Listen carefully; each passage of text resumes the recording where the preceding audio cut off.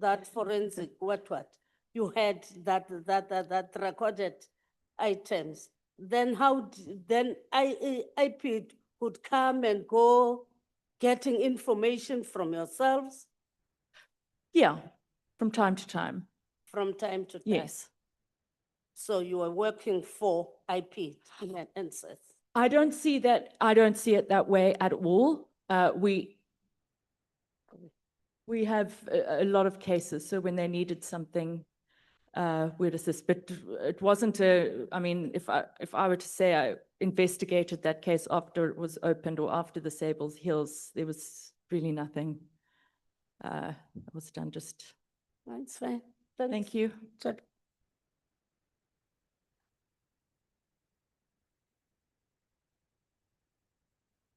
You still had 5 minutes, so I will credit it to myself. Honorable, is that Sangon or Mola? Thank you very much, Chair. Quick. It's easy. Was the statement written by you? Sorry? Was the statement written by you? Yes, it was. So you take ownership of all the contents that are contained in the statement? I do. You did not write the statement under duress, undue influence and stuff? No, it's Yeah, my statement. You must say it boldly. Oh, yeah, no, it's my statement. Okay.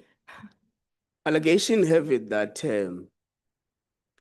in executing the project or the operation Pahlan, you had to first capture IP as a very important weapon against Pahlan. And amongst the strategies you have employed is that one of you must date McBride and the other must provide financial resource to McBride as a way of capture so that you are able to execute properly the program of collapsing Pahlan. What's your take on that? I don't know how to put this, but this is the most absurd thing I have heard. I have at no time ever even thought of capturing anyone, let alone a state institution. It's absolutely not. Okay. Absolutely not. No, we'll go there. So with Mr. O'Sullivan, what is your working relationship? Are you a personal assistant or what? So I haven't worked there since 2022. But when I was there, I was kind of a researcher, you know, the person in the office that if you need photocopying or you need pretty much anything that needed to be done. And as the time went by, I was trained. Administrative clerk. Yeah, and then the more I stayed, the more I learned and was trained, and then took on more responsibilities and bigger cases, and then I got my CFE. So it came about like that, and it was a normal employee-employer thing. You do what you take instructions from your employer, and Okay. So Mr. O'Sullivan testified here that he went to the Sable Hills as a complainant to point out what he deems as a crime scene to the IP officials. What was your business at Sable Hills, you? Me? Yes. I, as his employee, he said, let's go. And I got in the car and off we went. So you're an employee of the complainant? Correct. So you went there in your capacity as a co-complainant? Or I wouldn't say co-complainant. A deputy complainant? More of a witness, perhaps, at some point, if I had to if I had to witness something. I know you're looking at me. But no, not as a co-complainant. No. But Paul said, right, we're going, got to- a call to go and and point out the house at Sable Hills Estate. who got a call? Yeah. I don't know. I can't remember. So Mr. O'Sullivan is called by IPID officials to come to Sable Hills. I don't know. Okay. I don't know. But you did not get any call. I can't remember. I can't remember. So you don't remember It's how you went? possible that if, you see, sometimes Paul would say, call so-and-so or message so-and-so, or he would do it himself. No, but the point is, you, Miss Sarah Jane Trent, did not receive any communication from IPID officials to go and appear in front of Sable Hills Estate. I can't remember. Okay. I can't remember. You say in both paragraph 7.1 and paragraph 17 that there is some CFE qualification and skill that allows you to access information. Correct. Can you elaborate on that? What is CFE? It's a certified fraud examiner. It's part of the Association of Certified Fraud Examiners. I don't know how much detail you'd like me to go into it. No, but you say it allows you access to information. What information are you talking about? Correct. So you have certain databases, and you have to have you apply to them, and you have to. Sorry, I'm getting distracted. No, but what legal authority do you rely on in accessing people's information? Okay, so before you do a search, you have to have. Sorry, can you ask me a question? I'm all over the place. Just I'm ask me again. asking you a Yes. question. Yes. On paragraph 7.1, on paragraph Yes, yes. 17, you say your CFE allowed you access to information. Your Correct. CFE qualification and skills Correct. allowed you access to information. Correct. So I'm saying you are relying on what legal authority to access information that you are not meant to access? Okay, so with the service provider of the information, you have a contract. So it's the same as a estate agent or something. They Yeah, can do let's sort go of a to the credit estate check, or if you're Yeah. opening like an Edgar's or whatever. But with a CFE, and you've got limits on what certain information is. With a CFE, when you sign the contract, you have to provide your certification, you have to provide various things, and only then will they then accept that you can become you can have access. But they're very strict because you can't just do a search on anyone. You have to have predication, a reasonable suspicion that there is an offense. So For example, the state security agencies, mm, if they want to tamper with my communication, they must make a formal application to the surveillance judge in a competent court of law so that they get permission. mm.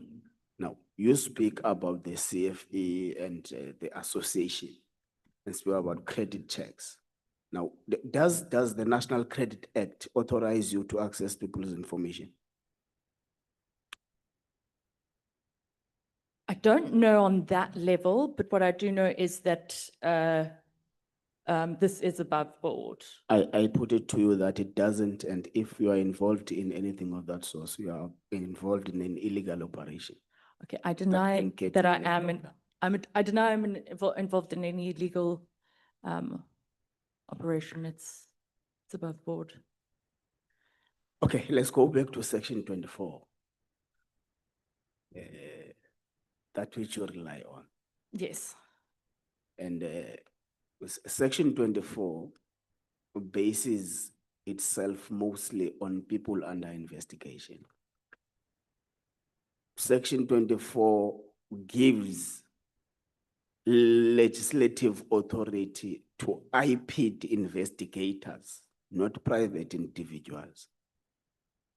Now, as a private investigator qualified, a lawyer qualified, you would have at least used your interpretation of statute skills to know that this thing you have written in your statement is actually irrelevant from what you are actually testifying. And from what is actually alleged that you would have done. You start your statement by making a reference from General Pahlane's testimony. But Section 24 has nothing, completely no relevance to what you are alleged to have done at Sable Hills. Okay. Do you accept that? Okay.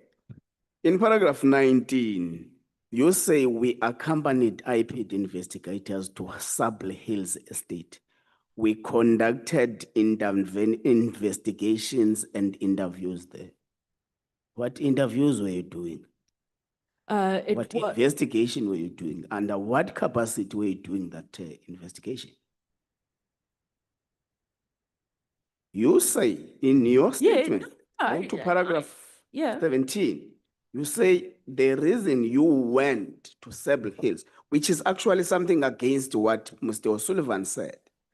You say you went there, you say we conducted investigations, we conducted interviews. Under what capacity and authority to do that? I think I've covered that. I'm just trying to think how I can put it in perspective. I don't really know how else to Okay. Do explain you that. agree with me that the investigation was an investigation of IPID?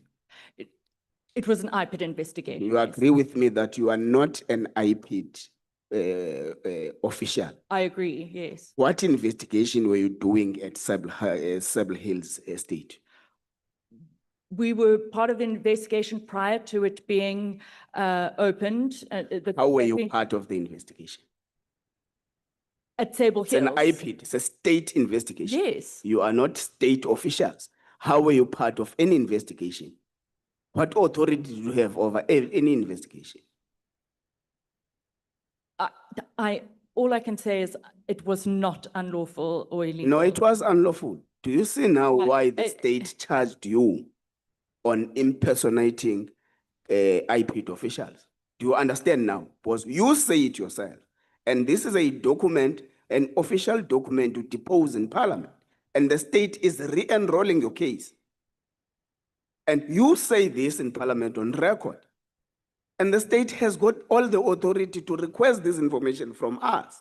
And will gladly give them. You admit and confess on paragraph 19 that you conducted investigations and interviews at Sable Hills. And not as an IPID officer Yeah. at all. Not as Why were you conducting They it? haven't re-enrolled it. I beg your pardon? They haven't re-enrolled it. Okay. They're investigating but sorry, I don't want to be rude. So I didn't mean that. I'm satisfied I have not impersonated anyone, and I'm just glad that we. You agree that it was a mistake for you to say you were conducting investigations and interviews at Sable Hills? Before we pass, we must pass now. Sorry, can you just repeat the Do question? you agree with me that it was a mistake for you to say you were conducting interviews and investigations at Sable Hills? Because the investigations that were conducted there are IPID investigations and you're not an IPID official. I see what you mean.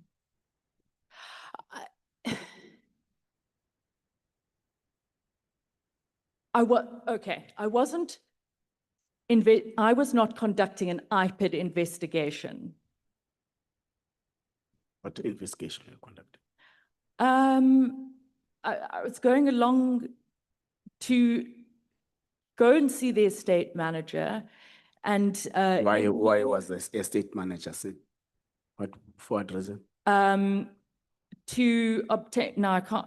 To obtain the plans of the house. Which house? Oh, sorry, Mr. Mkhwanazi. The one that naval was hearing under yes. investigation by IPID. Correct. So you were conducting IPID investigation. Look, let's maybe tone Yeah. down a little bit. You go to Sable Hills Estate. Mm. There is an investigation underway by IPID on Mr. Pashan Correct. on building a house in Sable Hills Estate. You go there, not as an IPID official. You enter the precinct with IPID officials. You say you conducted interviews and investigations inside. Mm. And when we ask you what interviews, when you met with the estate manager, Yeah. which subject of interview was on Sable Hills house? There is only one subject of interview according to the record. Yes. It's the house of Mr. General or General Pashan.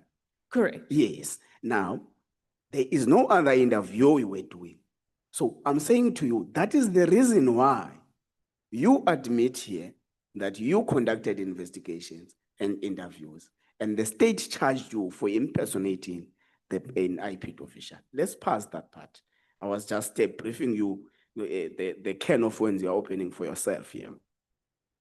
So did you request the building plan from the building inspector or building what? Myself personally, no.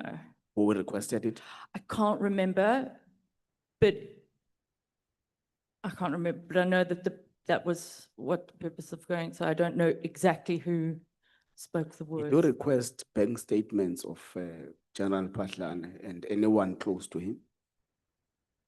I didn't request any bank statements. You did not request. No. Okay.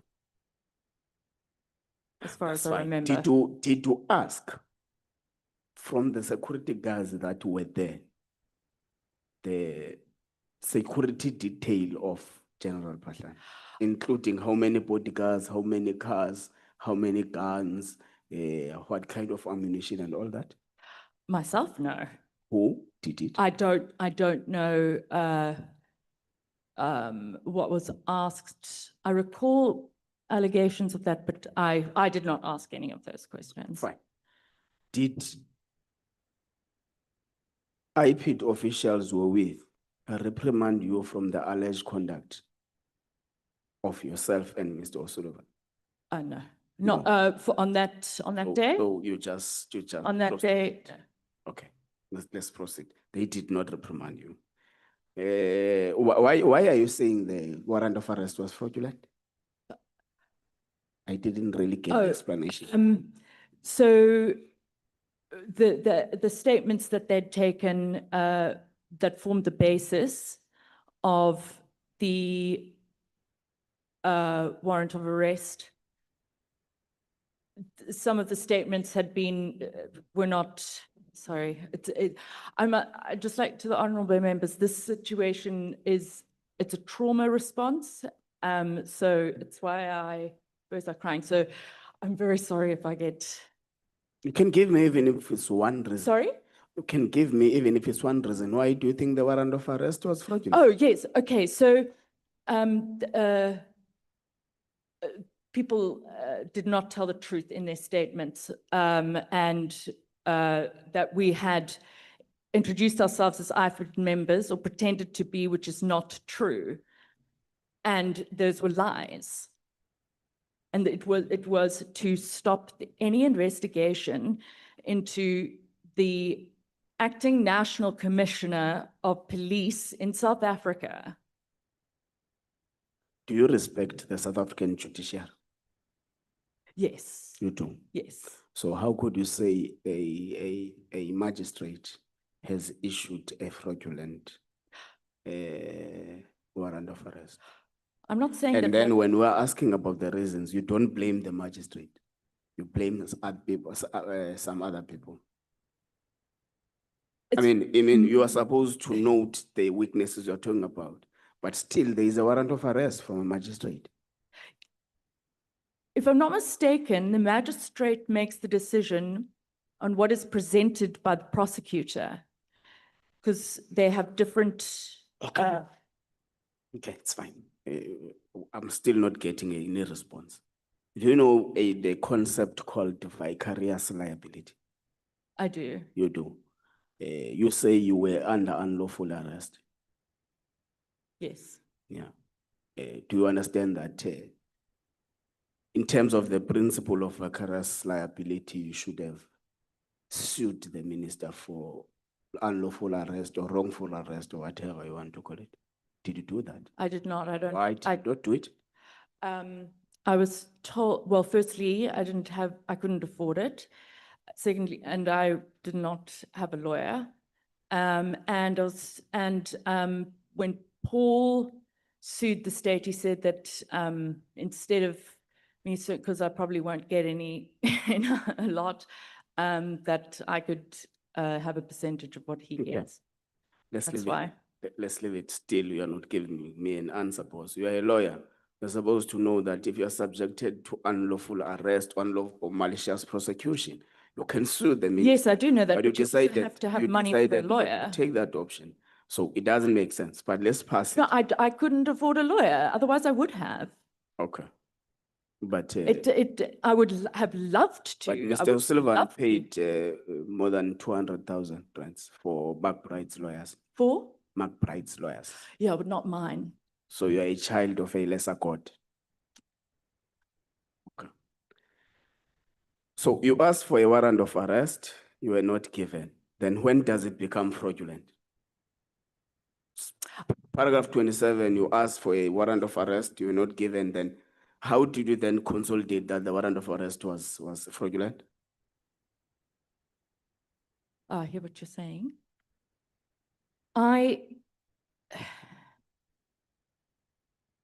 Firstly, I had never committed any offense. So if there was a warrant of arrest, it had to be under a lie. Someone had to lie because I did not commit any offense.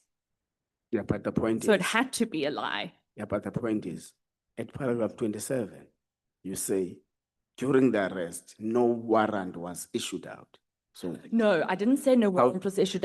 I asked to see it. So when they came, he had the clipboard. So you can't deny he didn't have the. I think maybe I've misunderstood your question. you asked to see it. Paragraph 27, you say you asked to see it, you were not given. That's the point. So when did you then collate information that it was fraudulent if you were not given the warrant of arrest? Oh, it wasn't at the time. I wasn't thinking about whether the arrest warrant was fraudulent or not. At the time, I was thinking, well, where the hell am I? Yeah, okay. Paragraph 29, you say 2 hours after my arrest, maybe you went to the police station and stuff. But the last time I checked, that was not an arrest according to you, it was an abduction. So when did it change to be an arrest? I think that's. I mean, at what stage did you change your mind that, no, in fact, this is not abduction, this is an arrest? I think it's a bit, look, I understand the wording, but it's a bit of a bit semantics. It was No, it's not. under arrest warrant, but what happened was not okay. It was an abduction. And if anyone in South Africa thinks that that was a lawful arrest, then we've got a problem. No, but the point is, you say you were abducted by men you don't know with unbranded cars. But in the Where did I say that? Ah, No, where did I say I was abducted by men in an unbranded car? Like in that one, like that sentence. you said unidentified. No, I know I said that. So what's the No, issue? no, I didn't say I was abducted by men that I don't know in an unmarked okay. car. There were several cars Yes. and there were several people. Yes. Some were without uniform, others with uniforms and guns. I do have the videos here, which I'd love for everyone to see, because I don't think that words can quite show what it was. So no, I didn't say that it was one car. There were many cars. Yeah, that's the point. That you said that from paragraph 25, but in paragraph 29, you changed that and say 2 hours after my arrest. That's the bone of contention. That it has changed now to be an abduction all suddenly. Look, honestly, Okay, you want to retract which one, arrest or abduction? So that we use one word. We know what was one, happening. abduction. Yeah, abduction. Arrest, yeah, no. Don't, Okay. Okay, so you I are don't mean to retracting. frustrate you. Okay, you are retracting No. arrest or abduction. Sorry? Which one are you retracting? You can't have one situation and it becomes an abduction and an arrest at the same time. It's either it's an arrest or it's an abduction. So which one do you retract?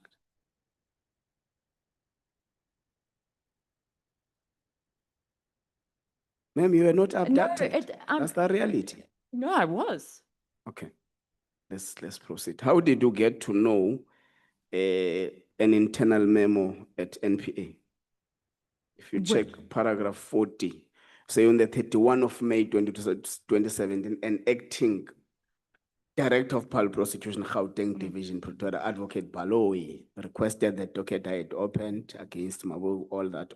There was an internal memo that he sent, but you get to have the contents of the internal memo, which you have quoted some of them there. How did you access an internal memo of NPA? What date was that? It was the 2017. 31st of May, 2017. SJT 11. Yeah. I don't remember how, but that, I don't, What don't I you don't, remember? I can't remember What don't you remember? how I got it, but it would have been, I honestly can't remember how I got it. However, it was it was an update on the matter. Okay. So yeah, I don't know, Okay. but yeah. Okay. Are you aware that the Criminal Procedure Act gives an authority to peace officers to seize any property from any person under arrest if it is suspected of having been used for a commission of a crime? Are you aware of that? Can you repeat that? Are you aware that in terms of the Criminal Procedure Act, a peace officer is legally authorized by national legislation to search or seize any property from any suspect if it is suspected to have been used for a commission, if there is a reasonable suspicion that it would have been used for a commission of a crime? Are you aware of that? It can be a yes or a no.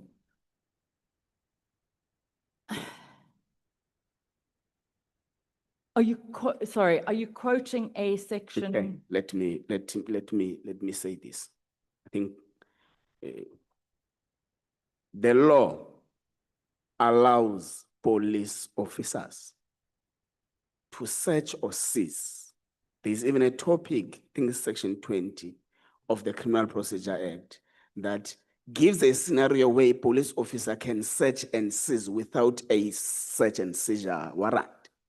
So the point I'm driving is that for you to have peace in your life, for you to live your normal, proper life, leave this fictitious image of your abduction, your cell phone being stolen, leave those things.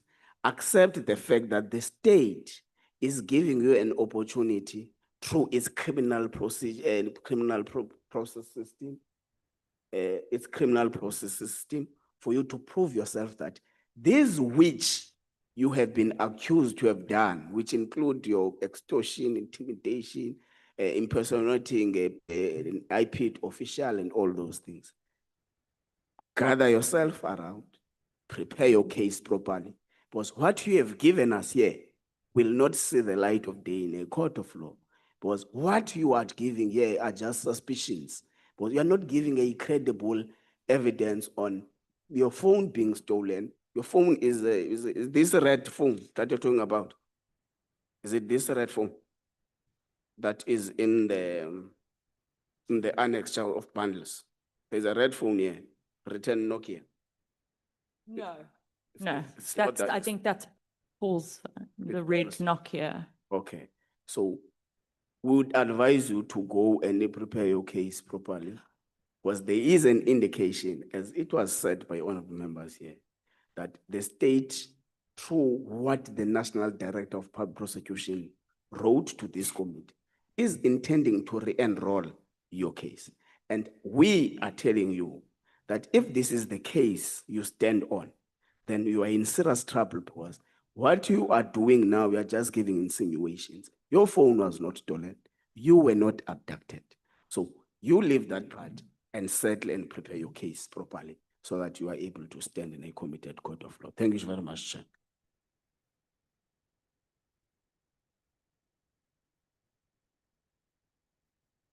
Yeah. You are 30 minutes on the door. This is my standard. Yeah.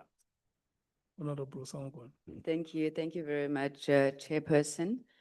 Good evening once again, Ms. Trent. And let me maybe just, for lack of a word, commiserate with what you're going through. I mean, you've told us it was a trauma response, and I'm hoping that you've sought support around that trauma response. Ms. Trent, I'm hoping I won't be long, but I just want to check with you. I mean, we've just started with the questioning, but the evidence leader would have led you most of the afternoon.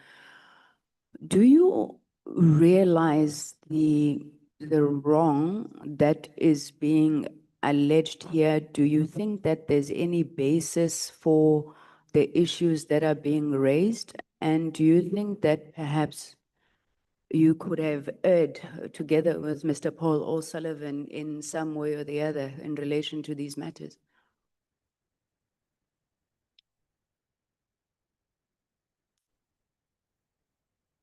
Thank you, remember. I think that's the allegations against myself are what's ridiculous. Sorry, I don't mean that in a disrespectful way. It's a word that I think of. They're very serious allegations, and I can understand why the honourable members are looking into it, because they are very serious. However,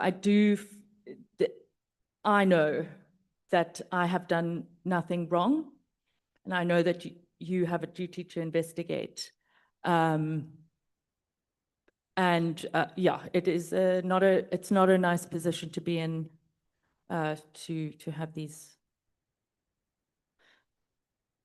Okay, but you still maintain that you have done nothing wrong. So on paragraph 14, where you told us about the purpose of, I think, deposing this affidavit to us, you said you would be answering to issues of Mr. O'Sullivan's alleged involvement, interference, and infiltration.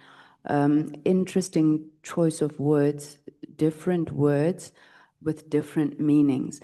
Now, they do speak to the terms of reference, as you're saying.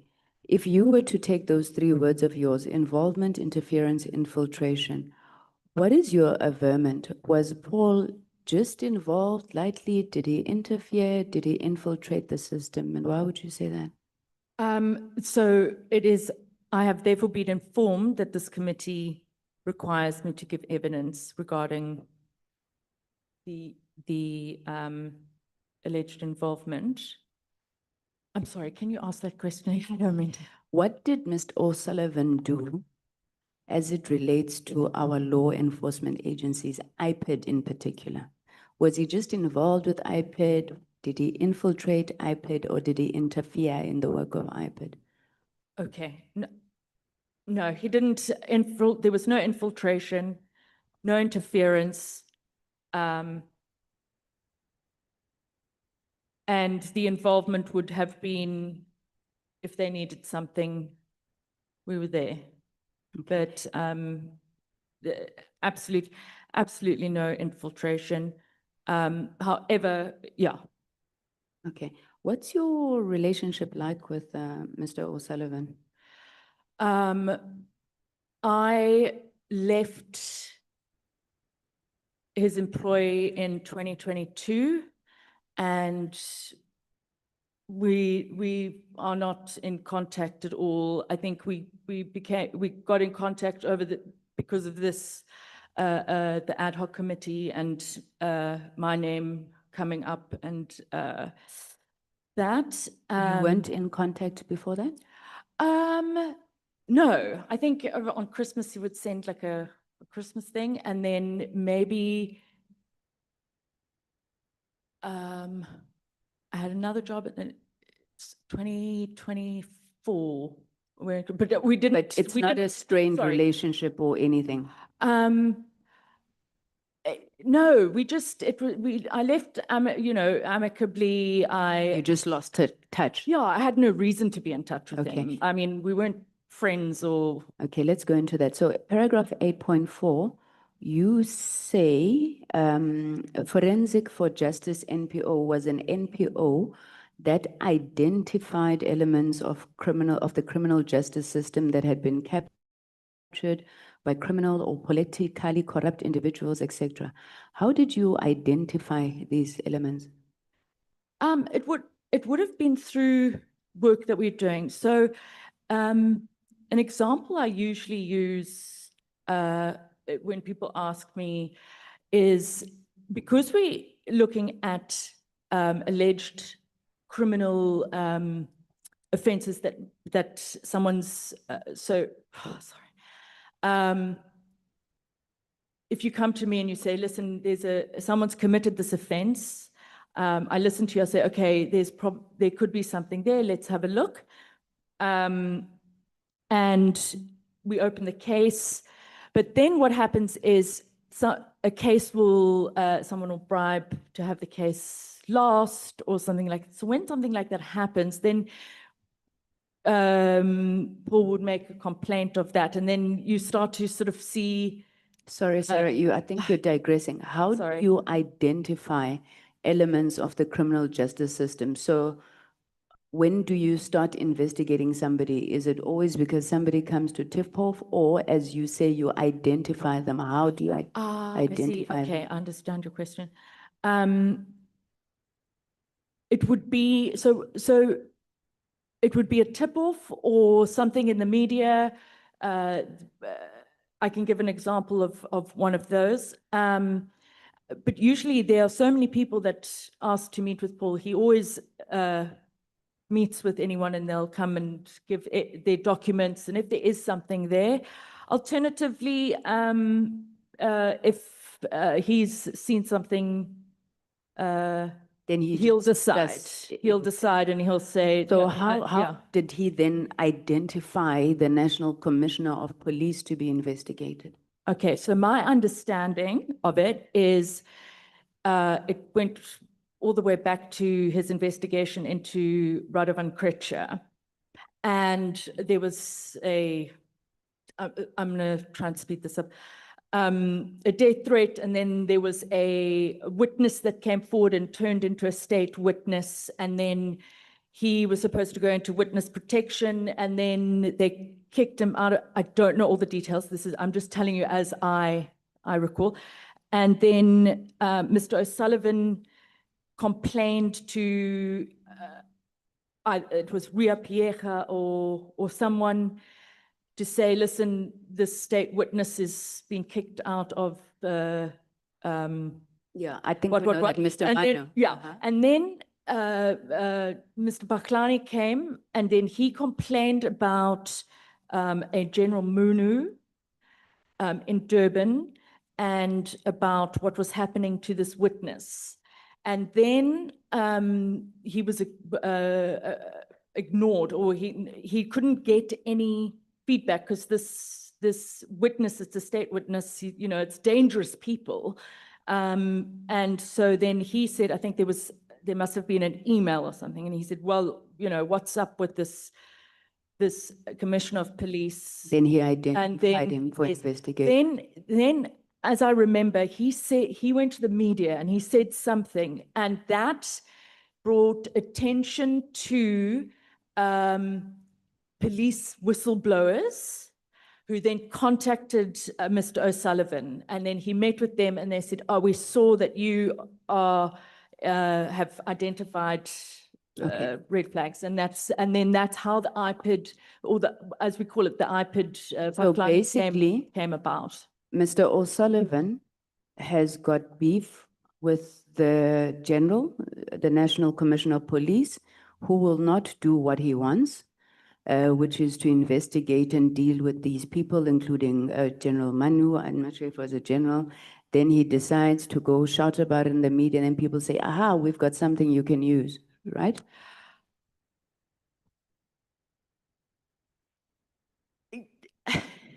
Okay, would you not regard that as extortion, Ms. Trent?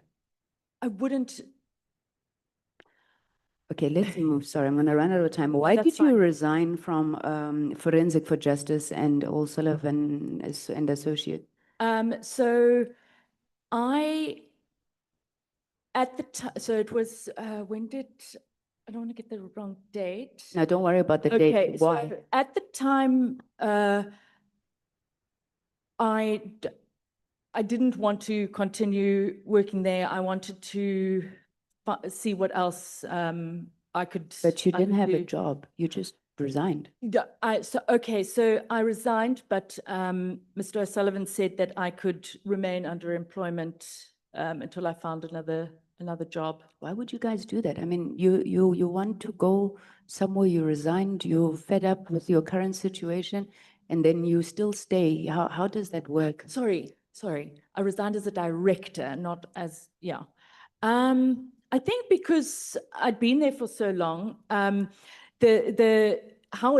it happened is, we were chatting, and then he said something about, you know, my attitude needs to change, otherwise he doesn't want me to take over the company. And I said, well, I don't want the company. And then he said, okay, well, you know, and then the next day we didn't have a fight or anything like that. It was just, You just did it a was bad my attitude. time to move on. And he said, okay, fine, no problem. You can work here until you find something. We've got a long, you know, you've been here for a long time, but it was just that point where I Amicable, was like, okay. I'm not. Then you I can't joined do this. Dr. B.F. Chauke Foundation. Is this the Correct. same Bejani Chauke you've been speaking about? Correct. What's your relationship with Dr. Chauke? So I met him when at Forensics for Justice. There was a allegation against Mr. Andile Ramaphosa in the Bosasa matter, and Paul contacted someone who could communicate with the president, Ramaphosa, because he wanted to speak with Andile Ramaphosa to see if he would want to clear his name or give his version of events, because we were opening a criminal case and there were allegations against him.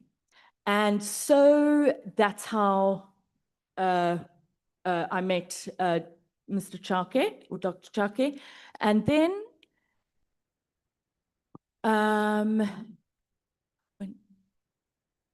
I think we had tea at some point.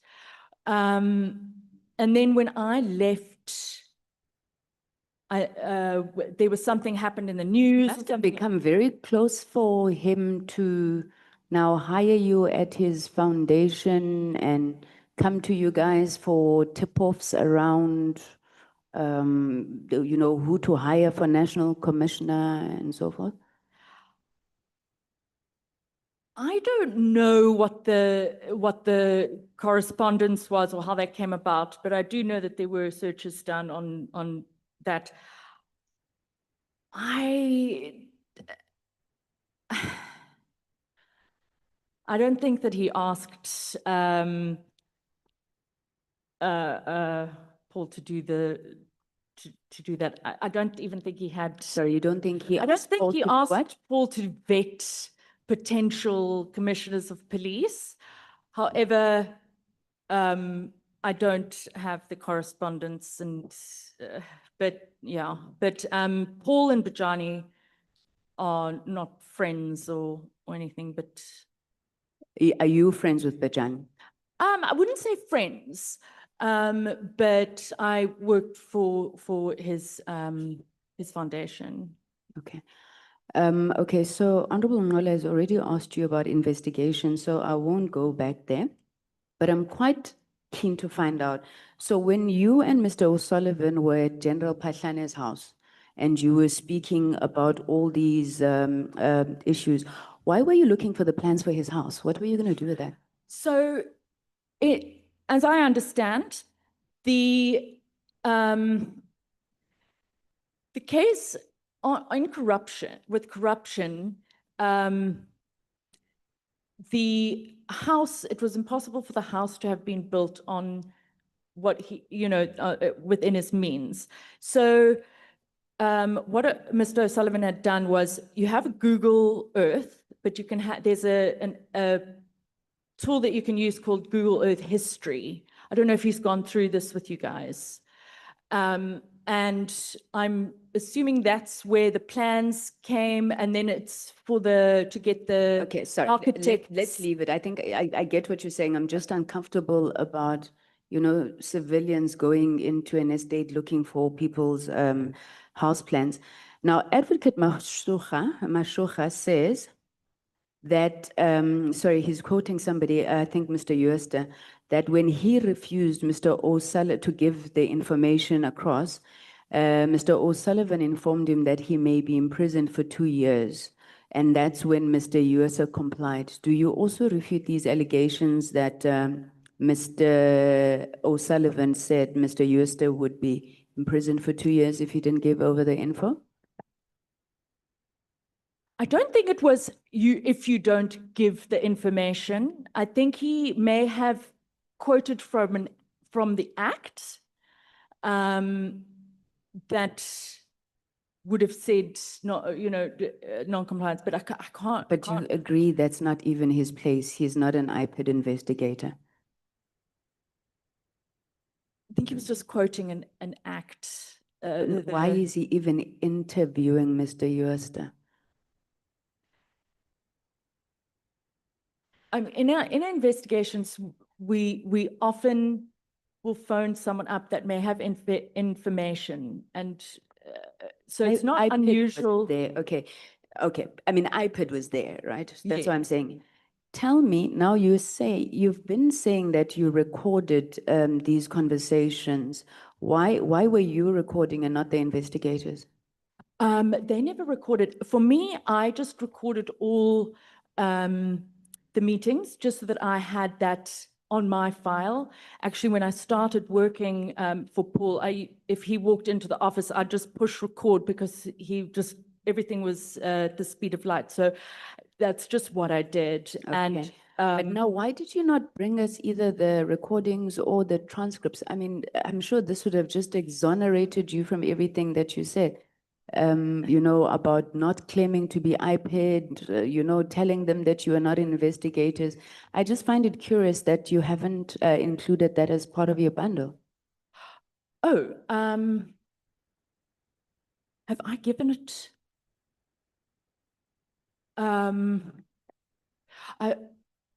I didn't think to. I know that's not a. I mean, that's like all the I- evidence to prove this case against you is manufactured. Because if you guys never said any of these things, you just produced the transcript of the recording. I Yeah, Okay. I have it here. I can, All right, let me move quickly. I didn't get your response to Advocate Mkhize about why you and the arresting officer seem to have two different versions of this phone. I heard you saying then you wouldn't need it for a battery. She doesn't even mention that you went back to the office. Why would that be? Khorane Yes. doesn't mention.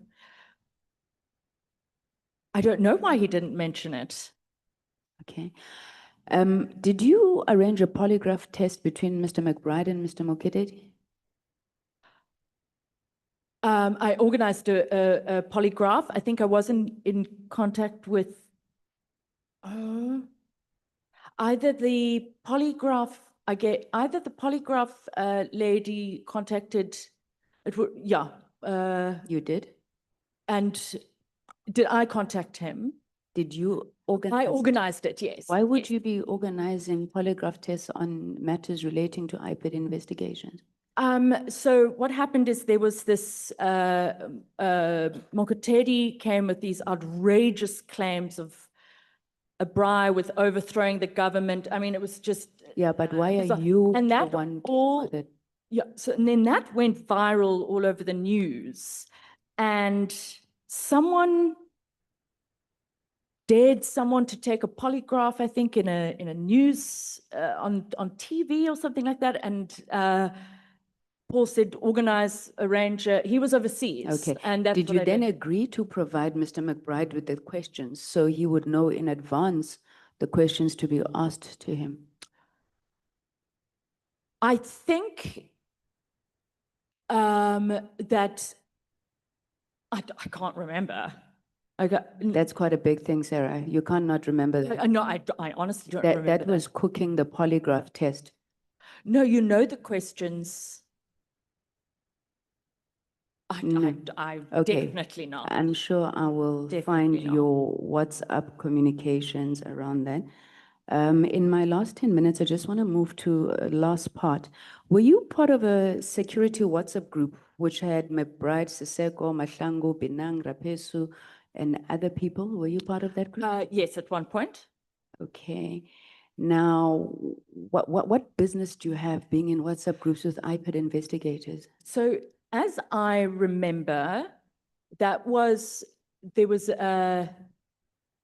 death threats, and then it was the Christmas holidays. And as I understood, it was to just keep everyone in, like, for safety. So were they protecting you or you were planning Christmas? No, we weren't planning Christmas. No, it was just so that keep everyone safe. Were they your friends? No. So you, okay. So this, yeah, I don't know. What else did you discuss in this group? I can't remember. I don't have that group. I don't have the messages. Okay. I think you've agreed at some point that you have been getting financial credit information of citizens for Mr. McBride. Yes? Correct. Okay. What allows you to do this? What statutory authority do you have to do this? I just know that it is lawful for me to do that. When Sarah, I you're a sign, lawyer. What do you mean it's lawful? You're a lawyer. I'm just.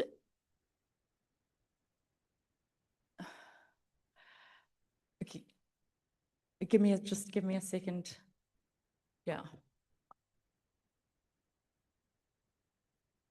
And while you're thinking about that, on paragraph 7.1 of your statement, you say that you became a certified fraud examiner in 2019, but in 2016, you were already conducting credit checks and running lifestyle audits. So I ask you again, how could you do that? You weren't even a fraud examiner. I was an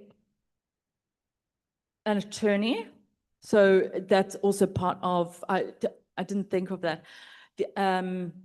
I would also be. I can't think of the word.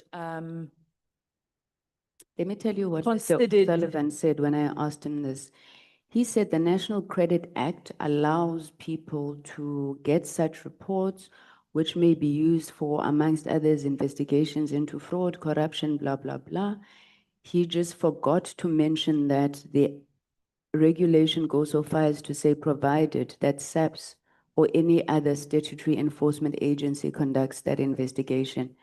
Your company was neither SAPS nor a statutory enforcement agency. I think we can agree on that, right? But yeah, but I don't agree that, we're not the only, certified fraud examiners that, have this contract with the service providers. It's not just us. Okay, I'm not So I sure think- which contract we're talking about. I'm asking you about going to citizens, and maybe let me get to a specific citizens. Why were you getting all of this information on Minister Nhleko, former minister? So that had,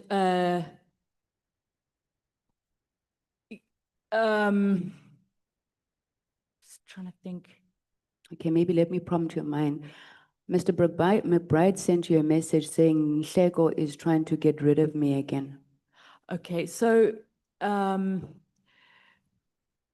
Nhleko and and Nhleko, McBride, all of that was part of the state capture and state capture and the capture of the criminal justice system. And there was, and Nhleko and various people and parties were trying to get some people out and some people in order to capture the criminal justice system.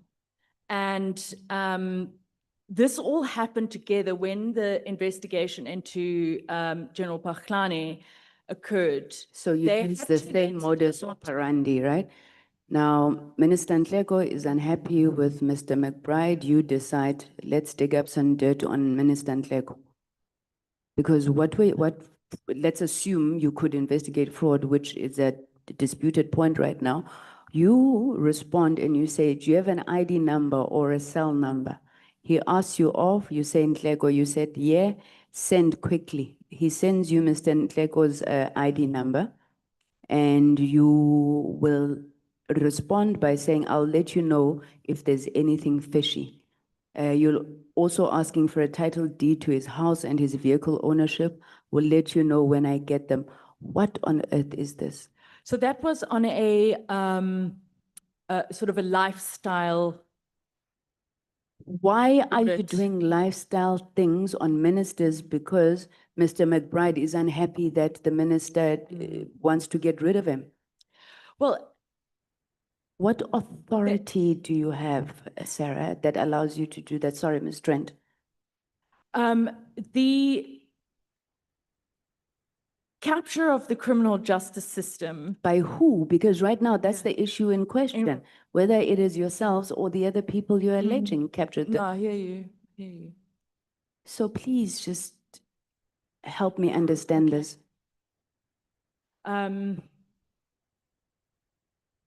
Yeah, that's, I believe that this was part of the criminal capture, and that there was interference, and there was. And yeah, Okay, I think maybe let's stop there.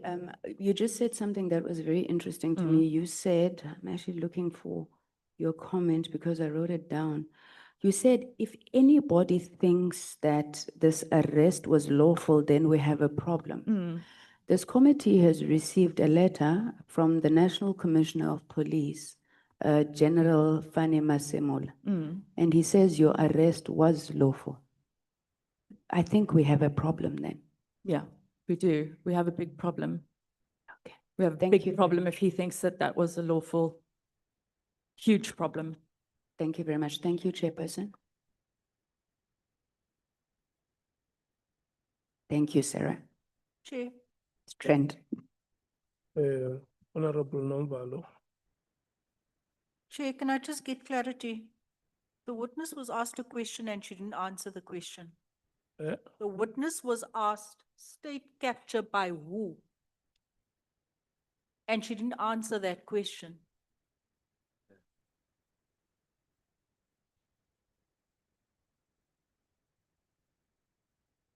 I can't name just one person. There were, the state Yes, chapter but was. you were asked by who? Mention names, you said political parties, by who? Can you just, what was the question again? I'm sorry. And the honorable, just Yeah, rephrase the if you don't mind. that question again. We need an answer to that question. You said, I was asking you about why you were doing all of these things to Minister Nhleko. Okay. And you said, no, there were all of these things, the state was being captured, and I asked you by who was capturing the state. Ah, okay. So I'm just trying to think of the best way to. In the criminal justice system, there is a lot of grabbing for power. I'm just trying to think of how I can explain. State capture could not have happened if we had a functioning, uncaptured criminal justice system. But Okay. No, no, take no. it further during their turn. Can we proceed?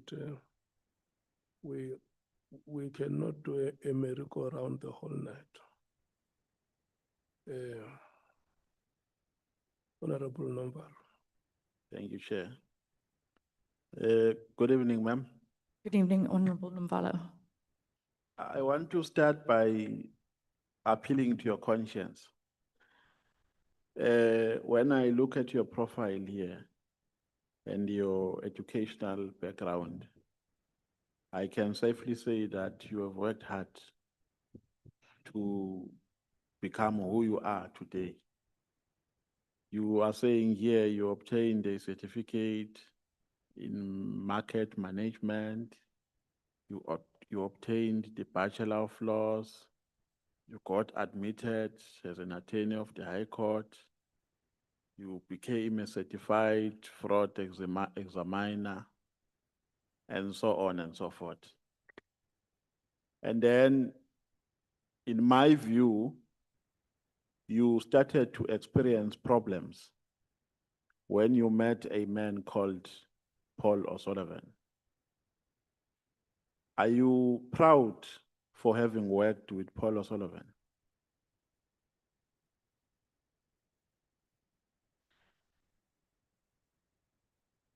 That's a difficult question. What I will answer is that I learned a lot. I experienced a lot, some of which was a bit traumatic. Yeah, no. Leave the experiences, ma'am, and let me contextualize my question. Please, yeah. The reason why I'm asking, there's evidence before this committee which shows that there's a widespread discontent against Paul O'Sullivan. Many people are bringing different complaints about him, and he has jeopardized, allegedly, many careers, wrongfully so. Now, the question is, I'm not going to go into detail. And as if that is not enough, he even threatened members of parliament. He threatened a witness which was seated where you are sitting currently. He even threatened a member of parliament last week. I believe that as a patriotic South African, you do not endorse such behavior. Now, the question is, are you still proud of having worked with such a man?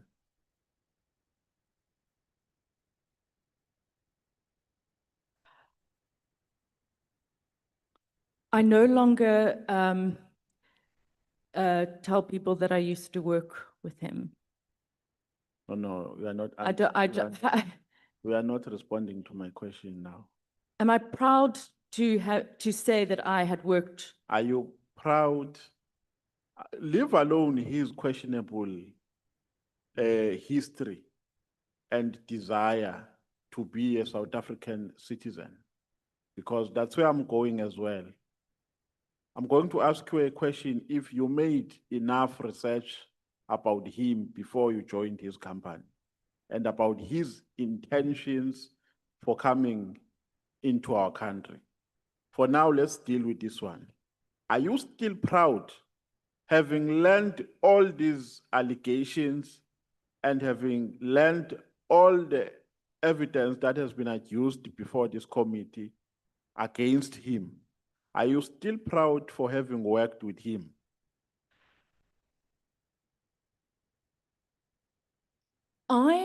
I think it would be better to deal with the allegations because I have not ever witnessed him committing an offense.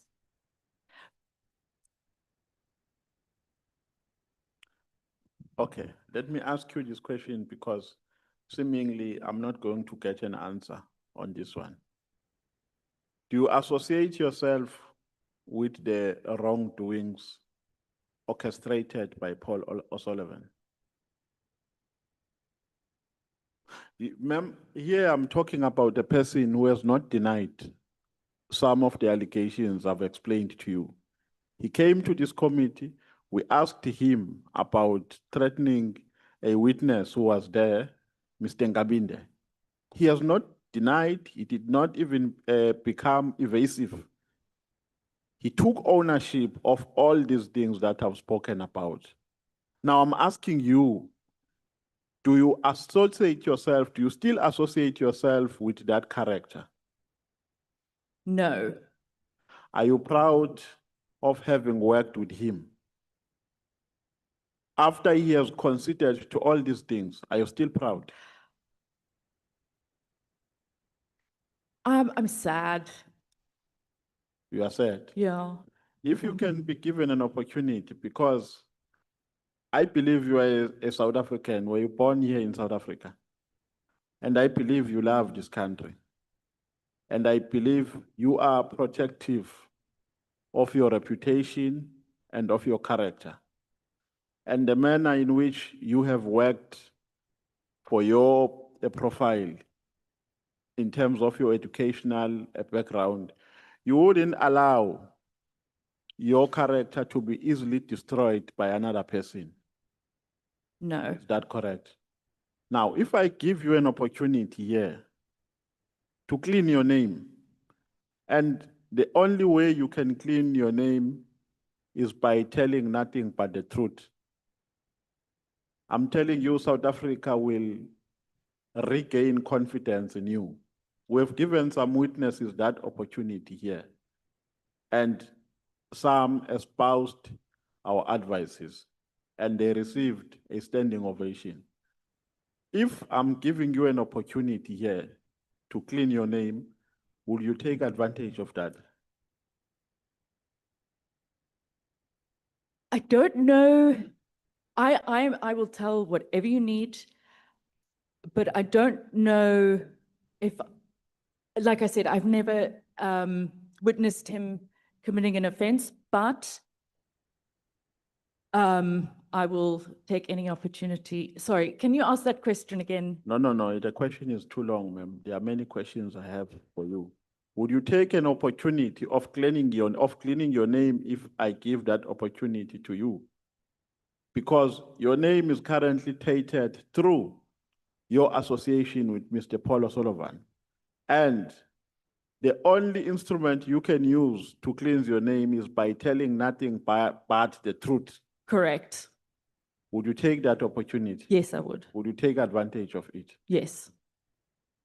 Let's start here. There are allegations backed up by evidence which has been adduced here. SMSs, WhatsApp text, and so on, which suggest that you had a romantic relationship with Mr. McBride. So the issue of my cell phone, I have taken legal advice. I don't want to deal with the issues of the cell phone. However, I will deal with the allegations or the question on Robert McBride. So the question is, here we've been given evidence which is suggestive of a proposition that you had a romantic relationship with Mr. McBride. It wasn't a romantic relationship, but we did have a social relationship. Yeah, what is Also- what is a social relationship? We had meals together, and there was an attraction. I don't know what else, how It was else. an attraction. Yes, it was, Thank you for but it being- was not, it wasn't a romantic relationship. It was, yeah. Thank you for being honest. Have you ever been in the same room together, both of you? Not in a restaurant, but in a private, Yes, you've been. Thank you for being honest. And at that time, Mr. McBride was working for IPIT, was the director of IPIT, correct? yes. And on the other hand, you were busy assisting IPIT with investigations.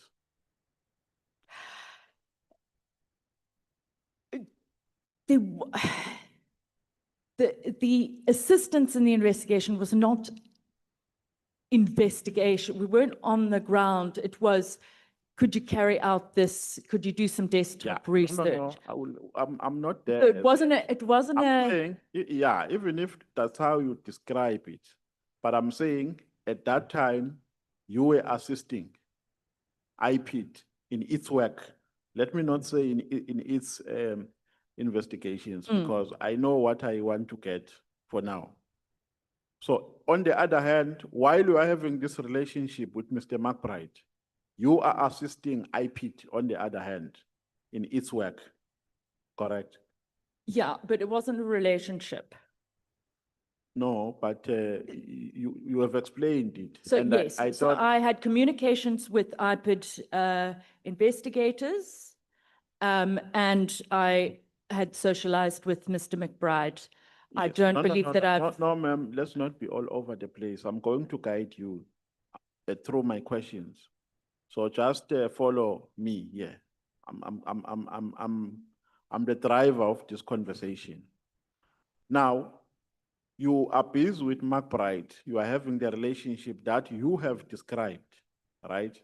And then on the other hand, you are assisting IPIT in its investigations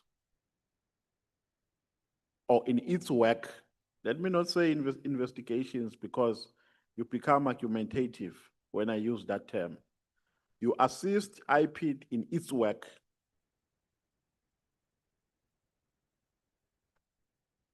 I feel like the impression of assisting in, so we had the initial investigation of the Paklani, and then there was At the what stage did you have this relationship with McBride? January January when? 2017. When did you start the Patlane matter? So that was in February 2016, but then obviously there was no investigation, and then Yeah, but I could, there was not, there was, the two didn't, it was, yeah, there was, it And then wasn't, it carried on, right? The Patlane investigation they, carried yeah, on. they carried on, And during the course of that investigation, then this relationship emerged between you and McBride. again, it wasn't a relationship. I mean, No, it's fine. I'm saying I'm not going to go deeper. yeah, and we, you know, we Uh, didn't, on how you we describe didn't it. chat or phone or anything like, it was, No, yeah. but there's no way you can meet in a restaurant if you have not called each other on the phone. You know, yeah, I mean, like, Yeah, like a because relationship. you are not sangomas, so you can't prophesize that he's going to a restaurant and go to a restaurant and meet coincidentally. It was coordinated. So Oh, yeah, yes, of course. It's, Yeah, oh, I'm so in, you I'm in can't- Sandton, do you want to get dinner? And then, yes, so you Yeah. can't say you were not speaking on the phone. but you know, when you're with a relationship, you follow up with someone or see how they're doing, like there wasn't, anyway. Yeah, so let's go back to Mr. Paul O'Sullivan. Okay. Did you do some background check before you worked for his company?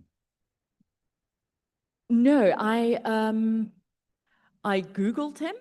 I think, how old was I? I was, I think, 29 or 30. I Googled him and I saw, he had, all these stories about investigations and that, and I sent him my CV. Do you know where he so I was didn't- born and why he came to South Africa? As far as I know, he was born in Ireland and came to South Africa for property. No, that's not what he told us. He told us that he came here because he was in love with the weather. So I don't know whether he was in love with the rains or the sunshine. He was in love with the weather. So that's not what he told us. But the question is, did you bother yourself to do some investigation about his history before you joined his company? No, I didn't. I looked him up. There was no reason for me. I've never done that for anywhere else that I've applied for a job. Now, there is this company that you were a director under. It's a forensic what? Forensic justice. Who else was a director in that company besides you?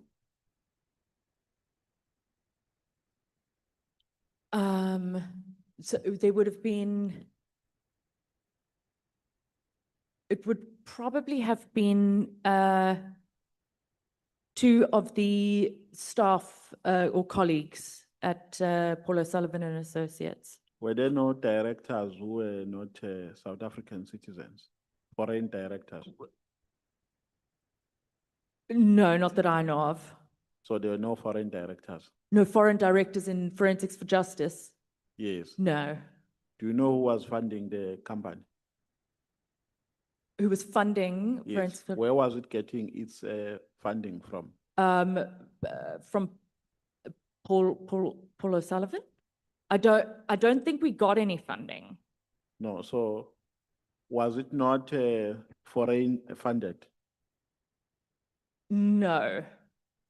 Are you sure? Yeah, unless someone donated money, but no, it wasn't foreign funding. So there is no funding which they received from an international institution? I don't know. I don't know. You don't know? No. What was your role as a director? To basically do exactly the same as what I was doing before, but I was on as a director. I didn't hear your response when you were talking about your employment at the Pejane Foundation, Chauke Foundation. Yes. You spoke about Andile Ramaphosa, Pejane, Yes. Paul O'Sullivan. Yes. Well, what is the story? How did you get employed in the Pejane Foundation? So we'd kept in touch, and then when I had resigned, I think something maybe happened in the media, and we messaged, and I said, "Oh yes, I've resigned from Paul O'Sullivan," and then maybe a couple of months later, he sent me a message to say, listen, I'm looking for someone to run my foundation. Would you be interested in meeting and chatting about it? And Who sent you a message? Mr. Bajani Chalke. Mr. Pejane. Yes. So you sent him a message and then he replied. And then a few months later, I think he was replied. no, not replied. He said, "Oh, well, good luck," or whatever. And then a few months later, he messaged me. Obviously, thought of me, knowing that I was looking for another. I don't know what he was thinking. So you but knew Mr. Pejane while you were working for Mr. Paul O'Sullivan. yes. How did you know him? Because we were opening a criminal case that had to do with the whole Bosasa matter. And in one of the affidavits, there was an allegation against Andile Ramaphosa. And Paul then, I don't know how he contacted or who, to try and get in touch with Andile Ramaphosa to get his version of events. And then Bijani Chauke then came to meet us, and then Andile Ramaphosa came and we met with him, and that's how I met him. So was Andile a friend to Pejane Chauke? I don't know. So I'm trying to connect Because the unconnected dots now. Because yeah, I'm asking about you knowing Pejane Chauke. yes, that's how I met him. You are bringing in Andile Ramaphosa. You are saying there was a complaint against him. So how does Pejane Chauke come in Oh, that I scenario? see. I see. Thank you so much. Next speaker. No, Chair. It can't be. Honorable Sangoni finished at 22:10. You said you are giving us 30 minutes. What time was it? 22:10, Chair. Oh, yeah. Yeah, it's not for the first time we are doing this, Chair. It's not for the first time. And we are so lenient with ANC members. Do you want to continue? I sent a video in a group wherein you cut me before I finished my time. Yeah, but can you use your time now? Yeah, but I'm saying don't do this to me, please, Chair. No, I apologize. I'm not in that mood. I apologize. You still had 10 minutes.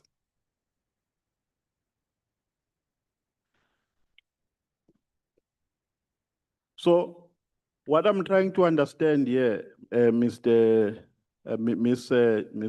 Jane, yeah, Sarah Jane, is that how does then Pejane come in? Because the complaint was not against him. The complaint was against Andile Ramaphosa. I skipped a step. So the dots are unconnected. Yes, so at the time, Bijani Chauke was a political advisor to Cyril Ramaphosa, as I understand. And that was who had contacted us that would, what's the word? Liaise. No, still it doesn't make sense. But, okay, so should I No, explain it I'm again? saying it doesn't make sense, but let's move on. Okay. You laid a complaint against Tutuzile Zuma. Yes. Yes, on what capacity? Forensics for Justice, Or you were still working for that company? correct. Where did you lay the complaint? It was emailed to someone at the NPA. Why straight to the NPA, not to the police? Are we not reporting It crime? was 2021. Yeah, hold on. Sorry, I'm trying to remember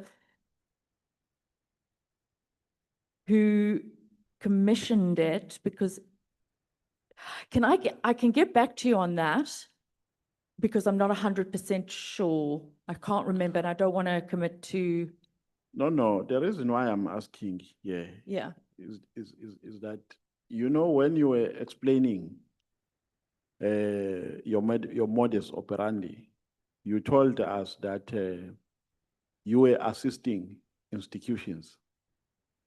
And two, you were dealing with complaints which were coming from the members of the public Yeah, not, yeah. in the form of whistleblowing. Now, the question is, here in the Tutuzile matter, you became a complainant. Who complained to you about Tutuzile? So it doesn't have to always be a whistleblower. I also said that if Paul saw something that he thought, So who complained to you about Tutuzile? so Paul called me up, I think he was overseas, and he had sent me some photos or screenshots, and he said, we need to open a case, and we did. And also, yeah, So you were told by Paul to open a case. yeah, we agreed to. But yeah, he called me up and he said we should open a case, and that's what we did. So sometimes you just pick up individuals and open cases against them. I think it was, Without receiving complaints from members of the public about them. well, we're also members of the public, but it was quite a serious issue at the time. And so I think that I was justified in doing it at the time. But yeah, but it didn't have to be someone else complaining to us. So, for Paragraph example, 17, you are saying, my CFE qualifications and skills allow me to access to information through a wide range of forensic investigative tools. correct. What investigative tools do you have? So that would be service providers that you would have a contract with, and then you would submit a request. So it would be sort of the deeds office, or if you need to a number plate of a car, that kind of thing, ownership. Go on, you say, my work included forensic investigations, compiling of criminal dockets. Are criminal dockets not opened by police officers? So it's a criminal docket, and then you go to one, and then once you've opened the case, that is a docket. Where, in your office? No, you do the investigation, and then that No. investigation But then you can't goes open a you can't open a criminal docket. Maybe you are talking about a file in your office, not a docket. so yeah, so that becomes the docket. No, but dockets can only be opened by police officers Yes, in a police station. yes, that And folder. your role as a complainant ends in submitting a sworn statement as a complainant. Yes. And then they take further their investigations. And if they feel that there's prima facie evidence, they open a docket. So where do you get powers to open dockets? No, they open a docket when you go to the police station and give, you go, and so we'll have something prepared with statements and evidence, and we'll go there and we'll say, okay, we need to open the docket with the police. No, my problem with you is that you are giving yourself powers you don't have. You are saying here, your responsibility includes compiling criminal dockets. You Yeah. don't have powers to open a docket. So what is the, I didn't say a police docket. I didn't say a South African Police Services docket. So your offices have dockets. It's a docket. It's a case that you've put together, and that forms the docket. So you have dockets in your office. Is that what you are telling us? I do not have SAP's, South African Police Services dockets in the office. So The docket is formed.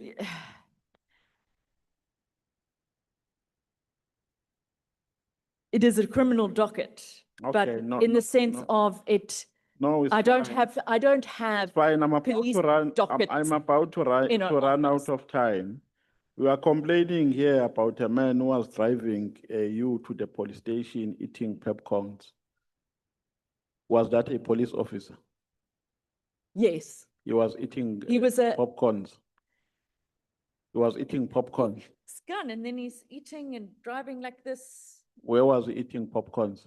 It was the popcorn, it was in in between the seats. And he was, it, Then he almost caused an accident it felt like because he was eating popcorns. and driving at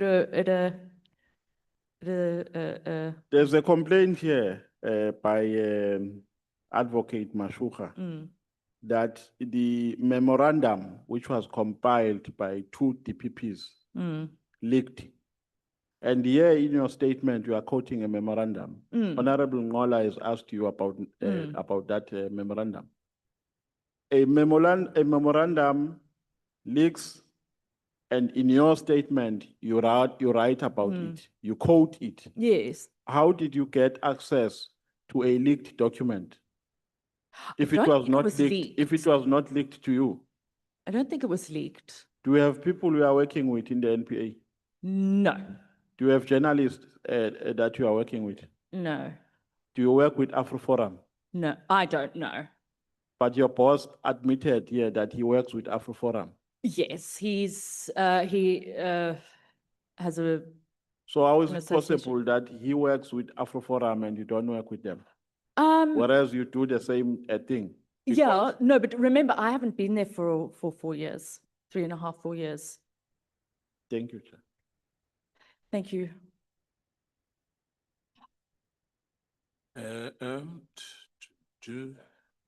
Time is starting. Sorry, need the loo.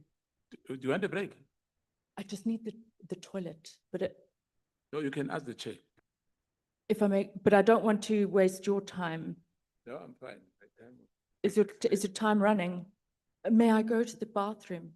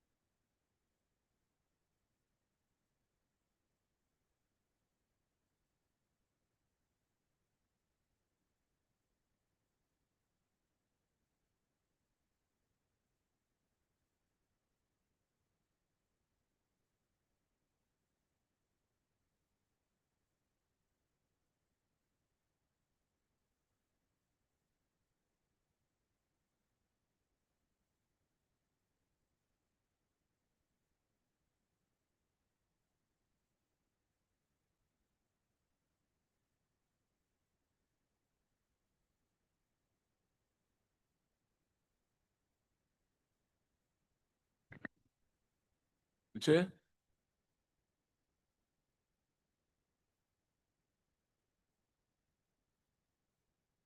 Can proceed, Honorable Member.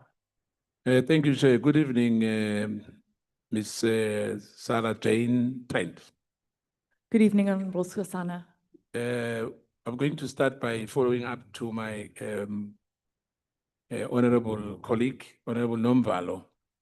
The issue which he was trying to traverse with you was that the Busasa story of Andile, you said that Paul O'Sullivan called you. He was called by Bejane, Dr. Bejane Chauke, am I right? No. Paul, I don't know who he contacted or how. He wanted to get Andile Ramaphosa's version of events on the allegations that were made in an affidavit in respect of corruption or corruption adjacent allegations Yes. to do with the Bosasa. Yeah. And that's how it sort of came about, yeah. So it was Dr. Chauke who called Paul. That's what he told us. Oh, yes, yes. And That's that's what he how, said anyway. Yes. so, yes. Yeah. Now, in the case of Dudu, Zuma, Sambuka, was it who said you must open a case against her? Was it Paul or was it Andile Ramaphosa? Was it President Ramaphosa? Was it Dr. Chauke? Or you opened that case on your own? I opened the case, but but Paul had called and said, "Have you seen what's going on? We should open a case." And I said, "No problem. I'll open it. I'll be the complainant." And that was how it happened. He was overseas. Right. Let's come to the issue. I want us to be clear about this matter. Your relationship with Robert McBride, you said it's a social relationship. Semi-social. I mean, we're not like friends. Yes. It was, I don't know if you know when you've got an attraction to someone, but you're not interested in like a relationship or anything like that. It's, we're all human. Yeah. And that's what it was. And it had nothing to do with let's hang out so that and you can do this for me at IPOD or anything like that. Yeah, I just wanted to clear up there because you ended up saying to Honorable Nomvalo that you were once in a room, not in a restaurant, you and him. Am I right? Yes. I mean, The rest is history, I guess. Thank you. Not too, now, let's come to the issue. Mr. O'Sullivan said he had visited Patlane's home on his own without the IP investigators before November 2016. Were you with Paul O'Sullivan on the day? No. If you were not with Paul O'Sullivan, or once you had Paul O'Sullivan going to Surrey Hills to conduct an investigation, which law allowed you to do so? Sorry, can just repeat that? Which law allow you to visit a house of then acting Commissioner Patlane in Surrey Hill? Which law allow you that? I don't know if there's a law that allows you to look at someone's house from the outside or not to look at it from the outside. And I understand that. I'm still coming to that. Okay. Yes. Now, on that first occasion, I'm putting it to you now.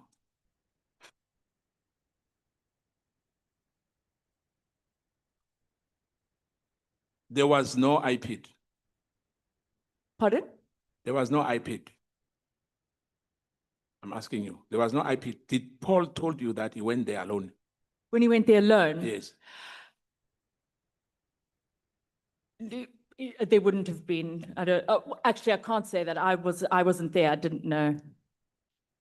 I don't know when it was. You said the lifestyle audit on Patlane and his wife was done. Who conducted that lifestyle audit? And and where's that lifestyle audit report as we speak now?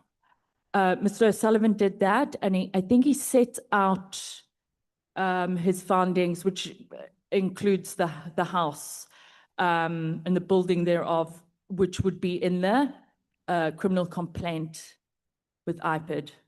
But you drafted a statement of the people, among others, Alvin Duprisi, am I right? Pardon? You drafted a statement of people, among others, it was Alvin Duprisi, am I right? Drafted statements.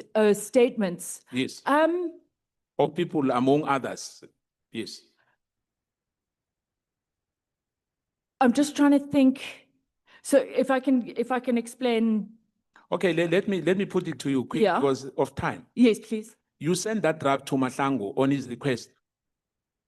And where's that draft statement as we speak? Which draft? Remember, I asked you about the lifestyle audit, Yeah. about the Patlane and Patlane's wife. Yeah. Is this before the investigation started at IPID or? No, even after you visited the Sabil Hills. Okay, no, I don't know. Don't remember. I thought that you meant the lifestyle audit that was in the criminal complaint. I'm not sure why So are you mixing the two, but relax a bit. Okay. You went to Mr. Frick's Teterenplas, the building contractor Oh, yes, in yes. Sinoville, Correct. with also Sullivan, Correct. Binang, Correct. Mahlangu. Correct. Right. The following day, after your visit, Mr. Terenplach and his wife workplace in Sinoville, you invited Mr. Terenplach to the office of IPID for a meeting. You provided Yes. him with an address of IPID offices and the time of which they must attend that meeting. Who gave you the authority to do so? Are you an IPID official? I'm not. But you invited them to come to IPID offices. I did. I did, but we had been in the meeting. And so he knew that I wasn't an IPID official. And he knew that we were assisting, so it wasn't, and yeah, it was a message that was dictated to me while we were driving and sent it off. Were you a partner to O'Sullivan in the car company, a director for that matter? From 2021, From 2021. yeah. And it was, I think, until, so it was probably only a year. So in 2015, when you were doing the Transnet, if you remember well, you remember the Transnet? Was I doing in 2015? Yes. Let me remind you before we come back. to Yes. that, because I want to follow this with you. In 2015, Mm. you call it any port in a storm. Do you remember that report? What report? Any port in a storm. It was ordered was by a- you. It was ordered by you.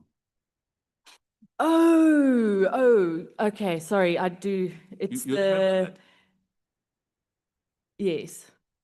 You ordered that report and O'Sullivan approved it. Gosh, I can't even remember that one. Yeah, hence I was asking you to say, you said you started in 2022 to become a director, am I right? No, 2021. 2021. But for me, you are misleading this committee if you say Okay. so. Because this report, which was authored by you, drafted Sarah Jane Trent, Bachelor of Law, LLB, Executive Director, Sarah Trent, Forensic for Justice, and then approved by Paul O'Sullivan, the founder. That report was done in 2015.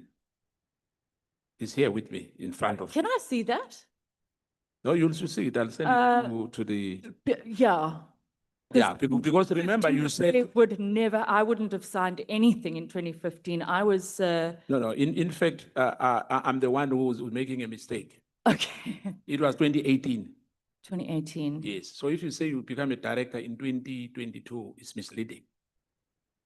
The report was done in 2018, 11, 18. You drafted an 18-page report. Mm. Yeah, okay, because of time. Okay. Because Yeah, there no, you were, I will follow up on yeah, that. because there you were accusing the Mavundlas, the PG Mavundla, I the, remember that, yeah. yeah, and the Italian car company. Mm. Now, let's go back there. So do you agree that you didn't become a director in 2022? I'm just trying to think what happened there, why that would be, can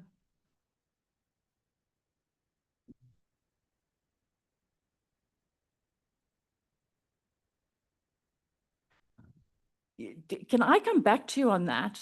It's fine. Because I think- I'll give it to you. I'll Pardon? give it to the evidence leader. The Please report do, and which I can you did. then go back and have a look and respond if Yeah, now you wouldn't mind. you are the person who called McBride on his first day back in the office following his suspension and said to him that you are bringing a Patlane dossier to him. Who compiled that dossier? Who were the people's affidavits in that dossier? I'm not sure if it was his first day back, not that it matters, but who compiled that that was Mr. O'Sullivan.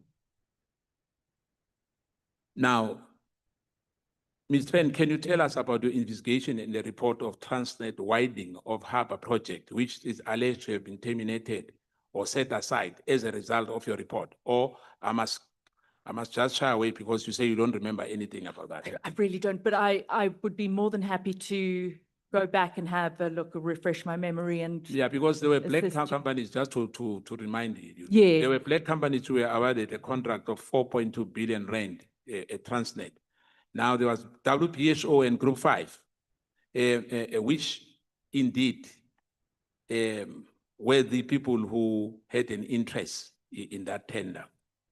And the rest is history, but I'll send you the report and I'll send the evidence leader. Let's come now to the issue again. The allegation which you've made yourself and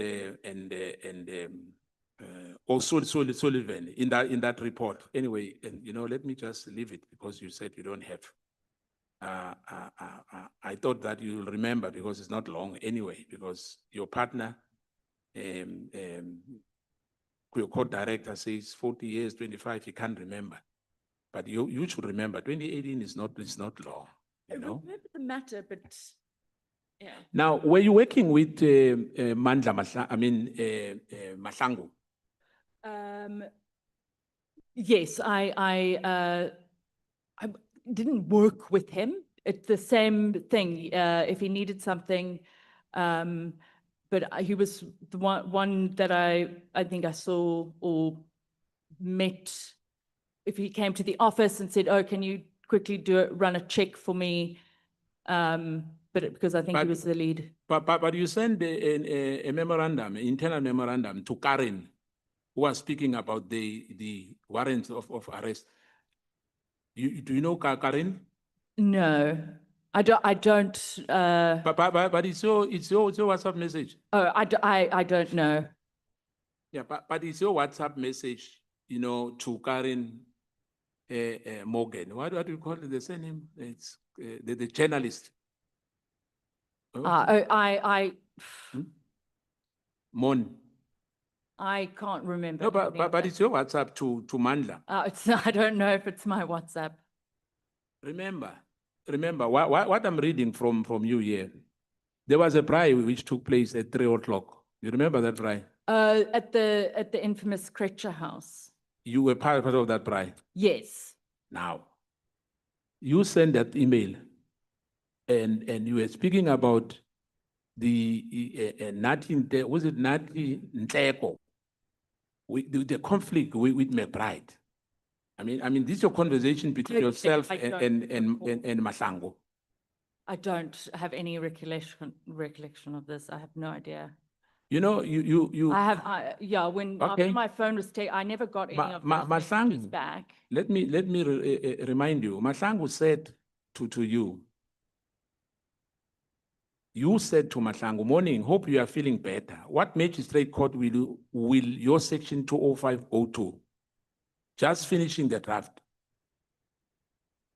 That was you telling Mahlangu that you were finishing the draft. I don't know what that's about. Mahlangu responded to you, I'm much better today. I'm resting at home. Sorry, I didn't tell you. We actually done with 205 and have been signed directly today. Imane Cedric will take them to the banks.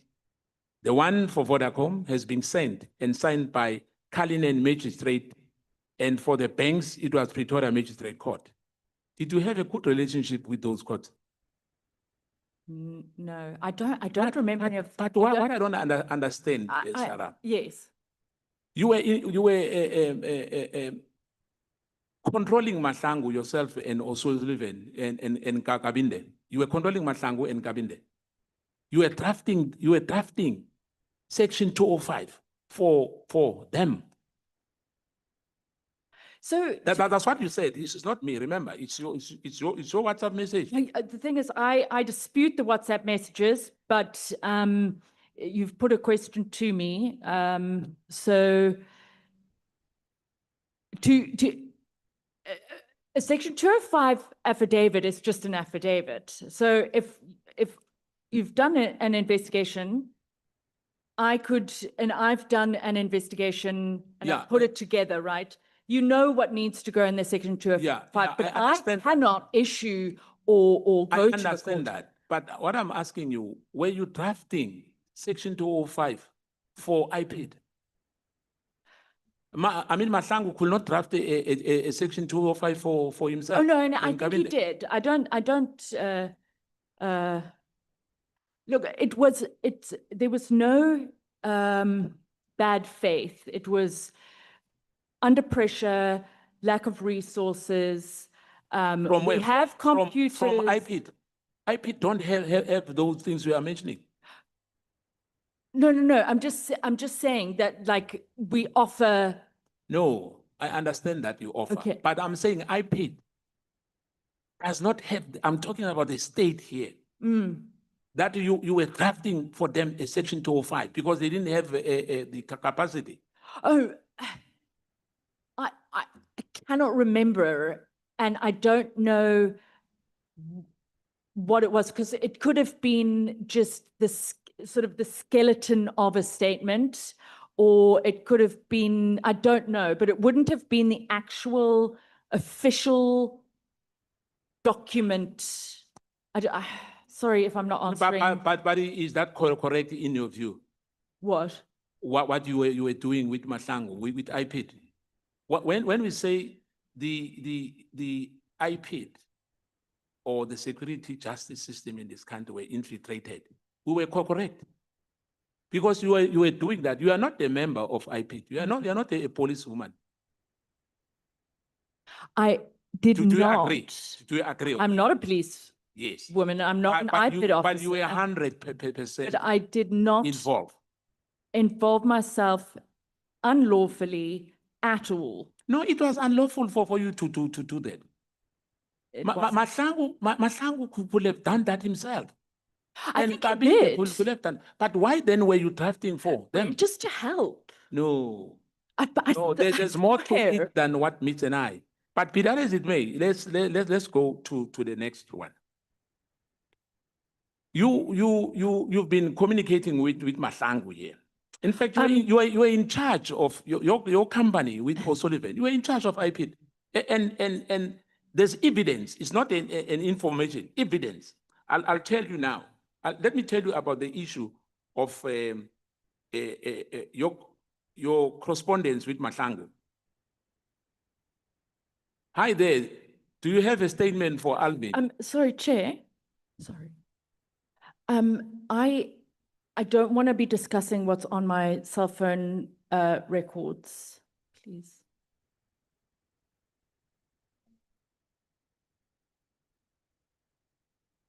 And sorry, and I don't mean- It is, because if you say so, my time will as well stop a bit. I can't, the cell phone records, I don't have them. I don't have my cell phone. I don't know where they come from. And you really. But you were putting responding it well. to me. But you were I responding know, well. but it's, So far you were responding well on the same thing which I was asking you about. Because now I want to ask you about the use of cash, the issue of EFTs which were done. You were talking to IP official, Mahlangu, yeah. And there's more. I mean, you went to Sinoville. You wanted an architect to give you a plan. For what? You went to Sinoville, a builder who built Pahlane's house. Do you agree? yes, Yes. Mr. Frederick Terblanche. Yes, yes. I want to go there. Even if there's no cell phone, is it true or is not true? That you Yes, we went to did. the No, house? I Yes. also Now- recorded that. Yes. Now, because you recorded it, hence I'm asking you Yes, about this I thing. just, yeah, it's, yeah. Yeah, now, Oh, yes. yeah, now, you made emails, proof of payments, and all that, and there's a disappointment that there's an EFT, it was not cash. The cash was only used once, but otherwise they were EFT. And this architect gave you the plan, but I wanted the relevance of the plan. Why did you ask for a plan? Somebody's house. I didn't get any of that. I didn't understand. Remember, the meeting was set up between 3 and 4 by you. It's you. It's not nobody else but you who arranged that meeting. With Terblanche. Yes. And Mahlangu was you were communicating with Mahlangu. Mahlangu's work was done by you. And you were not an official, and it's illegal for you to do that. It was illegal at that point in time. Because hence I'm saying to you, you were in charge of IP. No. I mean, you said you were helping them. Helping it's absolutely not true. I did nothing illegal, nothing unlawful. And, you know, So you don't feel any compunction on that? I wouldn't do it again, but I did not act unlawfully. Can you please state a period during which you were supporting IP in the investigation? And how many cases did you handle that involved individuals from IP? Can you please state the period during which we were supporting IP in the investigation? And how many cases did you handle that involved individuals from IP? So it was the Paklane matter and that the It's about 2 or 3 or so you want how many cases? yes, yes. So it was only that one. And then there were a couple of searches that I did, which I'm assuming was for another matter, but I wasn't involved in investigating any other So you matters. don't know how many cases you've done with IP? No, sorry, you're misunderstanding me. I haven't investigated on any other cases or been involved in any other, or opened a case with IPID. I don't know if that's what you're asking me. But remember you said to Honorable Nombalo, when he asked Yes. you that about the dockets, and with Paul O'Sullivan, I've said that to him, because he's been saying he opens docket. Opening a file is not opening a docket, or giving statements to the police is not opening a docket. Only the police who can open the docket. Do you agree? Only the police can open a docket. Do you agree? Yes. So this issue of Paul O'Sullivan and you saying you're opening a docket is wrong. Okay. Now, Are the individuals involved in those cases still employed at IPIT, which you were helping? Beside Manda, and may his soul rest in peace. Are some people still involved, like Metu Sisoke? I don't know. I think he's at IDAC. He's not there anymore. Yes, at IDEC now. Now, because of time, you know, there's Please, time. yeah. Yes, you must remember there's not enough time for me. So I have to push you a bit. What instrument have you used to spy on Tutu? On Zuma. who?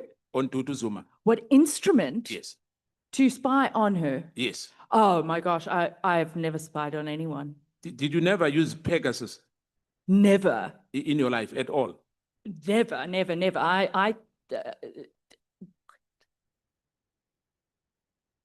Are you sure? I swear to God. Did you have any permission to spy on Tutu? No, and I never spied on her. Does the police have an authority to spy on any citizen in your view?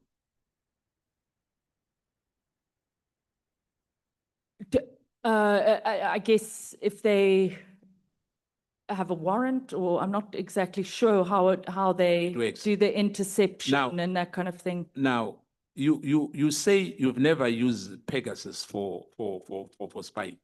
Never. Did Paul use Pegasus, or your company use Pegasus to spy on Tutu? Never. I can't speak for Paul. I can't imagine him doing so, but never. Pegasus are very serious. I've looked at it because I thought maybe they were using it on me. So no, I've never heard of this. Yeah, This allegation. but I wanted to correct you on this one. In fact, my mind comes in now. Yeah. Who called or Sullivan? Is it President Ramaphosa, or is it Dr. Pejan? I No, doubt it you was- said it. No, oh yes, what I said earlier. Yeah, you said President Ramaphosa called or Sullivan. No, he didn't. So who called him?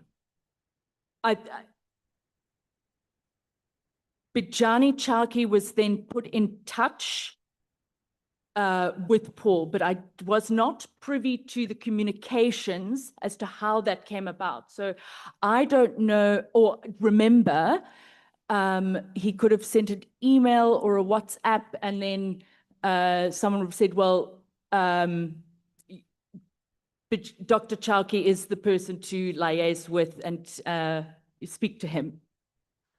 Did Mr. O'Sullivan have direct access to investigators, prosecutors, or IPD officers during the course of all this investigation which we're involved in? When you say access, Yes. in what? To investigators, he'll call Mahlangu, he'll call whoever he wants to say, let's go, like they did when they went to Sabi Hills.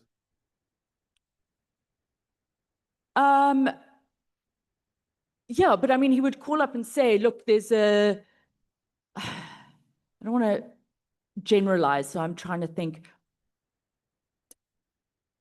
Now, If there was new information that came to light, I'm thinking of a situation, then he would say, hi, Okay. we've come across this, Okay. let me come and show you. so do these communications suggest the possibility of a coalition between private actors and state investigators, and has been independently, in your view, investigated? Because you as well said that you were drafting papers for IPD investigators, Mandla for that matter, and said Cedric Nkabinde. No. I'm not Tamsangi, it's in your. Yeah, but drafting a skeleton affidavit doesn't mean that I was doing anything wrong. No, but you were saying that was the evidence which you were drafting. That was you who said so. So my question was to you, why were you doing that? You were saying you were helping IP.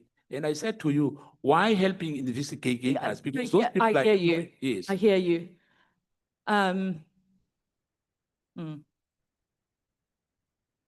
Okay, my last one.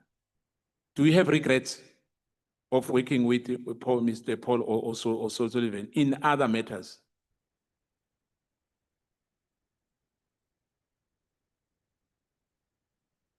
I think all our matters have been, I mean, I don't have any regrets of the matters we've worked on.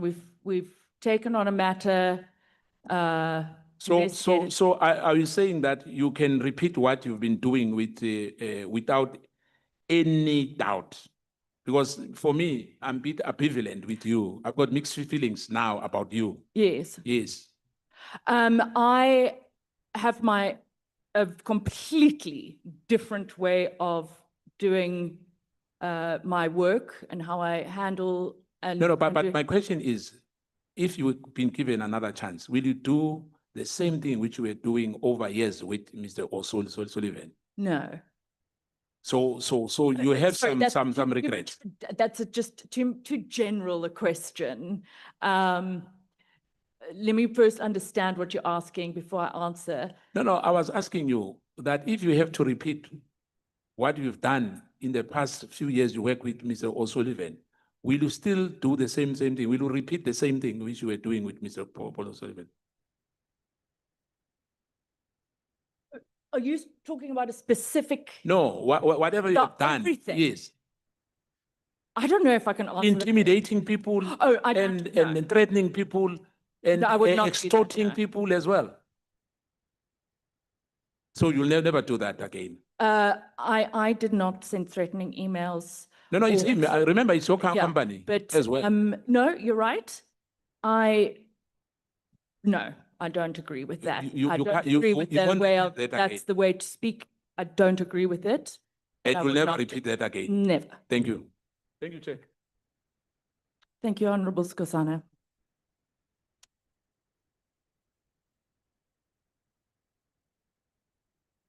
Chair, can I confirm time for me? 15 or 10? 15. Thank you, Chair. Sawubona ntombazana. Uyaphila? Are you good? I'm good, how are you? Ngifuna Thank sikhulume you. ngendaba yempahla enkulu. Awukuthithisa khona uMcBride impahla enkulu. Honorable James asked you ukuthi actually Honorable James asked uMcBride ukuthi was he on a relationship with you? And his answer was no. Did he lie? No, Okay. You were asked, were you in a relationship with McBride? Mm. You said yes, but a social relationship. I said I wasn't in a relationship with Did you him. lie? Sorry? Did you lie? When? When you said you were in a relationship with him, but it was social. I didn't say, I said I was Did- not in a The relationship with question is, him. did you lie? No, Okay. The message on your phone, I'm not going into Says my differently. messages. It's fine. when you said to McBride, two blue balls, what were you talking about? I don't know. I don't know if those are my phone records. I'm not going into my phone records. No, Why did Paul McBride hate that you called him a horse? And you were angry when he said, do you wanna I'm- bang? Why were you, what? do you wanna No, bang?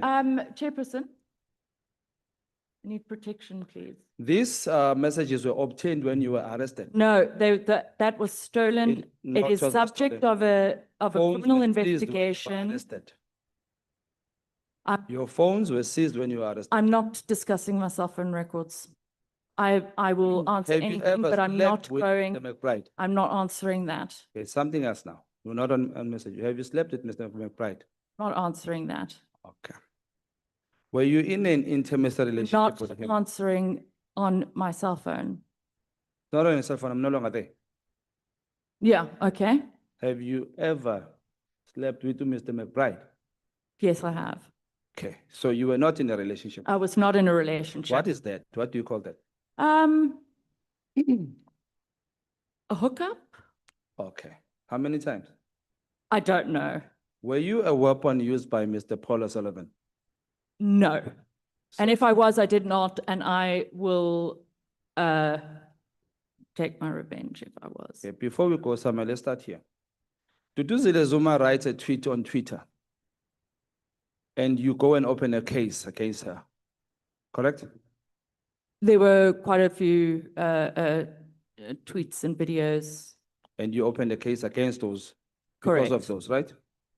Andile Ramaphosa is alleged to have been part of the Bosasa issue and saga. Why didn't you open a case? Why did you go for clearing his name?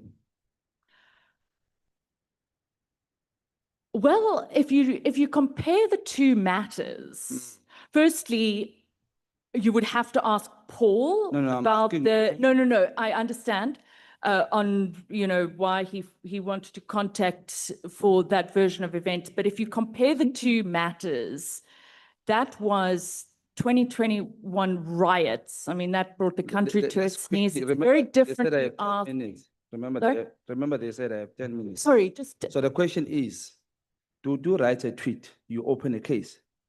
there were Andile ma- Ramaphosa is implicated in the Bosasa issue. You don't open a case. Why? if you look at the two cases, the one of Andile Ramaphosa, it was something about, it was some Bosasa, alleged, Bosasa. no, if you looked at the allegation, it was an alleged allegation. But this And was the Duduzi, there's July. also an allege unre- that she started the it's an allege as well.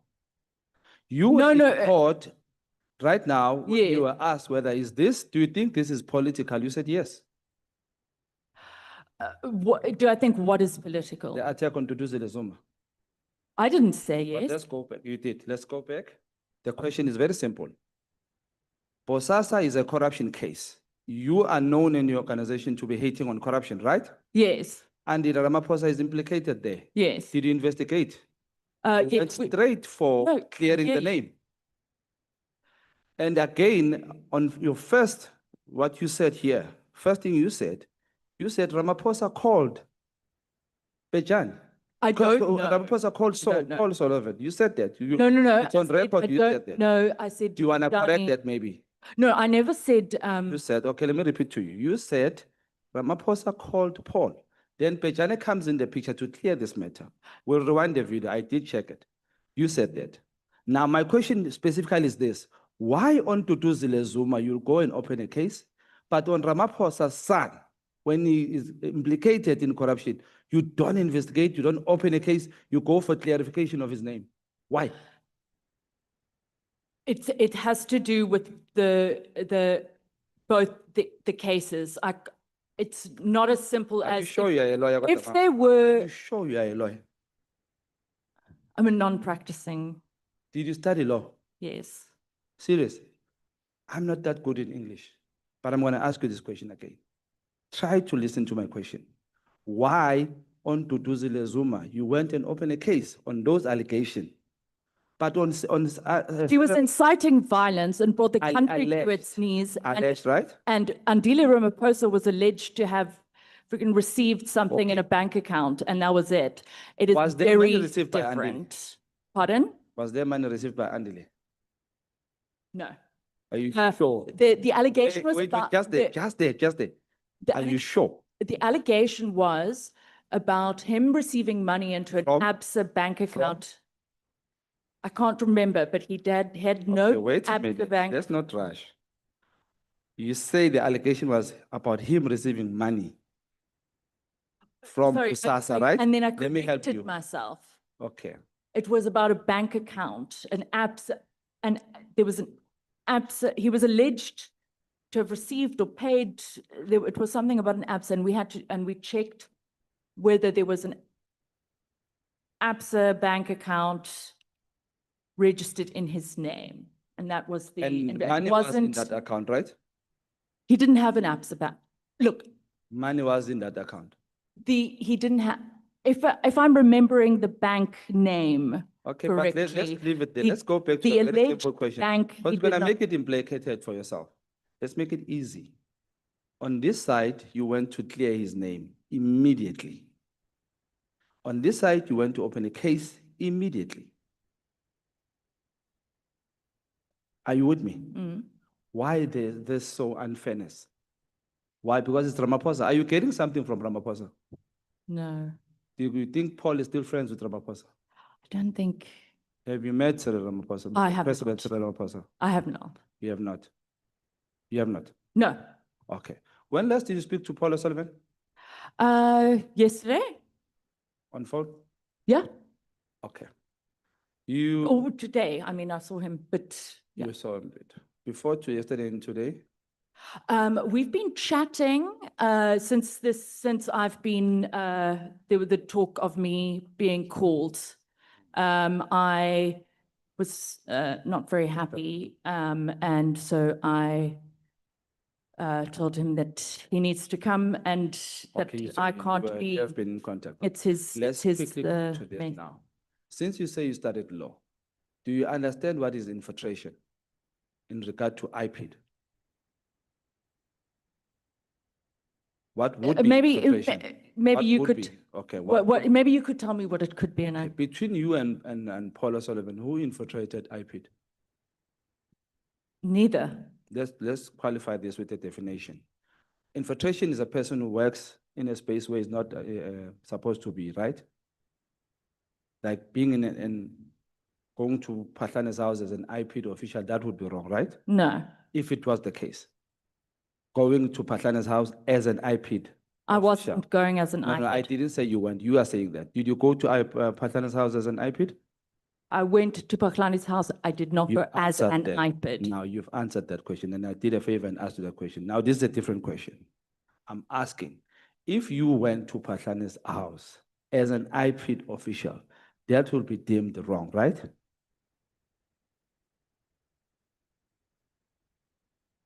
So I'm sorry, I don't, if I had gone, if I was an iPad official, sorry, I don't understand.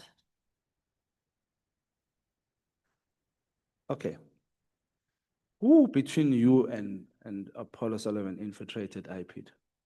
There was no infiltration, neither. Okay. Let's test your law again. Is it allowed for a civilian to have information from an official, often a minister,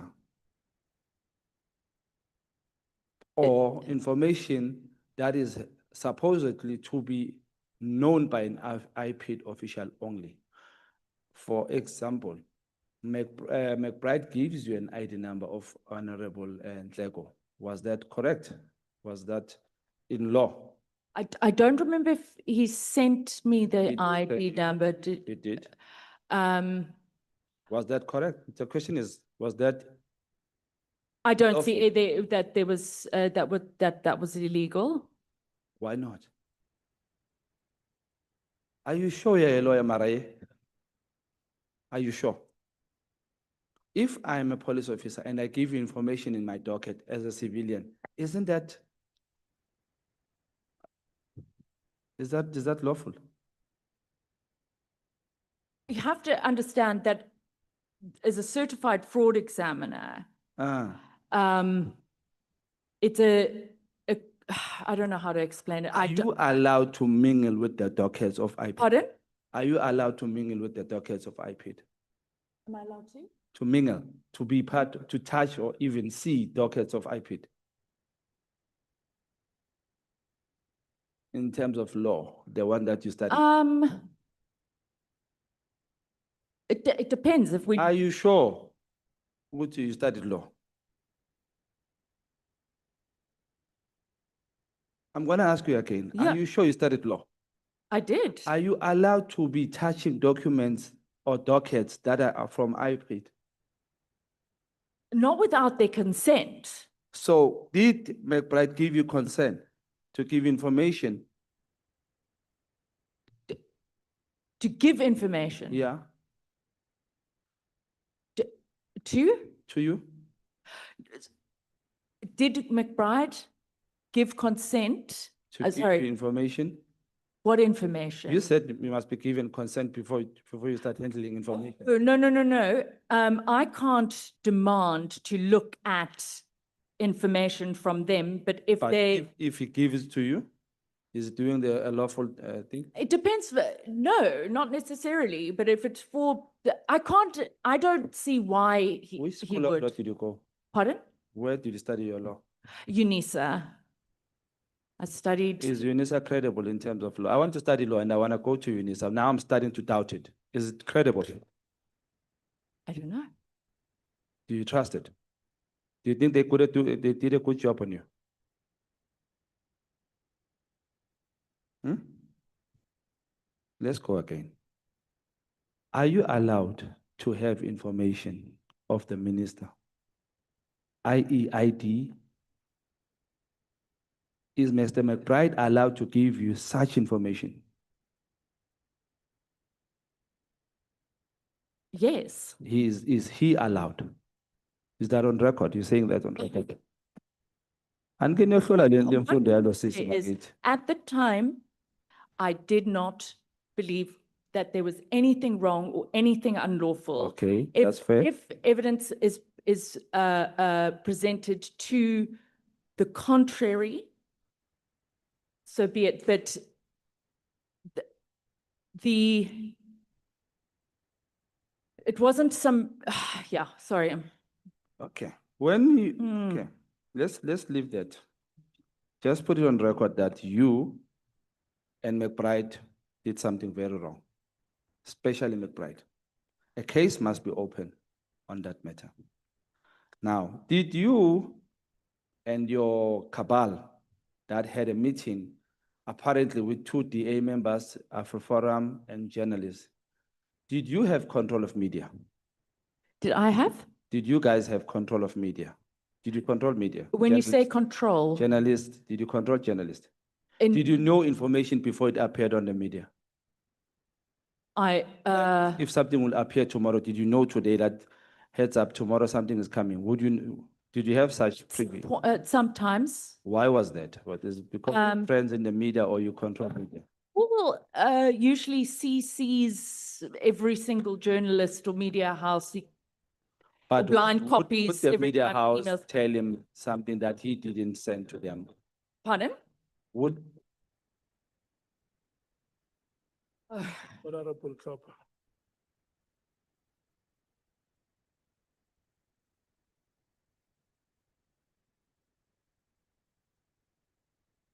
Good thank day. you, Sarah. Wasinda kanjalo. Sorry, Chair, must I begin? Yes. Good evening, Ms. Trent. You spoke on contracts with companies that are part of the forensic tools, Yes. which are at your disposal. Which companies are they specific? If you can give me a list of names. Sure. It is TransUnion, CPB, the Credit Profile Bureau, Marisit, so it's, I call it Marisit, it's MARISIT. And so for me, if a lawyer or a certified fraud examiner has certain things that they have access to, whereas an estate agent, that's what I can think of at That's the moment, fine. yeah. Ms. Trent, how are citizens protected by abuse by this system? Pardon? How are citizens protected by abuse from this system?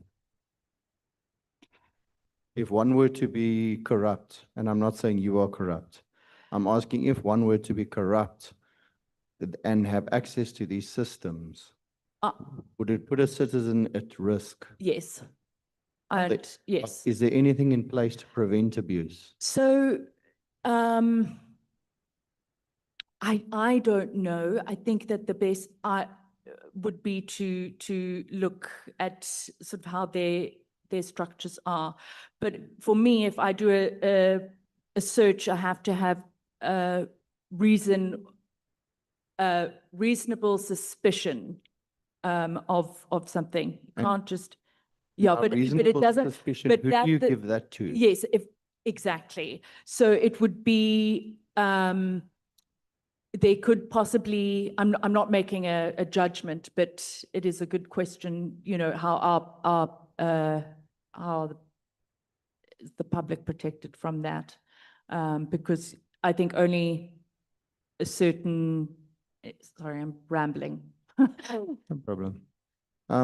When you went to Sable Hills with Mr. O'Sullivan, you were working for him, correct? Correct, And you mentioned that you were pretty new at that stage. correct. Is it fair that you were under his directive at the times when you went to Sable Hills as an employee? Absolutely. You were, as you describe it, new. So at the time, did you even consider the allegations that could arise, such as unlawful presence, undue diligence, access to protected information? No. Do you think that there was a possibility that Mr. O'Sullivan may have known that there are consequences to such actions? I would, I don't Just know. a possibility. Yeah. Look, yeah, I mean, I'm sitting here today for a reason, you know, not. No. So. You described your CFE qualification Mm, and you described your work, including compiling criminal dockets, assisting Mm. branches of criminal justice systems in investigations. Were you ever contracted by a state body directly or indirectly? Or was all the work done via private clients? private clients. No, government, You do say that IPID officers requested your assistance on the 9th of November 2016. And you were satisfied under the IPID Act that you're entitled to. So I'm not going to get into that section 24, it's been traversed. Here's where things get a little bit blurry, Ms. Trent, and I just hope you can assist me. okay. And it was mentioned early on, I just didn't get a complete clarity. In 2016, you were certified as a fraud examiner. No, Sorry, you were not certified. no, I was That only appointed as an came in, attorney. sorry, that only came in 2019. Yes. Correct. And the evidence for decision at Harvard Kennedy, that was only in 2020, April. And you admitted to it as an attorney on the 24th of October 2016, which is about 2 weeks before your assistance was required with IPID. So, Ms. Trent, I think this brings me a full circle because at the time you started with Mr. O'Sullivan, you didn't have all the qualifications that you possess today. And I think that really refers to you being new and you maybe headed into something that you weren't completely sure about. Is that a correct assessment? And if it's not, if you could just try to assist me then. I think it's a bit of a broad, maybe if you can ask it again. So I went through your qualification. Yes, And your qualifications seem to come much later yes. than when this investigation took place at Sable Hills. And I asked you in the beginning that you were pretty new at the firm with Mr. Paul O'Sullivan. You were just admitted as an attorney. You didn't have the forensic expert background that you have now, the certification and so forth. And the circle that I'm making is that you might have led yourself or be led into a situation that you didn't know you were letting yourself into at the time. You've just made me remember when I was at John Walker Attorneys and for the insolvency, we also had access to one of those systems. So when I was doing the checks on the people that were part of the inquiry, so, and that was for a law firm. So I'm sorry if I'm going over the place. So here in 2016, it would have been on that I'd had a law degree and working in Paul O'Sullivan. I don't think I'm answering your question. Don't worry. Ma'am, I just want to quickly find out who initiated the contact again. If you can just clarify, was it IPID towards Paul O'Sullivan's office? Or was it Paul O'Sullivan that contacted IPID? So when Mr. McBride was returned to IPID, Mr. O'Sullivan said to me, see if you can get a meeting with Mr. McBride because we need to present this, this complaint. It's about the Acting National Police Commissioner. It's a big deal. And that's what I did. And for how long did you work on that case specifically? You can just Estimation, days, months, weeks? I mean, So it was the two Sable Hills, the Tabalanche, the Alvin de Prier, then there was the death threat, and then maybe once or twice, and then there was the whole sort of kidnapping, arresting, all of that debacle. And then from there, there would be one or two inquiries every now and again. Yeah. I'm just want to make sure about your duties versus those of Mr. O'Sullivan, because I want to differentiate between the work that you did. And everything you've described, even when you were the director, and I mean this with no disrespect, ma'am, it sounded more like you were doing PA work. And I just want to know the difference between the work you did and the work that Paul O'Sullivan did. So by the end, I was sort of running my own matters. Paul was away most of the time. So when we're talking about 2016, 2017, that was a very different story to when, by the time I left. 2016, in more 26 specifically, yes. In 26, yes. Because I want to refer to this. Sorry. This is where we're at, yes. 2016, yeah, it was, whatever I was told to do. That's if you send an SMS or send an email. And who was doing the bulk of the forensic work and the checks? Who was making the decisions? Was that Paul? And you Yes, were that was just Mr. doing- O'Sullivan. Yeah, I didn't make any decisions. Why did you need to run checks on iPad persons of interest? Are they unable to do it? Is it I just want to understand the reasons for you needing to do the checks, or at least the firm having to do the checks.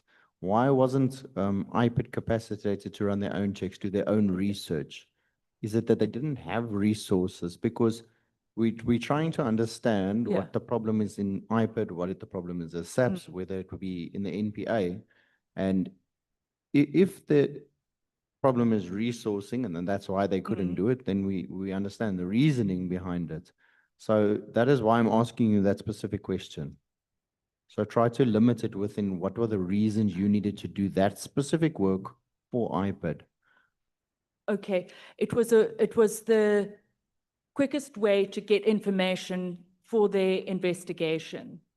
And if we could get it for them, that would just, I'm assuming, I don't know what helped them as investigators, because I can't speak for them, but I'm assuming that that's what it, you log into the system. And also if it's an iPad member, they are investigating crimes, and therefore that would be the purpose. And I am not sure whether they have the capabilities to do this available. Ms. Trent, you spoke about you accompanied the iPad investigators to Sable Hill, and you said both of you and Mr. Sullivan went. And in your affidavit, I can't remember which paragraph, you spoke about actually supplying desktop support.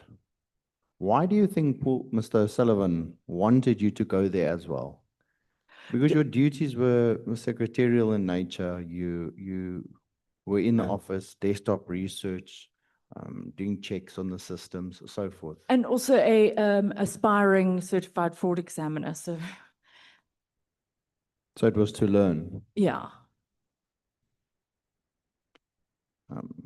Ms. Trent, I think I'm going to rest there. I think I've got my conclusion, and again, I'm going to say it, and I don't mean it as an insult to you, but it feels when you do explain that you're a bit confused as to why certain processes took place. And whoever's watching soccer can maybe just put that off. Thank you. Sorry, Ms. Trent. You seemed just a little confused through some of the explanations, as if you're not 100% sure why you were doing things. And it does concern me, because I do think, again, and I'm going to repeat my full circle, you were new at a firm, you were told to do certain things, and you performed the due diligence as as what a worker should do, and that's what it looks like to me. And I've Correct. listened to you speaking today. I've listened to you when you were speaking to the evidence leader, and it feels like you were led like a cow to the slaughter. And I'm watching you here today, and that's just the impression that I get. And but I thank you for your time today, and it is almost 12 o'clock in the evening, and you're still going. So thank you very much. Thank you. Chairperson, I conclude. Thank you so much, Honorable Matthias.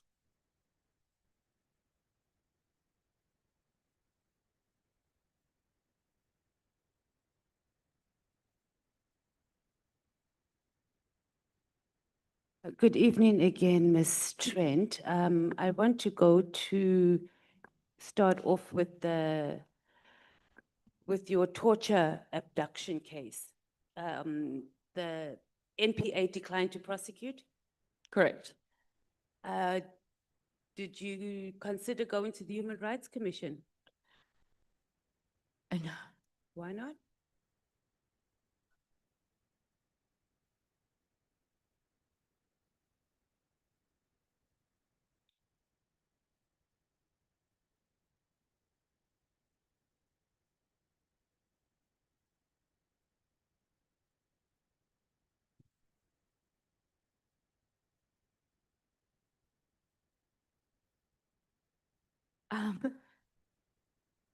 was back to work on Monday as usual.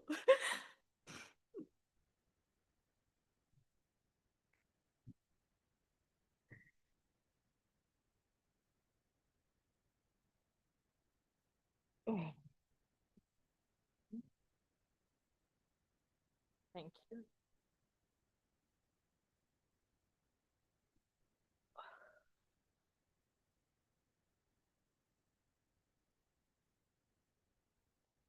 I don't think there's a time period on when you can lodge a case, so it might be something that you want to consider. There was discussions here just prior when we were on our break, that you were having a response to your trauma. Mike, I normally talk so loud. What is making it traumatic for you to be here in Parliament in front of the entire nation to tell us about the alleged abduction and torture with INSAPs? Do you feel like you are trapped here in Parliament? I do not. And I wish that I was not crying. It is mortifying, and I would love to be composed and answer your questions. This whole Mkhwanazi whole thing, I thought I'd left it, moved on. It was extremely traumatizing, this whole thing and surrounding factors.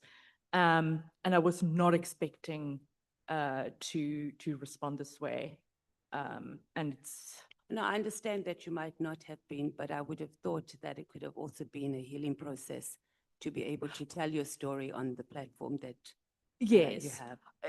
yes, it's just hard.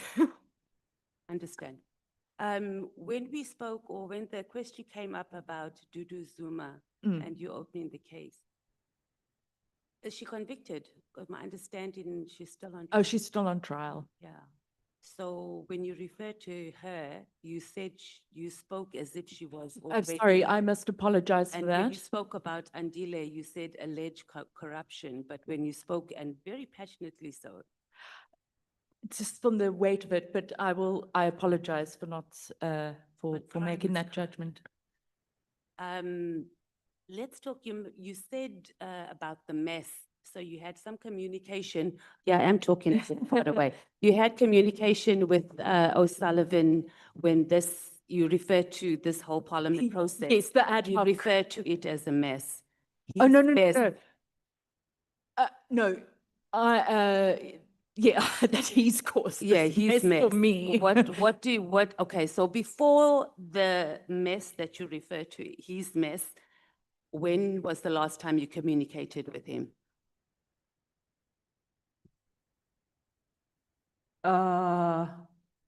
Long time. Okay. There would be no reason, 2023, maybe. And then what is the mess? You know, I thought I'd moved on. And, you know, we did a lot of good work. And then, there was you know, he's just started to make, you know, you've seen fighting and accusations and everything without considering, you know, and it might affect me, one, and the work that we've done, because it takes away from that. Yeah, it's all coming back, you know, when you've left a part of your life, and then, you know, that saying, you thought you were out, and then they come and they drag you back in again. Is Paul a bully, O'Sullivan? Paul? Yeah, in your experience. In my, Yeah, would you Yes. consider him a bully? yes, Are you afraid of him? I'm not afraid of him. Okay. Has he intimidated you? Even if, No. I've always, you know, he was my employer, so, no, He- during this period, during his mess period. no. To put in context, last year, I think it was around when he had some fight with Athol Trollop, and I could not understand what it was, and it just became this huge issue about that had nothing, and I could just see all of this happening in front of, I could see it happening, and I said, like, please don't, it's taking away from what is important. And anyway, sorry, I'm rambling on, but yeah. Did you get any incentive during your discussions with him on how you should approach your testimony with us today? No, he was just very nice. We chatted about what was going on and what the questions and that kind of thing, but not in I will say what I need to say. The days of me not saying what I want to say are over, if you Did understand. you right? have those days with him? No, you just do. I don't want to sound like a victim or anything like that, but yeah, it's a job. You do. Do you think he made you do things that you shouldn't have done in retrospect?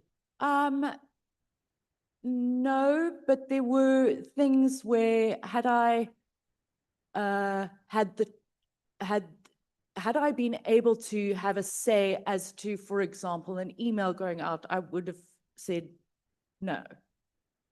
Because, you Can know, you so think that, of a so particular stuff like email that. So that you would have um, said no? it's not a particularly, I think you guys have discussed seen. I just have a very different way of doing things. And I got to a point in my career. Ms. Trent, Pardon? when you said you guys, what did you mean? Sorry? You said something you guys know, and then you moved on. So what I is think you've covered some the of you the guys? if Okay, so you're talking about that in particular, just in general. but that's one of the things that you would have had. Yeah, different- if he had Because it drafted an exposed email. you, or because it was wrong? Not Or- illegal wrong, but wrong. It's just not, I would just not write something and send something like that. I'm not saying it's illegal or unlawful or anything like that. I just would not do that. And I know that by doing that, it would bring negative attention back. And that's my personal feeling. That's my personal, No problem. yeah. Anthony Fritz Henry, Mm. do you know him? Yes, I've met him. I know him. I don't know him well, but I've met him a few times. Were you not both directors at a company? Yes, St. Helena. Yeah. So you were business partners? So I was a non-executive, so I didn't have any sort of role in the company.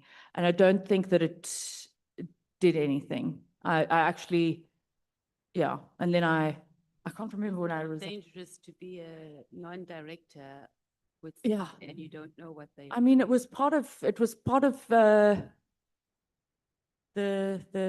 job, I guess. Didn't the St. Helena Corporation, they were property development?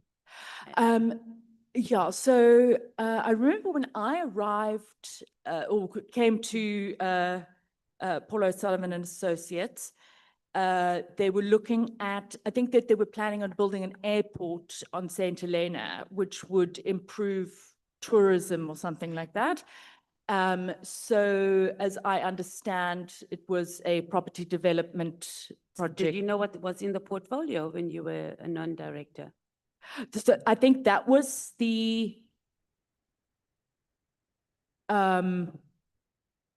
what was in the portfolio of this, of the Yeah. one that I was, Because they're property no, developing, so outside of No. the development, you don't know? no, I don't think that there was anything. So that was the only thing they were working on. No, sorry, I'm confusing myself and everyone else here. There's the St. Helena Corporation PLC, which is in England, a trading company, which has something to do with that. And then there's the St. Helena in South Africa, which I don't think did any trading or anything like that, but I wouldn't have been involved in any of that. So which one were you? In this one, in the South Africa, the one that's on the CV. So it had done no trade, there was nothing, Like, they just opened. You I- signed up to be a non-director, you put it in your CV and you didn't know anything about what. No, They could have been laundering money for. I called Paul. He said that nothing happened in that company. And you believe him. Yes. So if we say, or someone says to you that Forensic for Justice wasn't established just or mainly to expose corruption, but it operated in a way, and I want to read this because I want to get it right, but it operated in a way where people who were alleged to be involved in wrongdoing or corruption were investigated and they were pressured, right? And when those individuals lost their assets or their money, then you'd get the likes of Fitzhenry and Paul O'Sullivan through their companies like Tradewinds Corporation, and they benefited from these outcomes. Including, so this Tradewinds company actually bought Kitchebear's house. Okay, so what I know of that is, and again, this is what I know, that Paul had this whole long history war with Radovan Krejcir, and SARS went in on and took all the seized the assets and put it all on auction. And then Paul or a company bid on the house. And I read it in the news on the Monday, and then found out. Pardon? Did you ask him about it? No, I had only just been there. I don't even think I was still on the ad hoc basis thing. But when I read it, I was like, I bet you that's Paul. It didn't make you suspicious of who you're working with. No, I didn't think that there was anything wrong because he'd had this huge sort of fight, he wanted to kill him and he'd been fighting this awful guy. And do you think he was awful too? Who?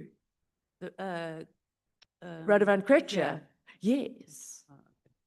Let's go on to Robert McBride. I'm not going to ask you about your sex life. Did he ever ask you to profile a company called SASTEC, SASSTEC? And we're not going to mention the names of the people involved, but also requested that you profile the CEO of that company and family members. the I family don't members? remember. You don't remember? I does not ring a bell. Okay, so we wouldn't find messages if those messages of yours is found to be legally obtained. We won't find a message like that. among the I don't messages. know. I don't know. So I can't deny or confirm. I honestly don't remember. Were you responsible for communication between, or not responsible, but were you the go-to between Robert McBride and O'Sullivan? Yes. Why? I had, firstly, you know, would be working or whatever, and he'd be like, phone this person, message this person. And then I think Paul was a bit late to the smartphone. So he didn't, you know, he didn't. Was he he had late or he old- just wanted he to had have this, so he can have Nokia. messages? Yeah. Yeah, he had the old Nokia that you like open, and we've all got our, you know, iPhones and everything, and You don't think He- it was strategic on his side because now he doesn't have messages that were downloaded? And that you were Hindsight. actually might have been used hindsight. and you were thrown under the bus. Let's go to the Mkhwanazi matter. In Robert McBride's statement, he says that IPID also received some information from O'Sullivan and Trent as they had access to systems, plural, that IPID did not have for investigation purposes. What systems was he referring to? So I think he would be referring to the entities that I just mentioned. It's TransUnion, CPB, Marisit, and that. So if he's saying that that's not what they had, I don't know what they have access. So IPID doesn't have access to that, or IPID has to do things legally and get requests to get credit checks, etc. I don't.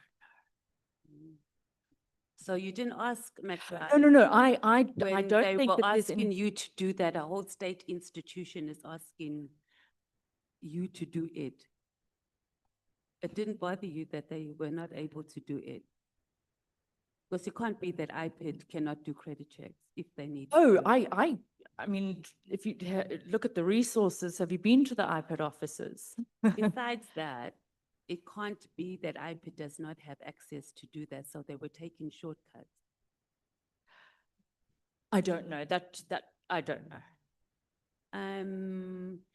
There was something that was said today that's not making sense, and we didn't get proper clarity. Who took the pictures of the house plans, of Mkhwanazi's house plans?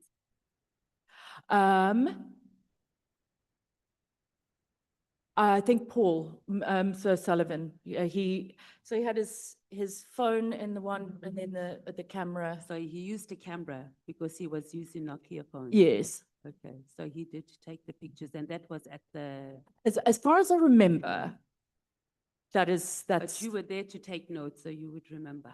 And yes, I have the recording. so there was this thing that Robert McBride also said, that his investigators reported to him that the reason the two of you went, because you used your white, okay, I can't say whiteness, but you used the fact that you were white to get information. I do remember Paul saying something to that effect. I do remember that because, yeah, there was. So what does that tell us if citizens need to have white people to come and ask them? But you were there and you were part of it. I know. Today, we asked Mr. O'Sullivan if he had a police station in his house, and he said 3. Have you, because you've stayed at his house a few times, Yes. it was almost your second home, from what I understand. Have you ever seen police documents in his house or SAPS No. materials? You've never seen it? No. So he was lying when he said he has 3. I thought, Sounds so he wasn't joking? No.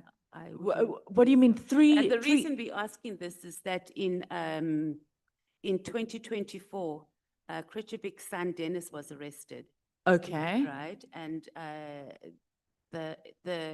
there's, I think it's in an affidavit rather, that Paul opened the docket in his house.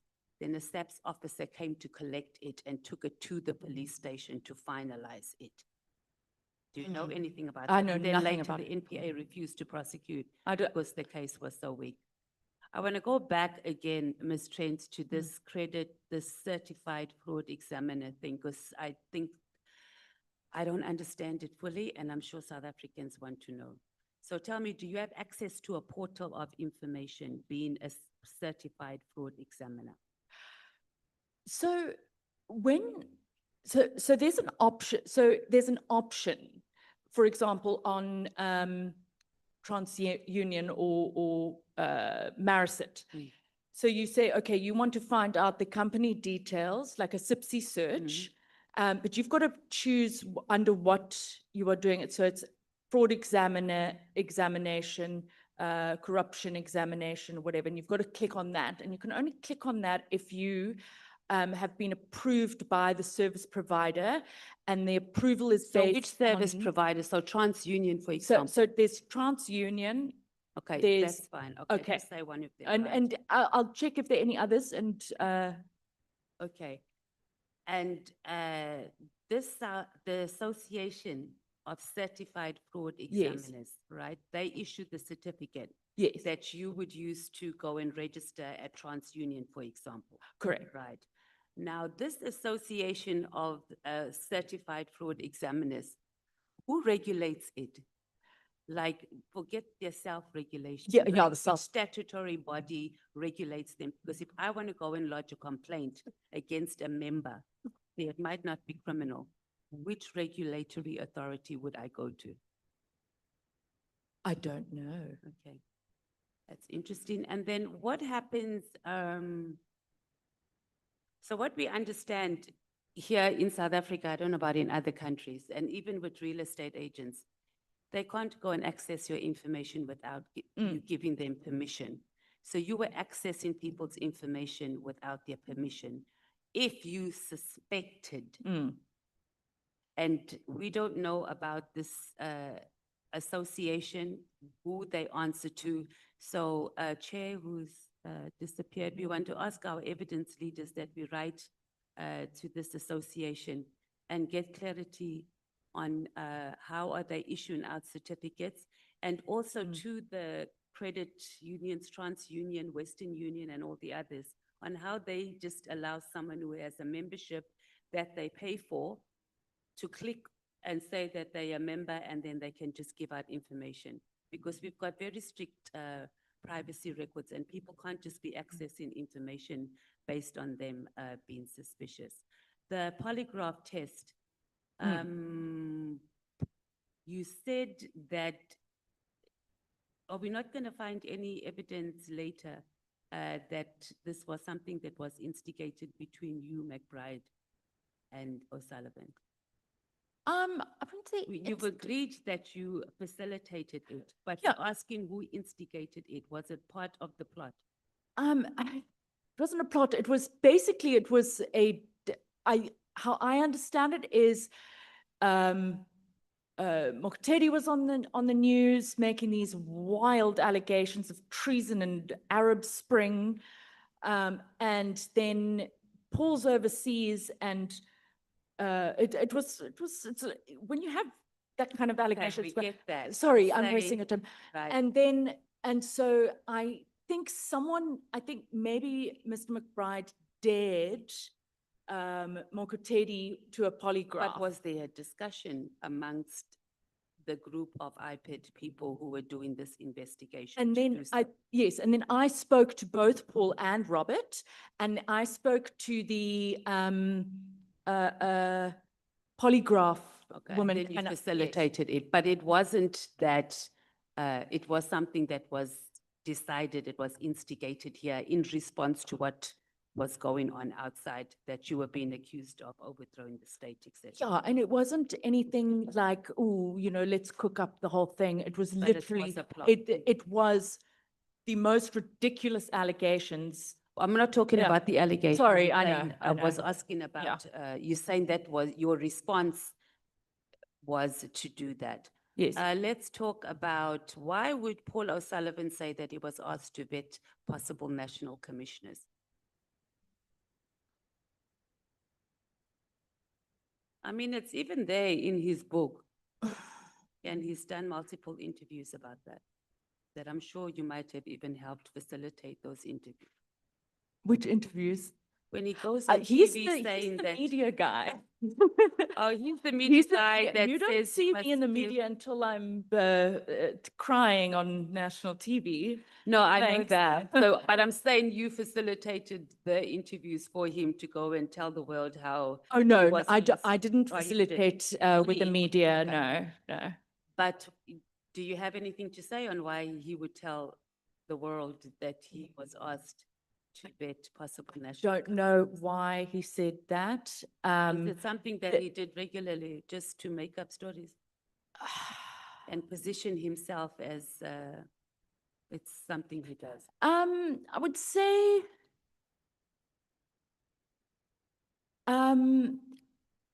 that things do get exaggerated a lot.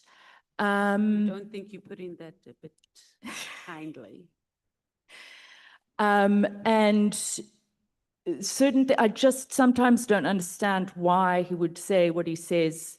It just, there's just no reason. I don't know. And it makes everything very difficult because now you don't know what you're looking at or investigating. It's, Okay. No yeah. problem. Let's talk about Andile Ramaphosa. What case were you about to open that implicated him and that you needed to get clarity or to clarify his name? Because you said you were Yes. going to open a case and that's how the contact happened. So what was the case about that? Because it wasn't a case against him. No. He was implicated in a case that you were about to open. Yes. Right. So what was that case? So we had, I think it was the inquiry, and there was this affidavit of Van Tonder, maybe, if I'm remembering, and he had made allegations. And around that time, Vincent Smith had tweeted saying that he had taken a loan from someone from Bosasa, perhaps Gavin Watson. I don't want to say something if I don't remember it correctly. And that in itself was proof of a corrupt activity. And then there was that, it was like a one sentence allegation. And I think that, and Paul said, well, we must either add it or we'll find out what his version is. So and that's what happened. So what case were you about to open against whom? It was, Vincent Smith. Ah. And and it was, look, I can't He recall. got sentenced to 7 years today. Oh, So my question here is that O'Sullivan and Associates or Forensic, whichever it is, Paul O'Sullivan, he looks around to see who might be involved in corruption, exactly what I was saying before, digs up some dirt, and then those who he thinks he can extort money from, and then Andile's name came up, and then that's how Andile Ramaphosa, you contacted him.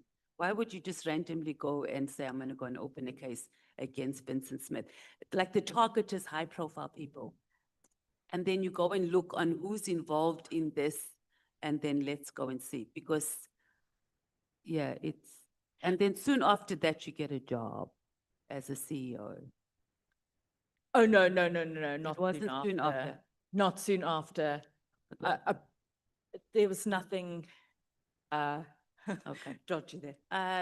But you were only a CEO there for 8 months. When you Yes. joined, there was no money, or there was? There was, but it was also wanting to expand it, and to look at almost like a feasibility in a way at whether it could happen and it wasn't going to be possible, and to but Gonna it was build it together. a What's beautiful your relationship with the Oppenheimers? I know one of the granddaughters, but I know her. We have mutual friends. So you know them well enough to stay at some of their holiday homes and lodges, and do you know them well enough in that regard? Yes, I have holidayed at, Through the granddaughter? yes. Okay. So you But I- would, because it's, I'm from Stellenbosch. no, I know you said that, so that's what. So your relationship with the granddaughter is quite decent enough for you to say, I need a holiday? No, no. So basically, I met her through another friend, and I happened to be driving in her car. You know, we caught a lift, and got to know, and then we had a mutual friend who was going away, and so she hosted his friends for that, and that's what happened there. Anything else outside with the Oppenheimer family? Outside of holidaying in their holiday homes? Anything Anything else outside of having had holidays? with the at their- Oppenheimers? Yeah. No, No, no. No. Only on a social, mutual friends. with the granddaughter only. Yeah, And just what with is her, the yeah. granddaughter involved in? She runs what I assume is I don't know, but I think she runs a family office or something. I'm not sure. The social media that you touched on just earlier, you said Paul is the social media person? No, not the social media, the media. Oh, the media. Sorry, did I say social Yeah, media? I might have, and I might have heard Oh, wrong. So no, who was so the responsible media- for social media? Pardon? Who's responsible for, or who was rather? I used to just look around, wouldn't really post, but on Facebook, Mm. there's a company that's just posts some like a post. What do you call them? Postcard type thing with the Forensics for Justice thing twice a week, or boosts it or whatever. But So you'll I have don't know. spent money, have you spent? Pardon? You'll spent money, or they have spent money boosting social media posts? Yeah, but I mean, it's minimal. I don't think they even boost it anymore. It's just, But it has been done. Boosting on the social media. Have you but done I that mean, I with? think it reached like 1,000 people. And have you ever spent money on boosting matters regarding Lieutenant General Mkhwanazi? I don't think so. I'm done. Thank you, Chair.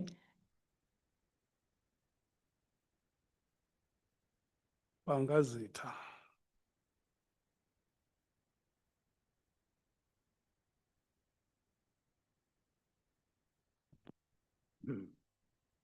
Well, thank you, Honorable Chairperson. Good evening, sir. Good evening. Do you own a company registered under your name? Yes. What is that? SJ Trent Pty Limited, and but I call it SJ Trent Inc. Okay, what does it do? I give services as a certified fraud examiner. So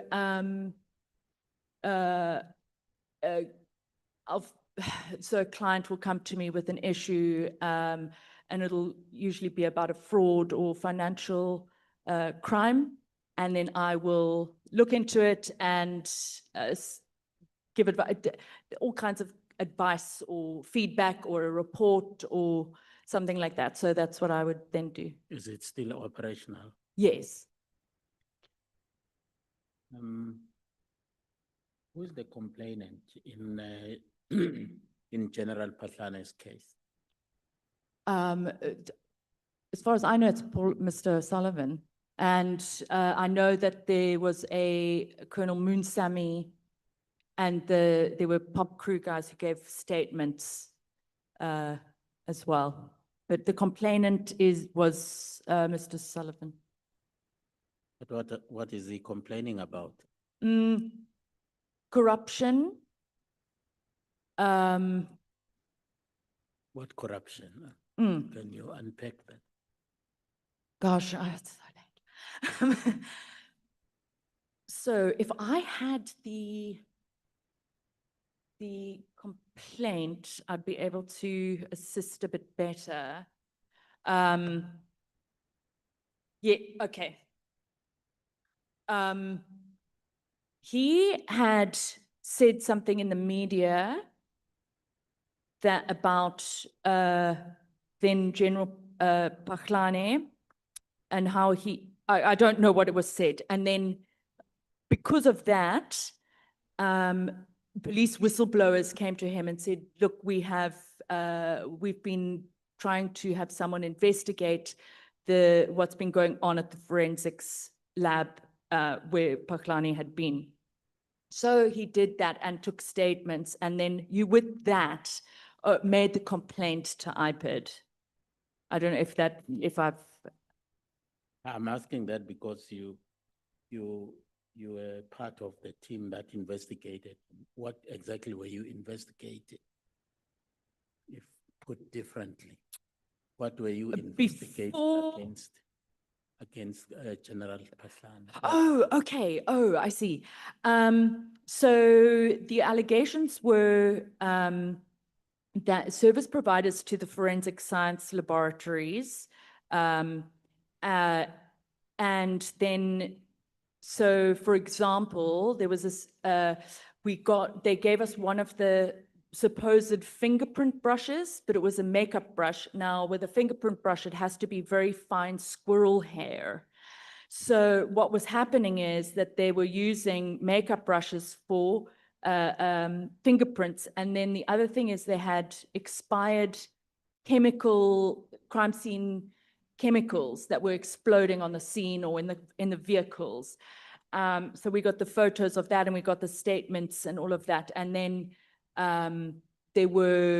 we had a woman who was a whistleblower as well, who had intimate knowledge of one of the service providers and their relationship with Mr.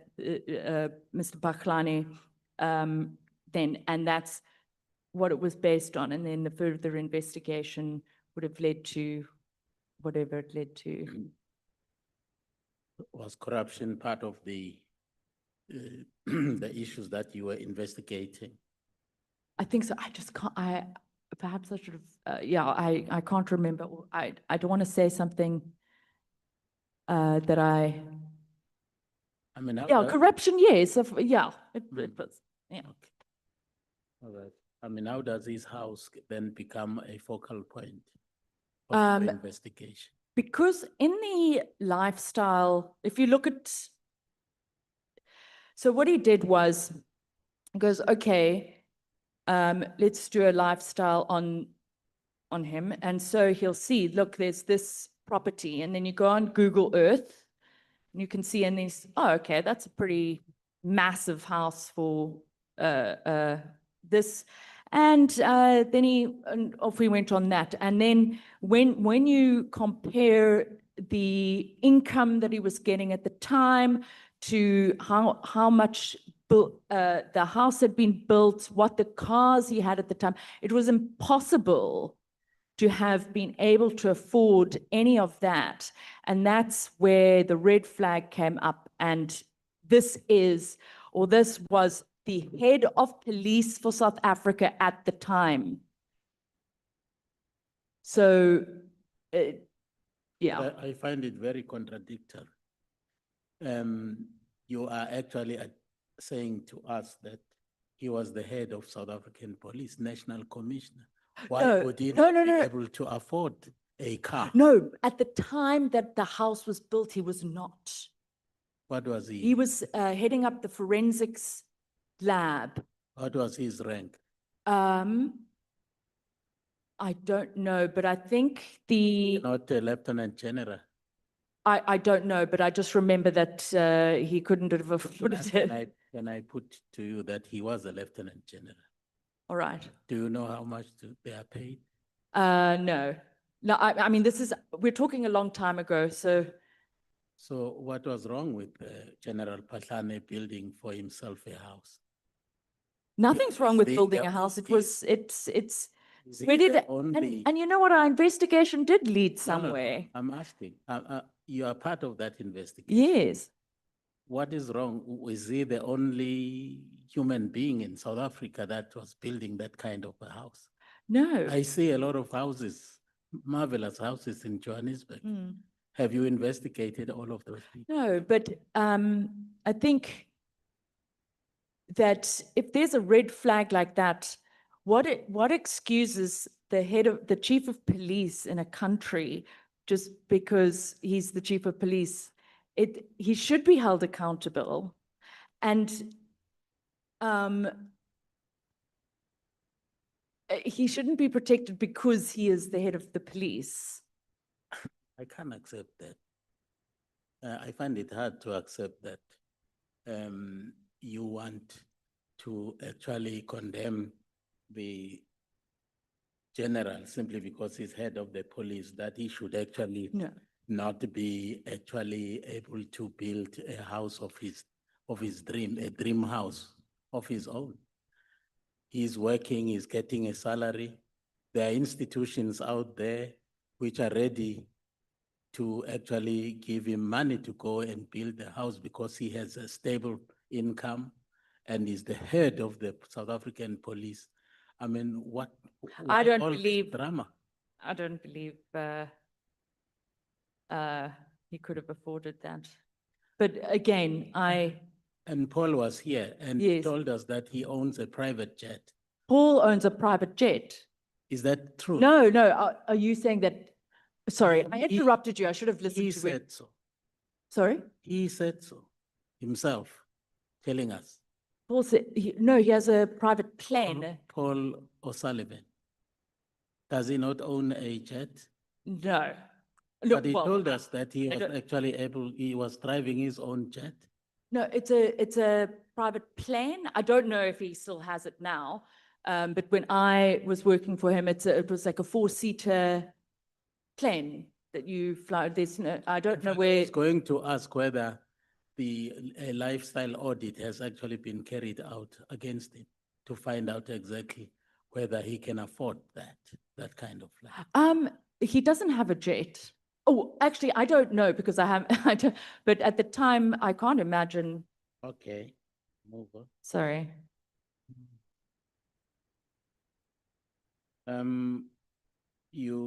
The question about the photographs that were taken at General Patlane's place has actually been answered. You said Paul O'Sullivan actually took those photographs. As I recall, Yeah. correct, yes. Okay. When those two investigators, IPIT investigators, that is Mahlangu and Binang, mm, came to your places, I don't know where you met them, they were traveling in an unmarked police car, which could only accommodate 2 people. I don't know what the car was. No, I'm not If it was interested marked in or not. what car, but it could only accommodate 2 people. That's what you said. Yes, And then because of that, Paul actually said, no, leave that car, let's use my car so that all of us can fit in. yes, Is that true? yes. And As far as I remember, that is how I remember it. Okay. So then you drove off to Patlane's place. Yes, we went into the estate and went down to the manager's office. Yeah, you go. All 4 of you. Yes, in the car. Okay. So who was leading the team at that particular time? Because it could not have been those 2 IP chaps because they knew nobody. Yes, yes. Yeah. So between you and Paul, one of you must have been leading that team. So when we got there, we walked in and look, I mean, I can't remember exactly what happened, No, but it must have been one of you. Remember that the whole idea of actually, roping you into that trip to Patlane's place was because you 2 are white. It is only one of you who could actually be able to persuade yeah. Oh, those people to actually cooperate in the investigation. So that is why I'm asking, who was leading that team between yourself and Paul? Okay, we, it wasn't as sort of, it was very simply, Somebody we must have walked in- actually, must have led discussion when you're talking out to the branches and the Eustace and all of that crowd. Somebody must have okay. been leading discussion. Yeah, I think Mr. O'Sullivan would probably have spoken the most, but the IPID officers were made, it was made clear. And the thing is, if you do listen to the recordings or see the transcript, So you will see therefore that he- it's because he had all the information, he knew all the information. So on that day, the lead investigator was Paul. I wouldn't say that, no. He's been investigating matters forever. So it's not like anyone that doesn't have sort of experience in an investigation. So it just comes naturally. You sit down and Ms. Trent, yes, you were requested by the IPT Yeah. to accompany them simply because they realized that the color of their skin is actually going to make it impossible for them to communicate with those people convincingly. So they roped you in. They phoned you. They phoned one of you. okay. And then you agreed to accompany them. I don't. You even provided transport to them. So the entire operation was a Paul O'Sullivan's operation, backed up by Miss Sarah Jane Trent and the two guys. My question is, when you got there, somebody must have led, the discussion between the two of you, because those two already had actually, made their disadvantage known to you. Okay.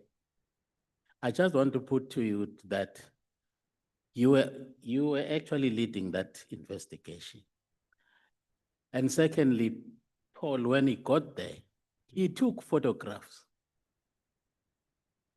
Not Mahlangu, not Binang, but Paul took photographs.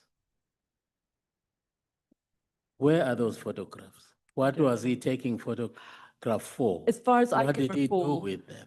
I don't know. Okay. All right. Was General Patlane aware that you were coming to his place? No, So you trespassed. no. Did you have any permission to enter and do what you did there? Did you have his permission? Not Mkhwanazi's. If you did not have his permission, then you trespassed. No, I don't think. You were not police officers, were you?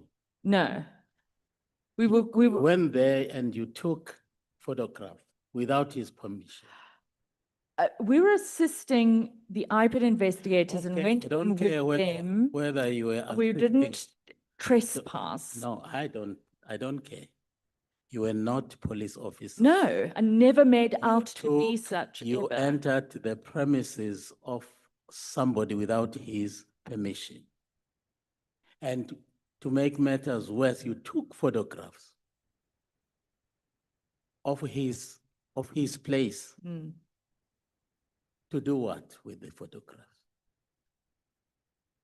Okay.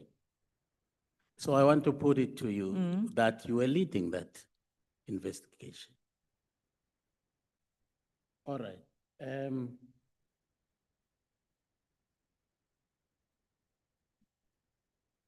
When you came back from there,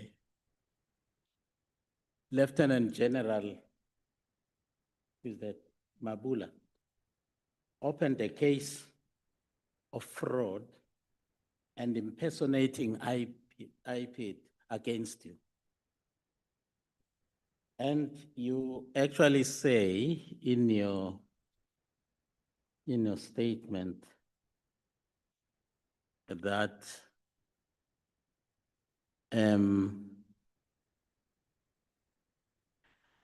this investigation, namely the case that has actually been, or that had actually been opened by this general, was effectively a counter investigation into the corruption allegation against Patlana. That is you saying that.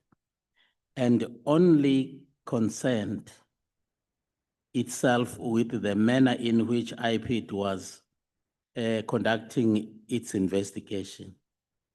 Now here is the crunch. It was clear to me, and that is you saying that, that Patlane was abusing his authority as acting commissioner of police to protect himself from investigations and reduce the credibility of IPID witnesses by requiring them to make additional, possibly conflicting affidavits. Yes. Why this? You invaded his privacy. Without his authority, you took photographs. Why should he not have opened a case against you? We were not trespassing. There What was did you do? we were, Did you have permission to go there? no, it was, this was, Then it's okay. trespass. That's private property, that one, isn't it? Yes, but I disagree that I was trespassing. What were you doing? I accompanied IPID on their investigation into Pakhlani, and one of the parts of that investigation was the home. I did not trespass. Are you aware of something called Patlane Task Team? Yeah, is that what they refer the IPID team? What does it do? So what I know is in the beginning, the late Mkhwanazi, sorry. Okay, who are involved there? Who constitute that Patlane Task? Is Paul O'Sullivan and who else? Constitute the Pakhlane task team. Yeah. No, not Paul O'Sullivan. It was Mkhwanazi, at some time Cedric Nkabinde, Timani Binang, Mansara Pesu, and there was a couple of others, but Robert McBride. I don't know if he was on the Pakhlani task team, but obviously I don't know what his role was or how they had their meetings or. Mr. Nkabinde was seated where you are sitting know. right now. And he told us the composition of the Patlane Task Team. Okay. Paul O'Sullivan, Robert McBride, and the crowd that you have actually named right now. Yeah, Cedric. I wonder why you are running away from mentioning the name of Paul O'Sullivan. No, Cedric Nkabinde must stop his lies. He's sorry, And Nkabinde is a long associate of Paul O'Sullivan. Eh? They used to work together. Who? Nkabinde and Robert McBride at IPID. Yes, I know. I met. So then you Mr. cannot say that. Nkabinde. You cannot say that Nkabinde No, is I'm a lie saying because he was one of the trusted. implications when he was sitting here. Was one of the trusted, officers in IPID. Was given to investigate Yeah. very, very, difficult and sensitive cases. Okay. The BRI. You were very central in that because you invited people to come to the BRI. Who was there? The Angelique Sarayo, who is a journalist. She wrote a book called Kretcher. Then it was Cedric Nkabinde, Mantla Mkhwanazi, Robert McBride, Candace Kutsia, Anthony Fitzhenry, Shadrach Paul- Sabia, Paul Paul O'Sullivan, O'Sullivan. Yeah, General well, yes, Spear. General, sorry, yes. Okay. Oh, Myself, yeah, yeah. okay. Was it a braai, a book launch, or a meeting? It was a braai. Okay, so I went and got the meat, and Angelique came with her books, and Paul had a document called Joining the Dots, and we had a braai, and it was about 2 hours, and there was no discussion on taking Arab Spring, overthrowing the government or anything like that, unless going through the document Joining the Dots was, but that had been released, a media release or whatever. You actually classified that gathering Yes. as top secret. Oh, did I? Yes, Okay. the invites that you sent out to people actually Mm. was saying top secret. Okay. So much so that when this thing actually was leaked, there was a great deal of panic. Oh. Don't you remember that? I remember the panic, yes. The panic, yes. Why panic over a braai? Yeah. Why I don't, panic? Why did you panic? no, I didn't panic. There was this huge thing about what had happened at this braai, which hadn't happened. That I wasn't saying I panicked. It seemed like there'd been some or other information, or I don't know what the story was there. You actually have confirmed that Mr. Nkabinde was there. Yes. Mr. Nkabinde, seated where you sitting Mm. right now, told us that in fact it was not a braai.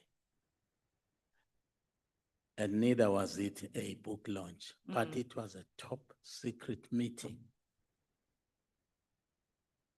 to actually concoct a plot to ensure that General Pahlane does not become, is not confirmed as the National Commission. Mm. That is what Nkabinde Okay. said. So that is why there was panic when that gathering and the issues that actually were discussed there had been leaked.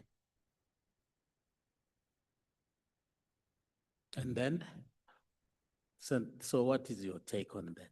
Would you still maintain that it was a prior? Obviously, when you met there for some time, you would obviously have something to eat. But the purpose of the gathering was to actually was not just for a braai, it was a meeting. Do you have anything to say? I never saw it as a meeting. Why did you actually classify it a top secret? That was, I can't remember. Where was remember. that? It was in Where was it discussed? that, would imagine that I would have, when you were Paul would doing- have told me to send what to send, and Oh, to, was it at whom Paul who to, sent? and to whom to send it to. So it I probably sent it to everyone, but it wasn't me, Sarah Jane Trent, inviting. Am I answering your question? Could it have been Paul who actually said that, hey, look here, Sarah, because I don't want issues that would be discussed there to leak. Just write on the invite, top secret. It's something he would do, to say top secret, because it's just what he would do. But I don't know. I just wrote it and sent it as split. Yeah, can I put it to you? Yes. You know, that IPID is captured by Paul O'Sullivan, Sarah Jane Trent, Robert McBride, and a few others. No. How often do you interact with Spear, I met him, General Spear? I met him twice at that braai. And once I went to, when he was at the city of Johannesburg, I just went to get a document or something of his, Was or he what I the was, only general invited? yeah, that was, the people that I named are the only people that were there. Does he frequent your offices? No. Who actually invited? Who put him on the list of invitees? To the braai, Sorry? to the braai. Who put General Spear Spear. onto the list for the Who braai? compiled the, No, that, Mr. O'Sullivan. okay, I didn't get a +1. okay. Listen to what, do you know, Advocate, Mashuha? Yes. Okay. Listen to what he has to say. And I'm quoting him. He was seated over there yesterday. Yeah. He said, the objective facts set out in this affidavit, and in particular, the evidence emanating from O'Sullivan and Trent. You are Trent, isn't it? Clearly demonstrate that IPID, to the contrary, was captured by O'Sullivan and Trent.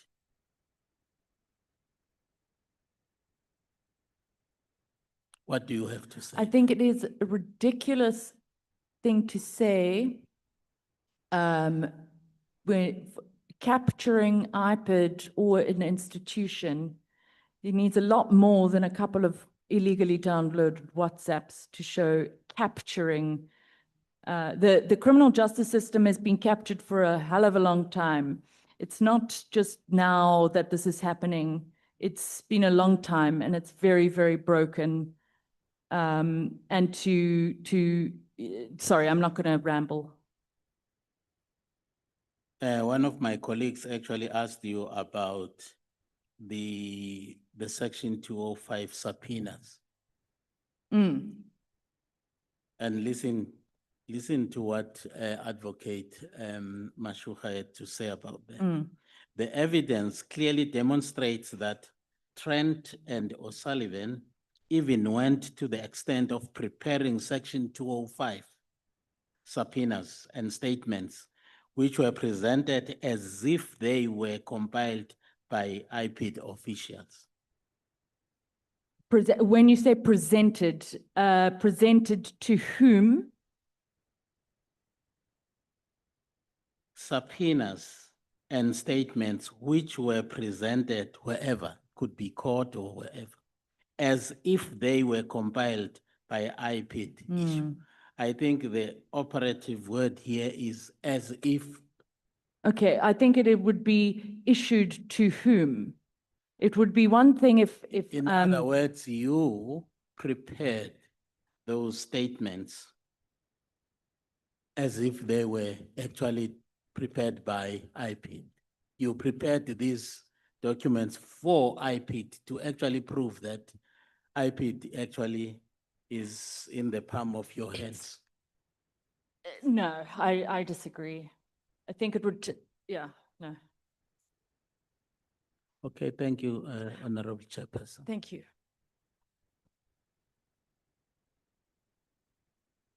Honorable Sauls, your time will end at 1:19 in the morning.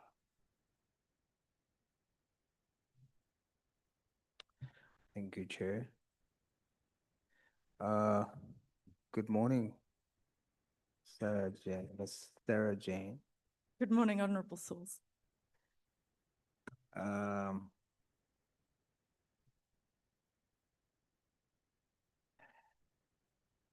how would you describe your upbringing? It was a good upbringing.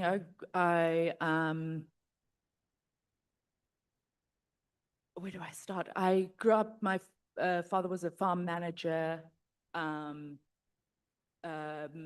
family, I don't know where to start. Would you guide me a little bit?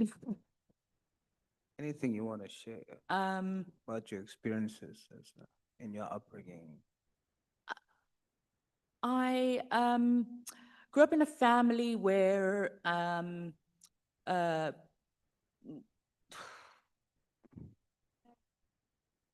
so I wasn't expecting this question. Values and sorry, you've thrown me. You've thrown me. What was your childhood dream as a little girl? I have a family member that was a politician and in ANC before and after. I said to him, "Oh, I want to be just like you. I want to be a politician just like you." And he said, "Over my dead body." But that's kind of household I grew up in. And small town in Stellenbosch. It was before, it's now this it's very different now. Small community. What can I say? Were you a daddy's girl? I don't know. Why don't you want to talk I about? feel like I'm in therapy. I have a little girl, Okay. and when someone asks my little girl, "Are you a daddy's girl?" she starts glowing and she starts. You don't seem to have the same reaction. Why? Oh, I don't understand. Sorry, you're putting. You say in your annexure, at your CV, Yes. you say, But that's okay. you say, throughout, you use the word, throughout my school and university day, I worked various jobs. And then you describe the jobs. You had to work at waitressing, au pairing, giving wine tasting. But you say throughout Yes. your school days. Yes. So What do you mean by that? the rule in our home was in the holidays, we weren't allowed to sit in front of the TV. We needed to work. So because my dad managed the farm and we lived on the farm, we would then get a job carrying the wine to the car and getting a tip, or waitressing, depending on the age, doing some waitressing, giving wine tastings, and that kind of thing. So that would be in school holidays. And then when I was in Stellenbosch studying, it would be weekends. So I would give wine tastings at 2 farms because they would, the one weekend here, because they would rotate, students would get jobs in that. And then when I started studying through UNISA, then I, through a family friend, found an au pairing job, so then I could study and then pick up the kids. And then I would sometimes waitress maybe 3 or 4 times in that evening. And that's kind of how I, those sort of odd jobs. Then 2011, you say you packed a suitcase with only the essentials Quite literally, yes. So I had, And made your way to Joburg. yeah, I had quite literally sent my CV. Now, remember, I was studying through UNISA, so I hadn't gotten very far in my studies. So to try and get your articles as a candidate attorney is near impossible. So I made an Excel spreadsheet of every single law firm in Cape Town and then started with the Joburg. And eventually one company, John Walker Attorneys, got back to me and they said, listen, we are now doing this inquiry into Pamotsi Gold, but we need someone on this. You're going to have to come to Joburg in the next 2 days. And I said, the time was about 4:30 in the afternoon. I said, cool, book me a flight for 2:30 tomorrow. I'd been to Johannesburg once. I literally packed a bag and the secretary had me on her couch for a couple of days while she helped me find a room to rent. And that's how I got there. Yeah. You wanna go back to how would you describe your upbringing? I had a very good upbringing, and very grateful for my upbringing. Why? There's too many reasons. Give me one.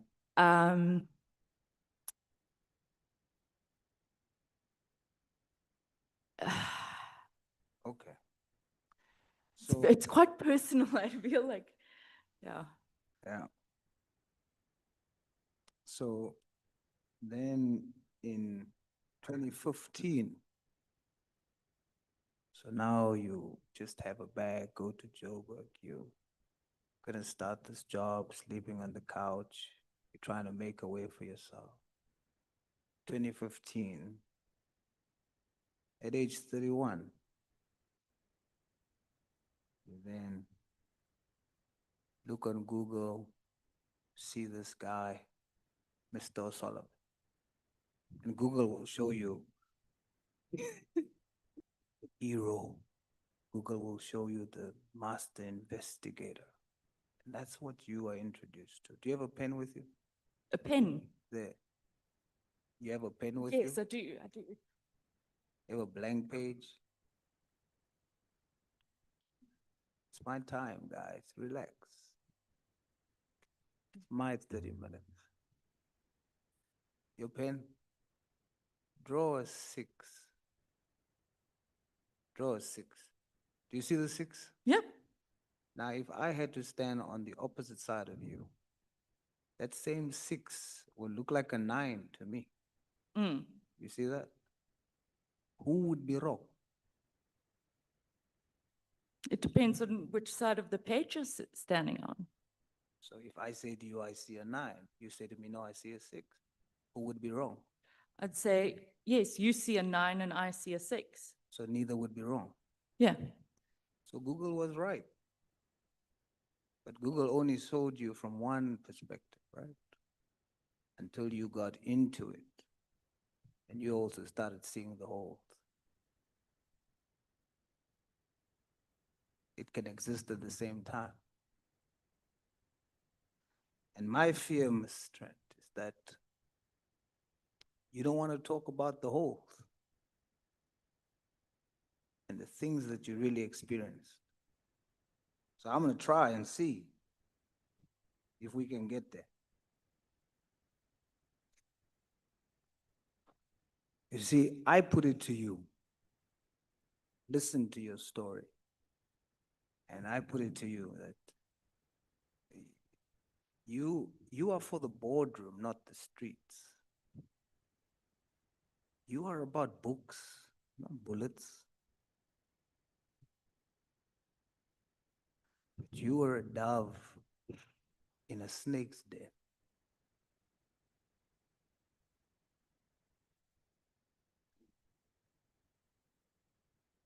And you began to see the whole wasn't as Google showed you. Ms. Trent, does Mr. Paul O'Sullivan care about you? No. He doesn't?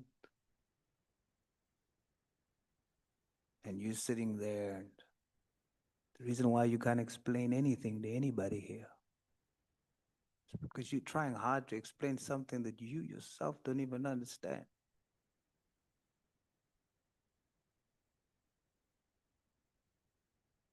I'm going to give you an opportunity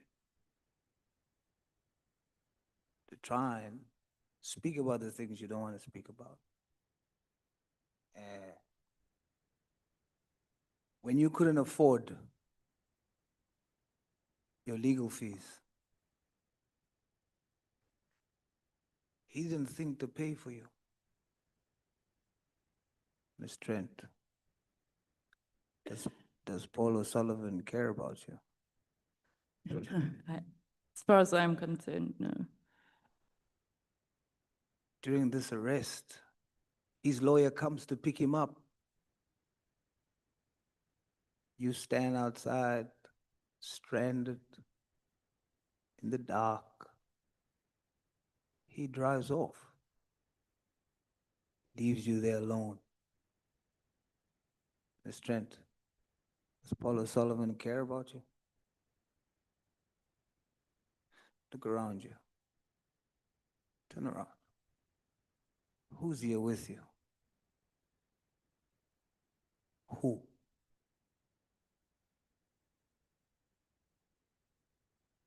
Nobody. He walked out on you again. And yet, you must sit there and try and cover up these holes. But whilst you're doing that, I'm here to warn you, you're digging a deeper grave for yourself. Yeah. Because you can't explain the things that you're trying to. But you truly believed that what you were doing was genuinely trying to make the country better. But I want to show you the holes. And when I show you the holes, you're going to have to decide. Are you going to be honest about it and say, hey, that's wrong? Because you know what? When you were 38 years old, you resigned. You weren't fired. You resigned. Biologically, your prefrontal cortex. I'd been in a lot of therapy and Now let me. it was starting to work. Yeah, your prefrontal cortex was now online for over a decade, and you were no longer apologizing for your boundaries, and you decided, I'm leaving. That's why you left. And you walked out, and you went to go help orphans, because that's really who you are, not what you've been experiencing for 7 years.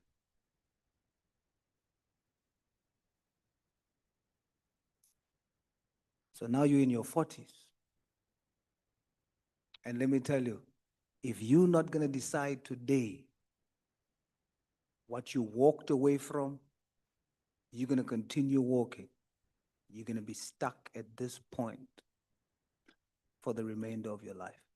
You have to make a choice today. Are you going to open those holes, or you want to defend it? Walk away. You survived already. You're independent now. You have your own company. But what you do in the next few minutes is going to determine whether it's going to pull you back or push you forward. Paul O'Sullivan is not coming for you. You are alone.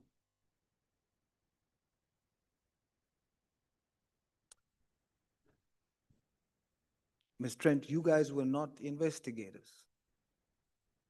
In section number 18, paragraph 18 of your affidavit,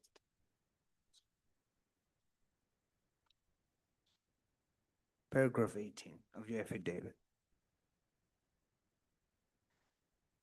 on 9 November 2016, Paul O'Sullivan met two IPED officers, and then you describe it, and then you say they were entitled to receive assistance in their investigations and were entitled to provide this assistance at their request.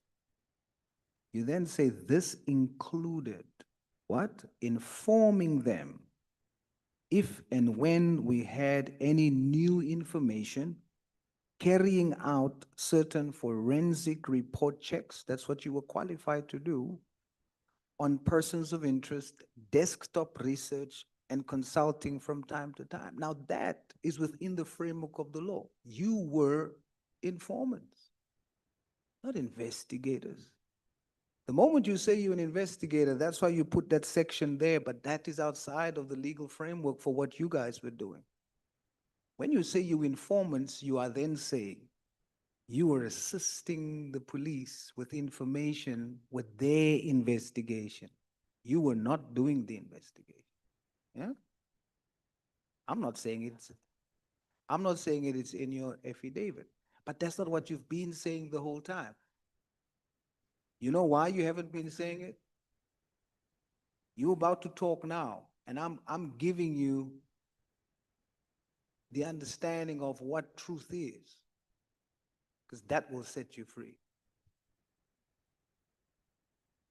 You were not investigators. You were informants.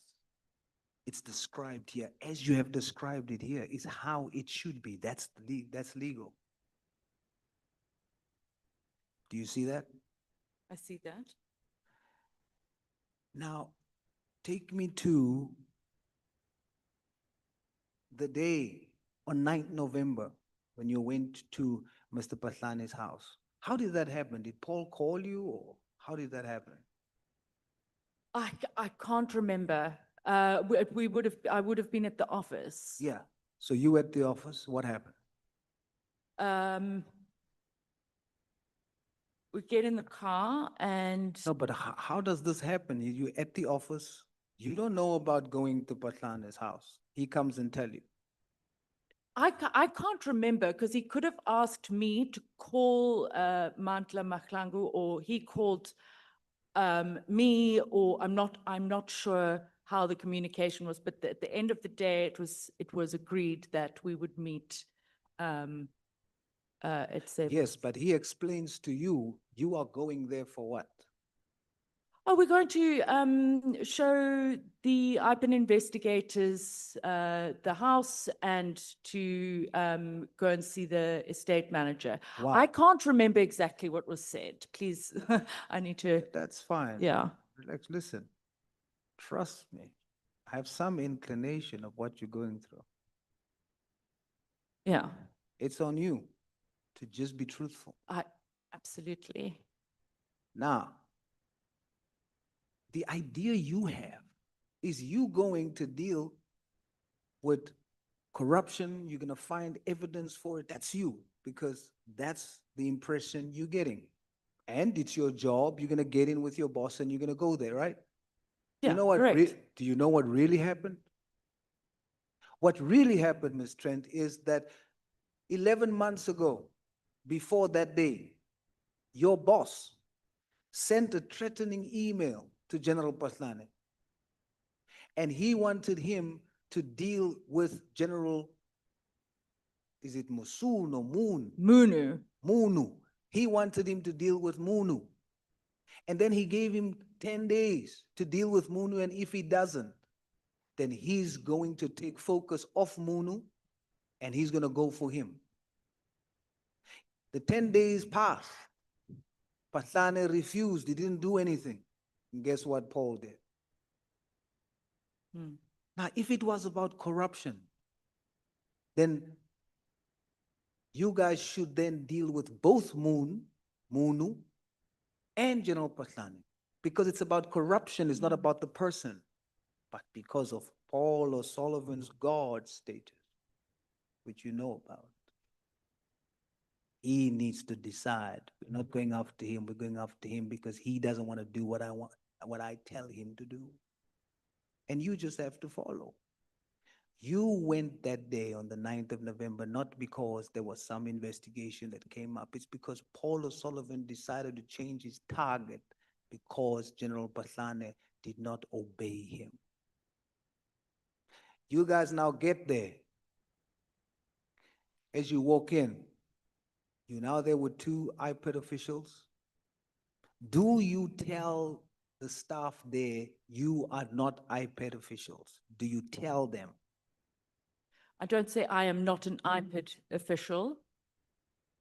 But I introduce myself, yes. Sorry? I introduce myself, but I As don't. what? It's Sarah Jane Trent from Paul O'Sullivan and Associates. And look, I'd rather give the That's okay. recordings or the transcript. It's not your fault. You were not supposed to do that. Your boss was supposed to do that. Your boss was supposed to say, I am Paul O'Sullivan. These are IPED officials. The fact that you guys didn't say that, now you, Possible that he did. It is possible. he Sorry. testified he didn't, Okay, okay. right?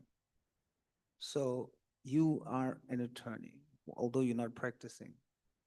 But there's a legal principle called the color of office, where you present yourself as something without saying, but the impression of the people is that you are.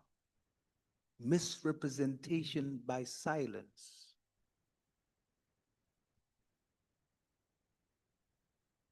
And that's what you're not guilty of. You did not, you had a legal duty. Not you, your boss. But if you want to continue to close up the holes for your boss, you're right in there with him. Your boss had a legal responsibility to say with his mouth, we are not police officers. The fact that he didn't means it was misrepresentation by silence, because psychologically all of you knew that if you don't say it, there's a huge possibility that the perception might be you are together as police, all of you. And you played the role together, that's why you could ask the question. When you use the IPED office, it is all giving the impression that you're part of IPED. Misrepresentation by silence. Do you see that? I see what you're saying, yes. Now separate yourself from that. You know how you do it? Truthfully, which is not a lie. Your boss instructed you. You were doing your job. You went with the understanding that you're not fighting corruption. And that's the truth. Yeah. Stop trying to explain something that you have no clue of. That's how you separate yourself. The semi-social relationship that you had with Mr. McBride, was that meant to be private? Yes. No one should know. Do you know why, Ms. Trent? Because to your boss, that too was leverage. Your access card to information was that relationship. You know why he chose to pay for McBride's legal fees and not yours? Because you were good enough for him to have something on McBride. And he needs to get him and keep him in his job, because he needs that in order to solve these cases. Ms. Trent, you were used, but you were brave, you walked away. Keep walking. Keep walking. All the best. Thank you. Thank you, Chair. Honorable Vessels.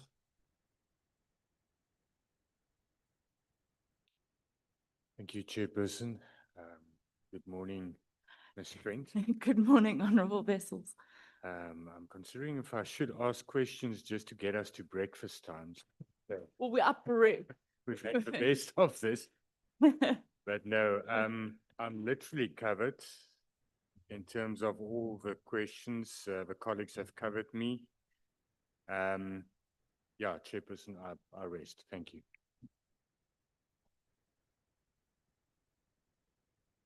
Honorable James.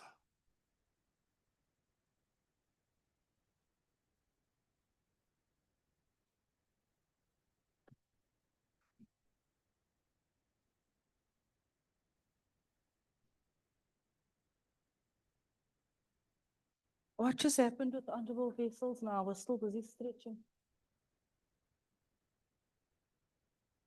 Sure, okay, yeah, I'm drained. Good morning, Ms. Trent. Good morning. How are you? I am okay. You okay? You were crying profusely earlier on. Yeah, it's this. Why were you crying? It's this PTSD, kind of, I was completely fine and then it all comes rushing back. Oh. And it's very overwhelming and embarrassing as well. It is embarrassing. It is very especially all the things you've done. Sorry? The last couple of years. It is embarrassing. The things you've done is embarrassing. So I want to know why you were crying. Were you crying? Because you got caught No, out? Or were you crying because you regret doing everything that you no, I was crying because of what happened to me. What happened to you? I was, abducted, my You were phone was abducted? stolen. You weren't abducted. Your phone wasn't stolen. Your phone was booked into Absolutely. the SAP 13 book at the police station. What makes you think your phone was stolen?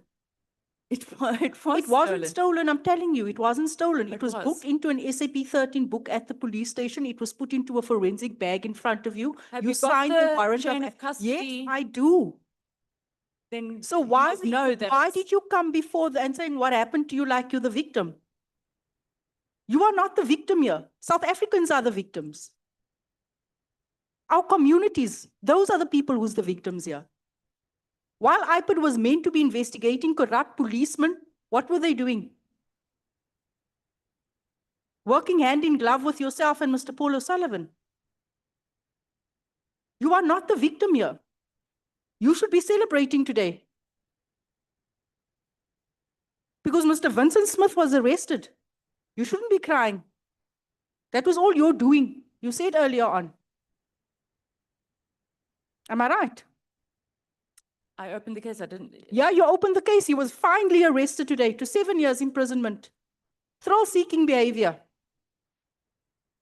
We did it. We won. We made history. And then you come here today and you tell us that you don't want to talk about the extraction reports from your phone. No, this is illegal, No, stolen. it's not illegal. Ma'am, Absolutely let me tell you something. It is no longer illegal. We've received a letter A from the letter National. does not mean, We've received the go-ahead from the National Commissioner, General Masemola, earlier on today, saying that the documents, these extracts were obtained legally. no, they weren't. They were. No, they weren't. I don't care what you say, but they were, and we have them now. And this Also, can you give her a copy? Is there a copy for her? I have, but You also do have a a copy. judge needs, determines that in a, Okay, in a fixed you trial. said you don't Not remember, then you said, you know what you're not going to do now? I have 15 minutes. Jy gaan nie praat as ek praat nie. That's what you're not going to do here. Because you wasted our time this entire night lying. And the only thing that can vindicate us are these extraction reports. I'm not dealing with them, I'm sorry. And that's why you don't. If you don't want to deal with them, I will deal with them. You don't have to. Because I will read all of these messages. I was going to be selective in my questioning, but if you're going to give me that attitude, ek gaan alles hier lees, and you'll crawl out of here. Because you have been lying under oath the No, I entire have day. not. You have been lying about not writing statements in your conversation between yourself, and you must pick a side now. Do you want to do McBride or do you want to do Mandla? Who do you want to do? No, you're putting, you're remembering things wrong. I did not, I am what? What's happened? Be very careful what you say. What did you say to me? No, what did you say to me? I'm sorry, but your tone is very intimidating and it's putting me off. Yes, so- you know what, ma'am? Your behavior has been intimidating since 2016 to many victims that you have targeted and plotted against. So this is a taste of your own medicine. Okay. So when you follow people's children and probe their mothers' homes, that is intimidation. That is intimidation. When you go through people's private records on their homes, their bank account, when you expose them like that, that is intimidation.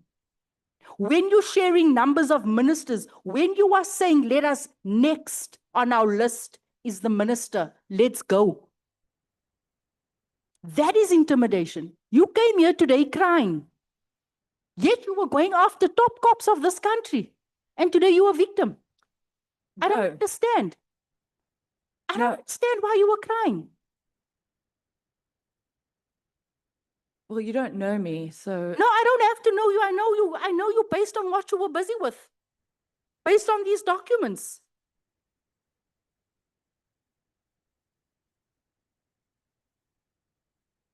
I even lost my trail of thought now.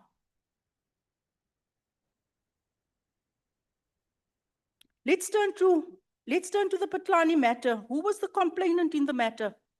Because in your paragraph 18, you say IPID requested your assistance in the case. But if I understand it correctly, you, Paul, your boss, was the complainant. So how does that work? You can lodge can the complainant investigate a complaint? Yet you said earlier on when you were being questioned that they reached out to you, but Paul was the complainant. That you were helping IPID. How does that work? And please don't lie, it's late. The case is opened. That is what we do, is we put cases together. We meet with them and we say, look, we do investigate if you need any assistance. So you, let us know. in case you meet with IPID and you tell IPID if you need assistance, call us. Does that even make sense? Are you listening to yourself? You are embarrassing yourself in front of millions of South Africans right now. Why did you leave Mr. Paul O'Sullivan? And who are you working for now? I work for myself. You work for yourself. Who do you represent? Do you represent a guy by the name of... Give me a minute. Who do you represent in a matter? Do you know Zunaid Moti? I do, but I don't represent him. Who do you represent? I don't want to talk about. You know Mike Miller? Yes, I do. Do you represent him? I have done work for him. Yes. You've done what work for him in what capacity?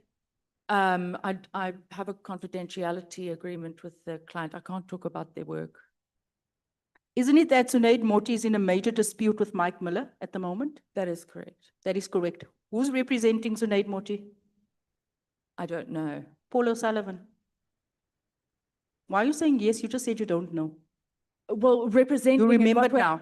No, In representing. a dispute, there's a dispute between the two of them. Correct. Between Zunaid Moti and Mike Miller. Correct. And you are representing Mike Miller? I'm not representing Mike Miller. Okay, you're working for him, you're doing work for him. I've done a couple of things for him, yes. Did you tell Mike Miller why you left Paul O'Sullivan? The real reason. You only have this one chance to come clean, and I cannot believe this is how you're handling it. Did you tell Mike Miller the real reason why you left Paul O'Sullivan? Paul O'Sullivan left you out to dry the night of the arrest. He drove off. And today you are sitting here still trying to cover for him when you have only this one opportunity. Really? Really, Ms. Trent?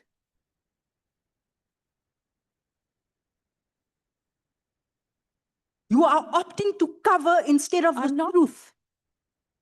So why is it so hard?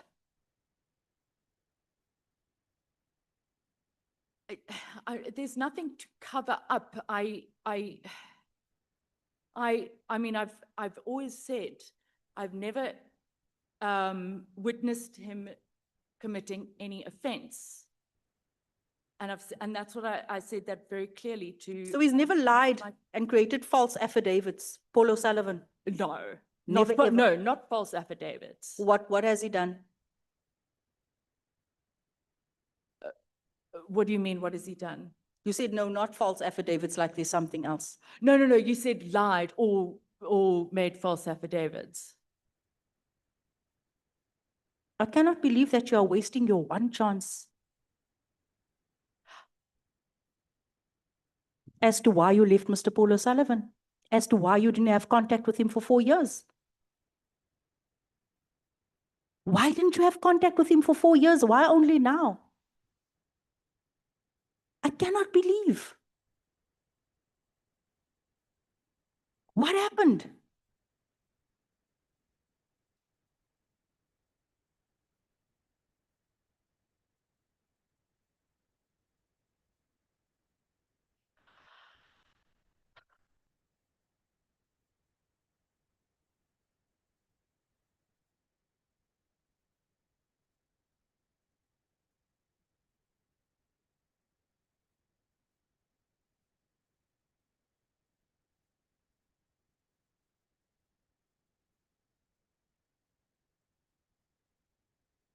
Breathe.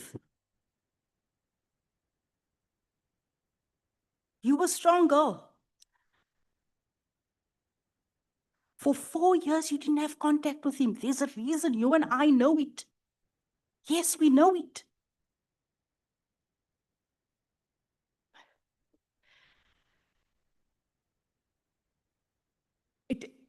It has nothing to do with whether he's committed any offenses or anything, but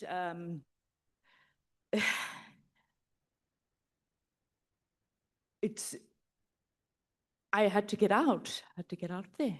I wanted a proper life. Why wasn't your life proper? It was just very, oh, I'm so bad. It became destructive, self-destructive, and it got to a point where just couldn't.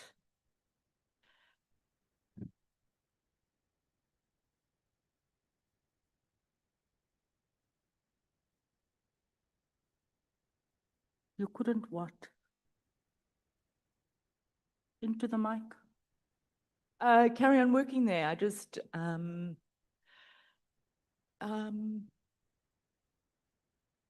it didn't feel right. I'd been getting therapy, you know, from we disagree on the trauma and the cause of it for me. Ms. Trent, breathe and cut all these soul ties tonight. Cut the soul ties, because that's what it is. It's a bondage. You're in slavery. You have this one opportunity.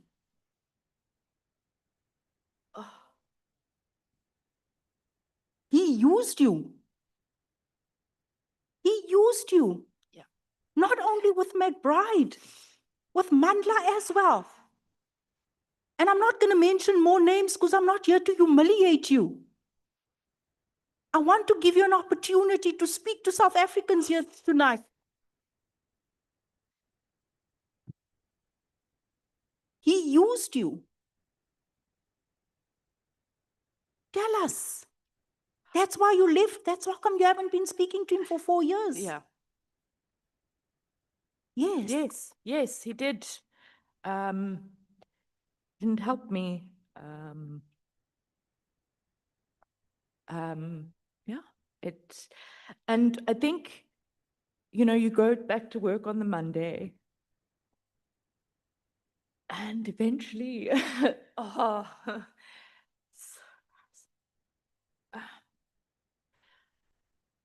We're going to give you time to get your life back tonight. so that you can be removed and detached from all of this. But you've got to speak to us.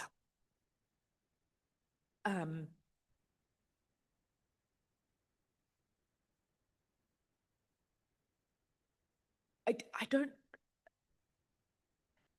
there's a lot to say. For me, there's a lot of resentment, but also it took me a long time to feel like I could leave. I sound like a, I don't want to sound like a victim or anything like that, but it was a very stressful environment. It was, like Honorable Source was saying, you know, bullets and streets and what. You know, I think I don't know what I would do, to be perfectly honest, right now. I'm just happy I'm was in- out. Let me I'm ask, happy I'm out. what was in connecting the dots the night with the braai?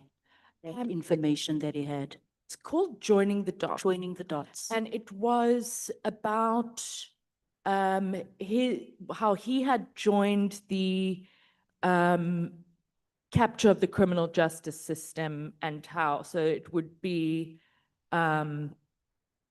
for example,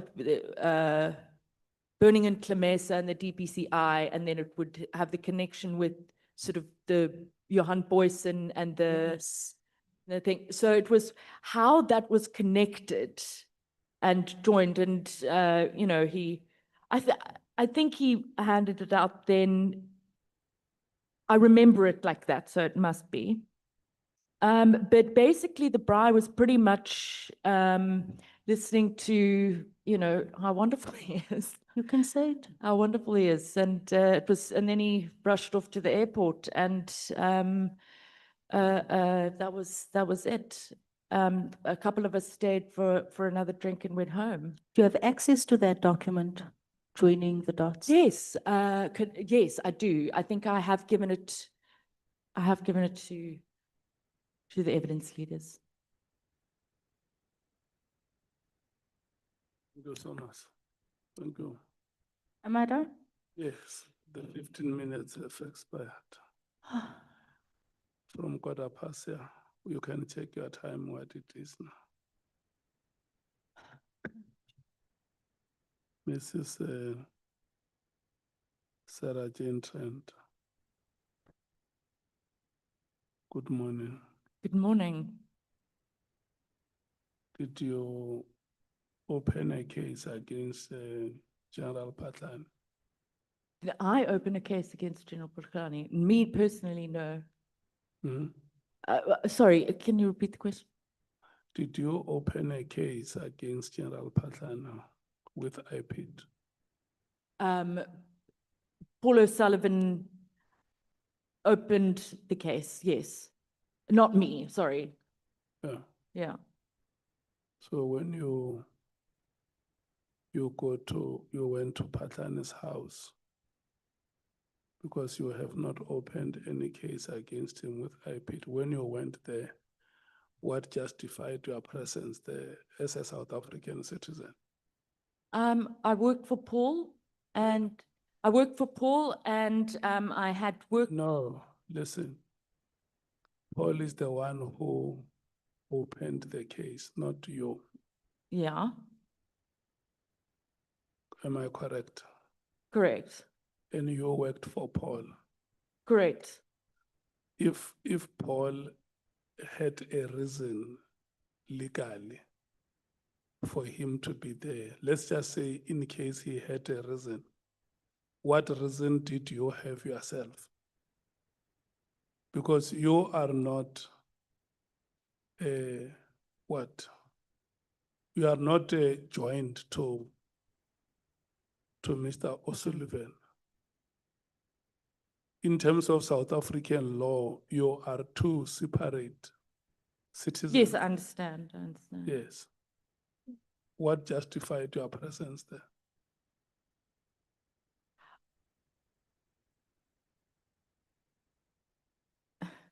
I think I've answered that. No, I was told. I am asking you now. I want to know Why were you there? Because you have not opened any case against General Pathan with IPID. It was opened by your employer. Correct. Yes. Why were you there? What is your locus standi?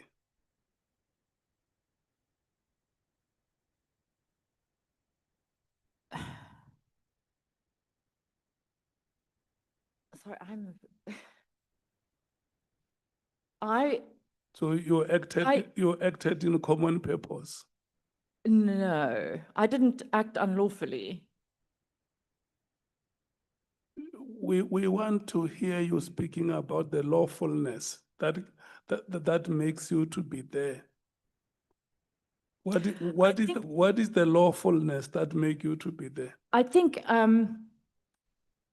Honorable Chairperson, I feel like I'm a bit on the spot here to defend myself as if a criminal trial, as opposed to giving information and facts. And No, I feel like, you don't have to defend yourself.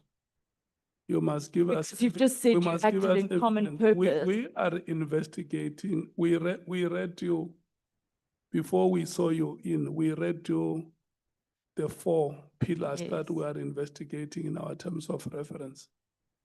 We are investigating public interference. It's one of them. Yes, You are a member of the public. yes. You have not opened any case with IPID against General Pathan. No. Where do you get the right to just stand up from where you were and go to Pathan's house?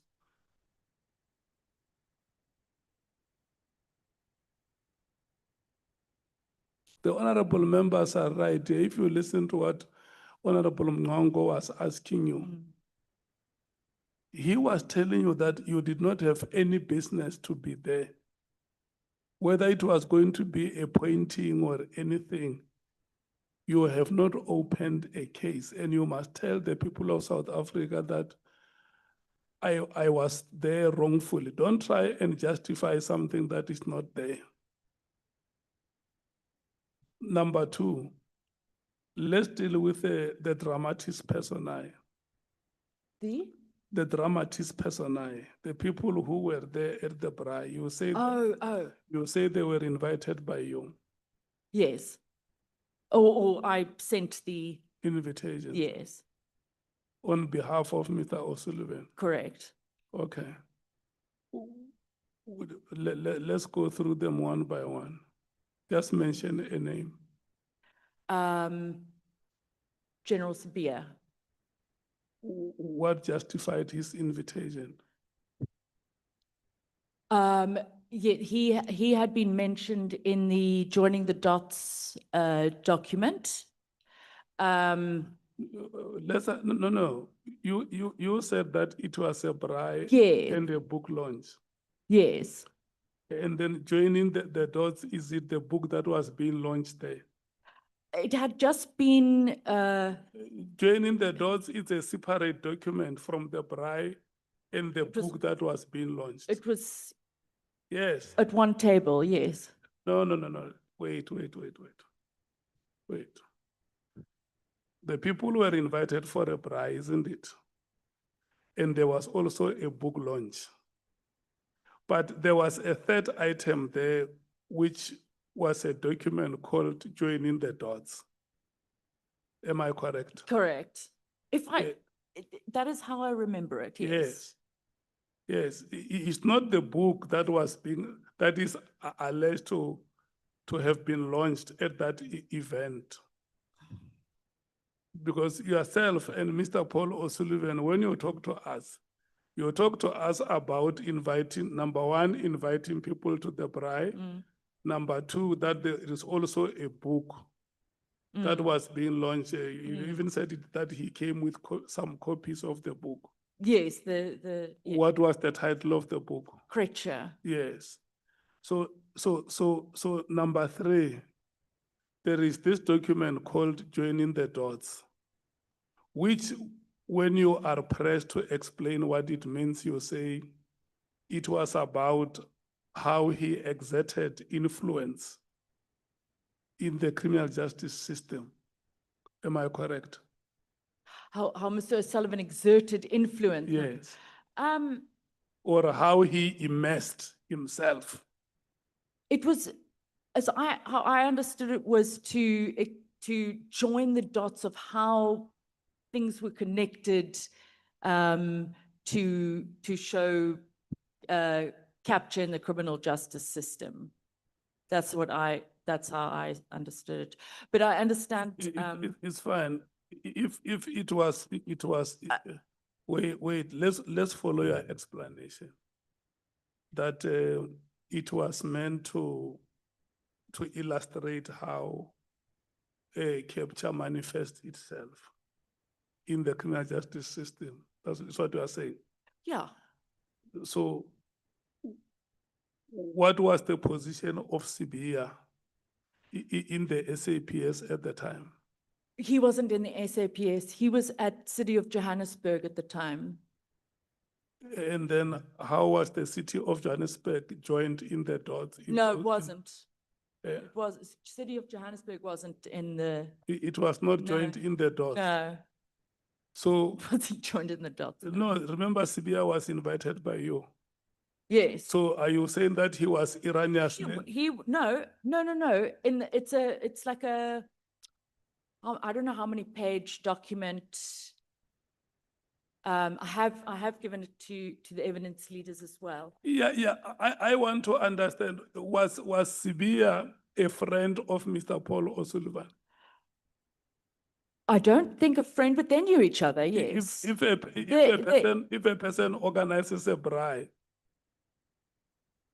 can you just look at people? No, he knew, Can General you Sibia. just look at people in the police service and say, no, I'm now throwing the dice, whichever way it falls, I will invite this one, I will invite this, I'll invite that. Yeah, no, he. Do you agree with me that those people were carefully selected? Yes. If we ask you about them one by one, will you explain why each one of them was there in that bribe, if it was a bribe? I could explain, where they're from, although. No, I'm not asking about where they are coming from. I'm asking about what legitimizes their presence at the bribe.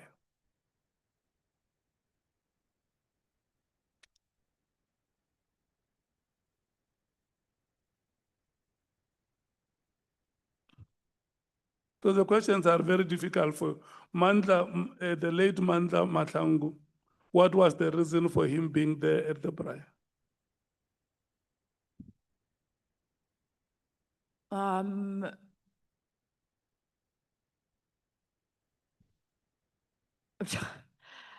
What was the reason for Mr. McBride to be at the bribe? So Paul said, invite these people, and that's what I did. So it wasn't me that decided who came or for what purpose he decided on who to invite, if that makes sense. No, it does not make sense.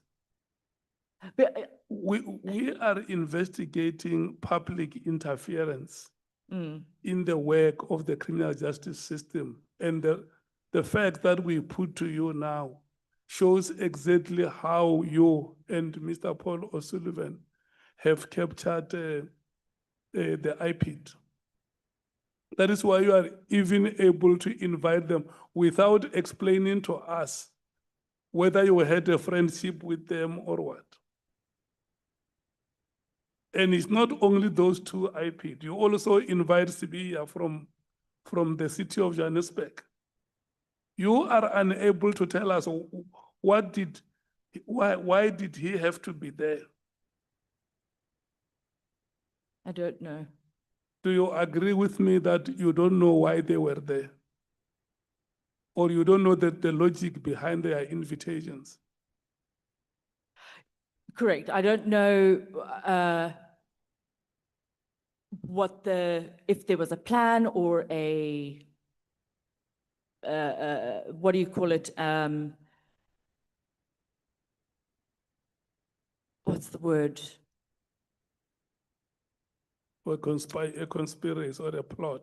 No, a play, like a move, in a game of chess or whatever what it was. But it wasn't. I don't know why they were invited. I just sent the invitations and I bought the meat and it was 2 hours. It was not a meeting on how to overthrow anything at all. Okay, was after you were arrested for impersonating as an IPIT official. The IPIT officials who were with you in the car, was there any action taken against them at their workplace? Was there any? Action taken against them? I don't know. But you might have heard if there was anything. I have no idea. I know that Mandla was shot. Eh? I know that Mandla Mkhwanazi was killed, but I don't know. What was it after he went there? Hey? Was it after he went? He was supposed to be giving evidence, I think. Anyway, yeah, you know what, I'm just not going to finish that sentence. Very tragic. Did you ever have IPIT letterheads in your hands? No, letterheads. I remember Paul had, I don't know. I don't know. I don't know what a letterhead is. You must tell me, what is it that you remember? What I remember is that there were allegations that he had a letterhead. I've never sent a letter on a letterhead, iPad letterhead. I haven't. Why, when we ask you questions, you make a statement, and when you must complete the statement, you make a 360 degrees turn? Why? All these members, each one of them who asked you a question, you will start by responding to the question, and in the middle of your statement, you make a 360 degree turn. It's exactly what you are doing now. When I ask you, did you ever have an IPIT letterhead in your hands? You say, I remember Paul had, and then you change it. No, I mean, maybe I'm not thinking before I answer and just jumping in. No. I come from a village. Many people in my village don't know English. English is a first language to you. There is no way you can be confused about your language. I'm not saying I'm confused about my language. No. You can't do those things to us.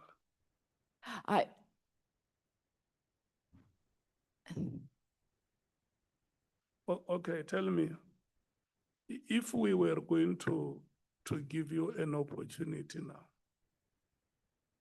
after the questions that honorable members have asked you, what do you say about the allegations that have been made against you by witnesses that have come before us?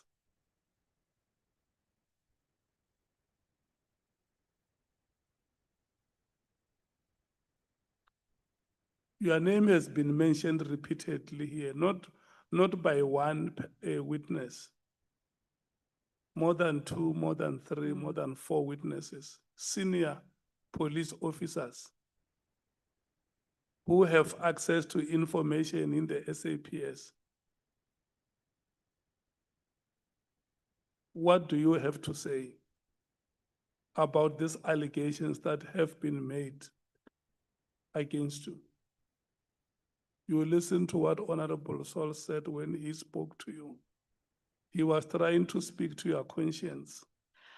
I'm concerned that you've made a decision that I am guilty and that I must confess. This is how I'm interpreting what you're saying to me. Who made the decision? The way that you're putting it to me is, come on, come clean, confess. I maintain my innocence. Nobody says you are guilty. That's how you're coming across to me. You said, you know, how Saul, Honorable Saul said, you know, it's time to come clean. I have not committed any criminal offense. Nobody says you are guilty. I am saying to you that there are these allegations. Very serious allegations. They're very disturbing allegations. Yes. And I deny having committed any criminal offense. And it is very unfortunate that I've been dragged into this, but you know, I'm here to assist the committee, but I have nothing to confess or about any wrongdoing. Do you think that there are things that Mr. Paul O'Sullivan did which are outside the law? No, no. Everything that you did was lawful. Yeah, I have no reason to believe that anything I have witnessed, that I have not witnessed any Paul O'Sullivan doing anything unlawful. I've not witnessed it because I would not be able to be sitting here today and speaking to you with a straight face if I knew that he'd done something unlawful. Has the semi-social relationship give you undue access to certain IP documents? Not at all. Has it had undue influence to decision-making in IPID? I don't know. It's their decisions. So I haven't influenced anyone's decisions, but they're not my decisions to make. Okay. Let me ask you this last question. I don't want to ask you, I want to respect what you said. The cell phone conversations that several honorable members have made reference to here. Do you understand them to be private and confidential?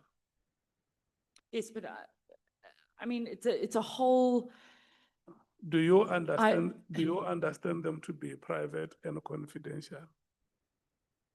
Of course. And then if there is a legitimate way that you may have to be answerable to those messages. If there was no problem. If I could get my phone back. Wait. If there was to be a legitimate way where those messages will be accessed and you will have to be answerable, are you ready to answer? Of course. Sorry, are you finished?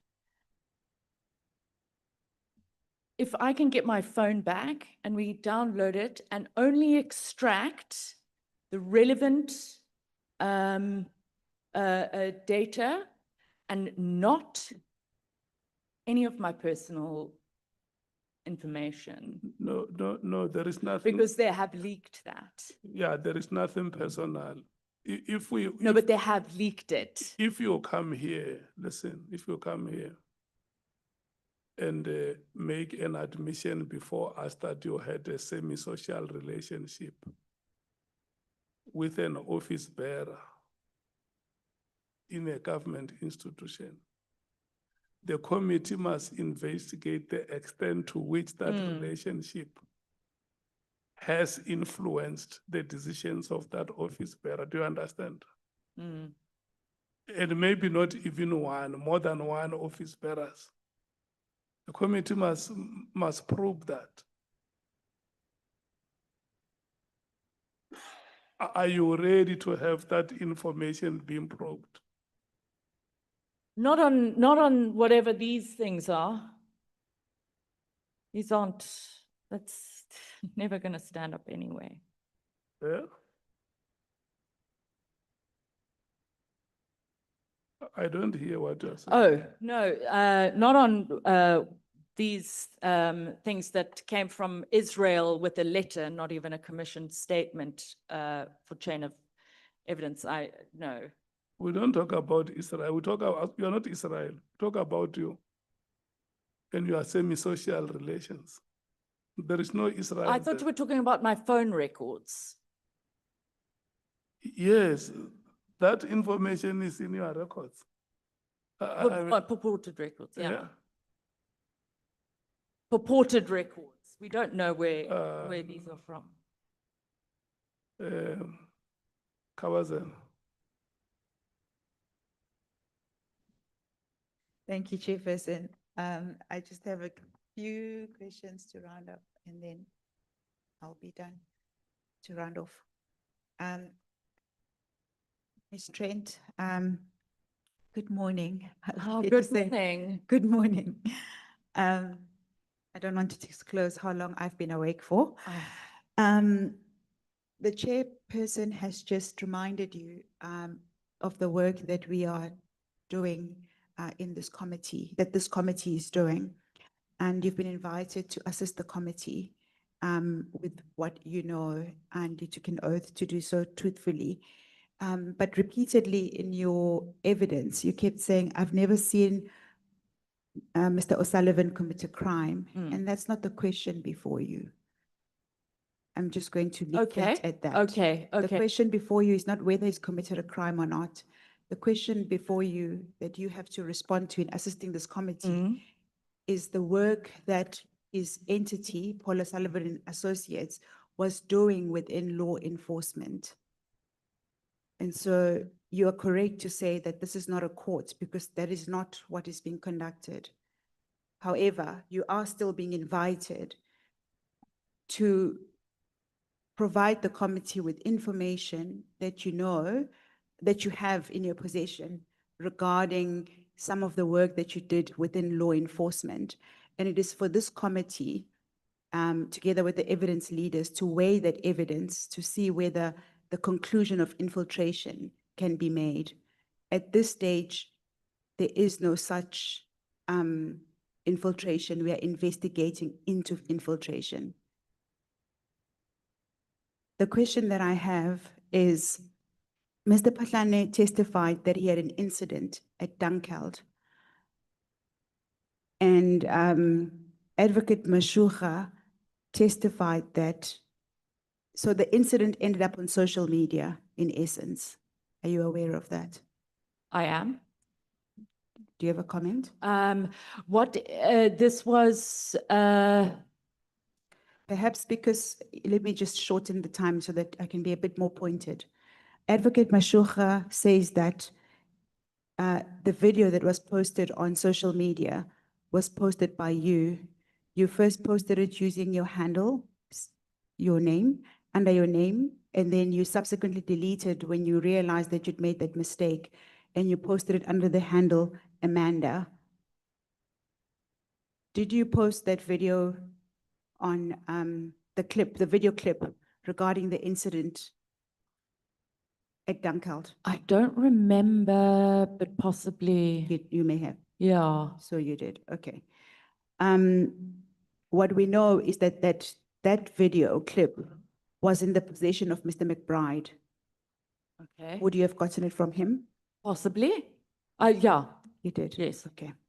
The next question is, well, not question. Well, you joined Paul O'Sullivan and Associates in May 2015, which is the point that Honorable Cameron was trying to make. In 2016, you were then roped into matters that was a few months after you had joined, about 7 months or so that you had joined, you were roped into matters. You started off as as an assistant, but you had a formal role in 2016. What was that role? Your position within the entity? Yeah, in 2016, I Yes. think we've covered that. No, we haven't. What was your role? Not what you carried out. What was your position? Yes. Yes. 1 second. Sorry, it's very late. Yes. My going to be eyes quick. are crusting over. In 16. yes, corporate counsel. That was because You were- I had you- been admitted yes. as an attorney, so. I Indeed, used you were that, yes. corporate counsel and Yes. not an assistant as you have been made to seem. So you were corporate counsel for Paul O'Sullivan. And every time you And- yeah. accompanied him in your capacity as corporate counsel for the entity. Correct. Yeah, okay. And, but what you also testified throughout this evening is that as corporate counsel, you took instructions from Paul, you sent out invites. No, but this was Um, before. At every given point this evening, you've constantly told the committee that you took instructions from Paul. You have not testified that I sat with Paul, we strategized, this is how I advised him as corporate counsel in how we should deal with these matters. In going to Sable Hill's home, I advised them that we are unable to actually enter this home because that would be unlawful. That's what corporate counsel would do. So the point I'm just putting to you is that your testimony tonight has only been about taking instructions from Paul. Yes, and over that period, correct. And you also just conducted research, compiling dockets, which is why you could almost be mistaken for an assistant. Correct. Okay. What did you understand by being corporate counsel? That if you're admitted attorney and working in a company or in-house, it's just another word for, it's like a new word that they'd sort of accepted for in-house counsels. But the division is legal. Yes. So it would be. So you would have been in-house legal. Yes, and then later on CFEs, which is, yeah. So everything that you would have conducted in that period, you would have done it in your capacity as corporate counsel. I would have to think about that one. It's the role you were in. It's your Yeah, position. that's what was You on my would have been- letterhead, yeah. You would have been working in So- that position sorry, every day. And you would have been conducting your day-to-day tasks as Yes, in-house as is with legal. the, yeah. You were providing advice to the staff in the entity, also providing advice and support to the executive team. This was just a handful of Yes, us. but those handful of people would have relied on you for all the policies within the entity, as well as anything, contracts, whatever operations you would have been doing, you would have been the person to go to advise on whether you are in a position to give you would have been the person who would have been able to advise the entity and including Mr. Paul O'Sullivan, whether it is lawful for your entity to take statements on behalf of IPID. That is the role of legal. No, I don't agree with that. I think I understand what you're saying, but I think it's a bigger discussion or debate on that. I can't just Yes, I accede to don't that. take away the discussion because obviously how entities operate depends on the size of the entity. I'm talking Correct. specifically about your position as reflected on your CV. Yes. is that of corporate counsel. So all legal matters would have come to your desk,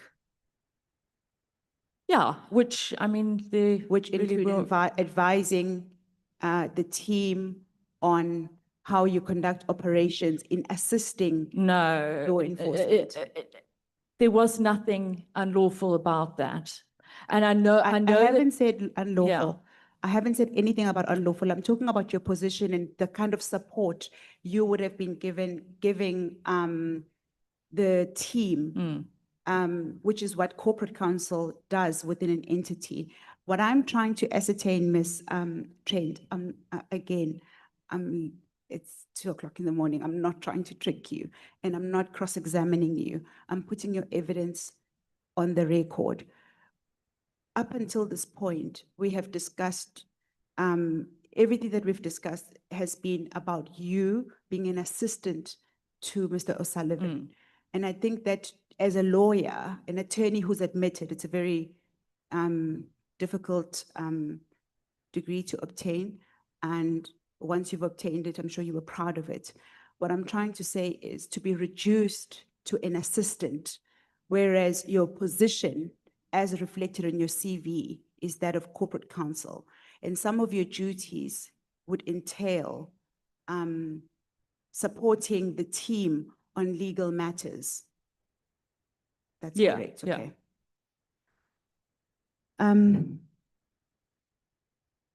So Mr. Uester, whose statement you assisted with, did you assist as in your capacity as legal, or did you assist in your capacity? If you can, I can't remember if I assisted with drafting a draft or if it was Paul, if I was in the email. I can't remember. Okay, because of the time, let's assume it was Paul. Let's assume it was Mr. O'Sullivan that drafted the statement. He would have relied on your legal advice on the status of him taking a statement on behalf of the entity, because it would have been within the scope. Oh, no, he wouldn't have asked my advice on that. But you were with him at Sable Hills? Yes. Yes. So you were aware that he's taking this statement? There was nothing wrong with taking the statement. Did you warn him that? No, I didn't need to. He has to, you didn't need to? Okay, I'm just asking a question. It's okay? No, it's a good question. Okay. You also then testified that of spyware called, I don't know, can you say it again? Pegasus. Oh, yeah, it's very serious. What is Pegasus? So, I don't know what Pegasus is, but apparently it is this super phone intercepting device. And apparently it's from Google. It's. How did you come to know about it? Oh, I went, when I was trying to find out about my phone in Israel and what Israel and the phone stuff has to do with, and then I kind of came across sort of what spywares they use and that kind of thing. And then I saw that there was something about a spyware in South Africa. There is one, I'm not sure which one apparently, but it's, sorry, I am so tired. No, it's okay. I can remind you because I'm not trying to trick you, so I'll tell you why I'm asking the question. You testified that you suspected that somebody was using it on you. Who was using it on you? Oh, no. That was more of an ingest. I didn't state that as I actually, it was when Honorable Skosana, was it you, Yes. who said, were we spying on Duduzile Zuma Yes. Sambutla? Yes. sort of laughed and said, "Oh, I thought they were using it on me," not as Yeah. a statement. No, what we uh, did say is that, no, I did not spy on Duduzile, but are you talking, that's hectic. You reacted. You said, that's hectic. I suspected somebody was using on me. That's how I know about it. I have it in. Oh, is that verbatim. what I said? That's what she said, yes. Okay. And so I'm just more interested because I've never heard of it Oh, before. okay. I've never didn't heard have of it some- before, and it falls within the terms of reference. of what we are Okay. Going to investigate. Yeah. And you've just enlightened me about this. Yeah, new I- thing. I- So I'd like to just I do- basically know who was trying to use it on you. I don't know. I mean, it was just a slip of the tongue, but I do know that there's a problem with spying devices. I think it's an issue. Ms. Trent, because it's very late and I think everybody here is not happy with me that I've detained them for a bit longer than they would like to. I don't have enough time to press you, but I don't accept that you said it in jest. You reacted and you told the committee it's on the record. Do you have a comment about that? No, I don't think anyone was using Pegasus on me, but I don't. Okay, one of the things that was being investigated, if I may remind you, on the Pahlane matter with the Pahlane task team, is that Pahlane had been accused of trying to procure, now I don't really know what the difference is between a grabber and spyware, so I'll just say spyware. That he was trying to procure spyware, and that is part of what you investigated. It was a contract which had been inflated, the amount had been inflated. How did you know that? Is this the 45 million Yes, thing? indeed, that's the one. How did you know the amount was inflated? Are you familiar with prices of spyware? Oh no, I just know that it was inflated, not because I looked at anything. I've never seen that investigation or any of the docket or anything like that. I don't know what a grabber would cost. Okay, so Yeah. amongst the things, various things that various complaints, or rather the things, what you were looking into investigating General Pahlane, you did not come across this 45 million rand contract. A contract? Yeah, you didn't look into, you didn't. No, I didn't look investigate. into Okay. any contract, no. Okay, we'll move on. Are you aware that General Sibiya also procured spyware on behalf of the city of Johannesburg? I did not. I know that there've been allegations in the media. No, Do you know anything about it? no, nothing. I don't have any information on any purchase of spyware. Okay. You also spoke about the brushes for fingerprints. Yes. Yeah. How do you know about brushes for fingerprints? What they're supposed to look like and? So that is from the whistleblowers that came to see Mr. O'Sullivan when I was there, and they brought an example of the makeup brush that they had been given. And in the, I think there was a David Klatzo, he's a forensic specialist. He was a South African, he's moved, but he did a report on what the squirrel brush, hairbrush, and the, why it's important, and it's very fine, and it doesn't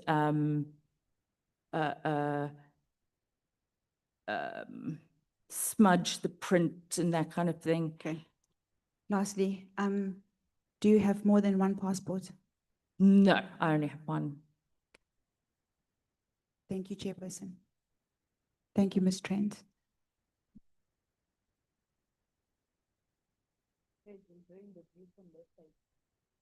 Oh, it's waiting for me, Chair. Are you done? Can I see hands of people who want to speak?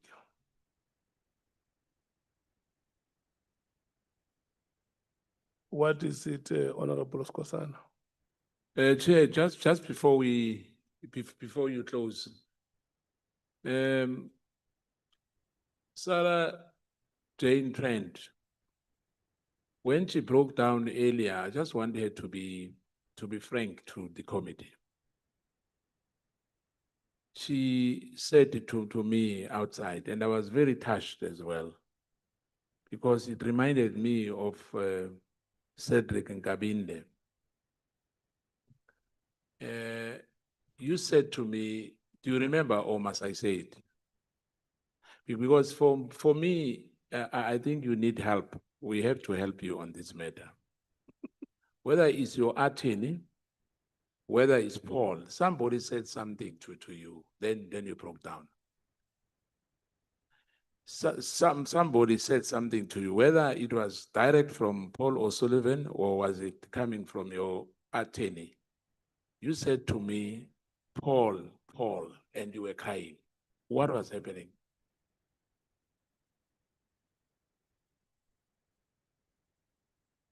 I was just angry with Paul because just too much. I rest my case, Chair. Thank you. This is what he does. That's a great doing, Yaka. Sarah uyamazi uNqola wabantwana. What are you saying, Miss Trent? What are you saying? Sorry? What are you saying? I just see everyone's packing up. So I said, am I finished? No, you're rewriting questions. Uh, Reloading questions. No, honorable members, We have you until let 5 me a.m. thank you so much. I've got a flight. Ms. Trent, we want to thank you for availing yourself to come before us. From yesterday, we had very good proceedings with Mr. Paul O'Sullivan and yourself. So we have come to the end of the proceedings. Today is Friday, is 17 minutes after 2. I'm going to request the members to stand up and leave the chambers. We have made announcements previously. We all know that we are meeting on Monday in our housekeeping meeting. And then next week is the last week. You must inform everybody at home that next week is the last week. We don't want to hear stories of members whose family know them to be in the ad hoc committee for the whole year.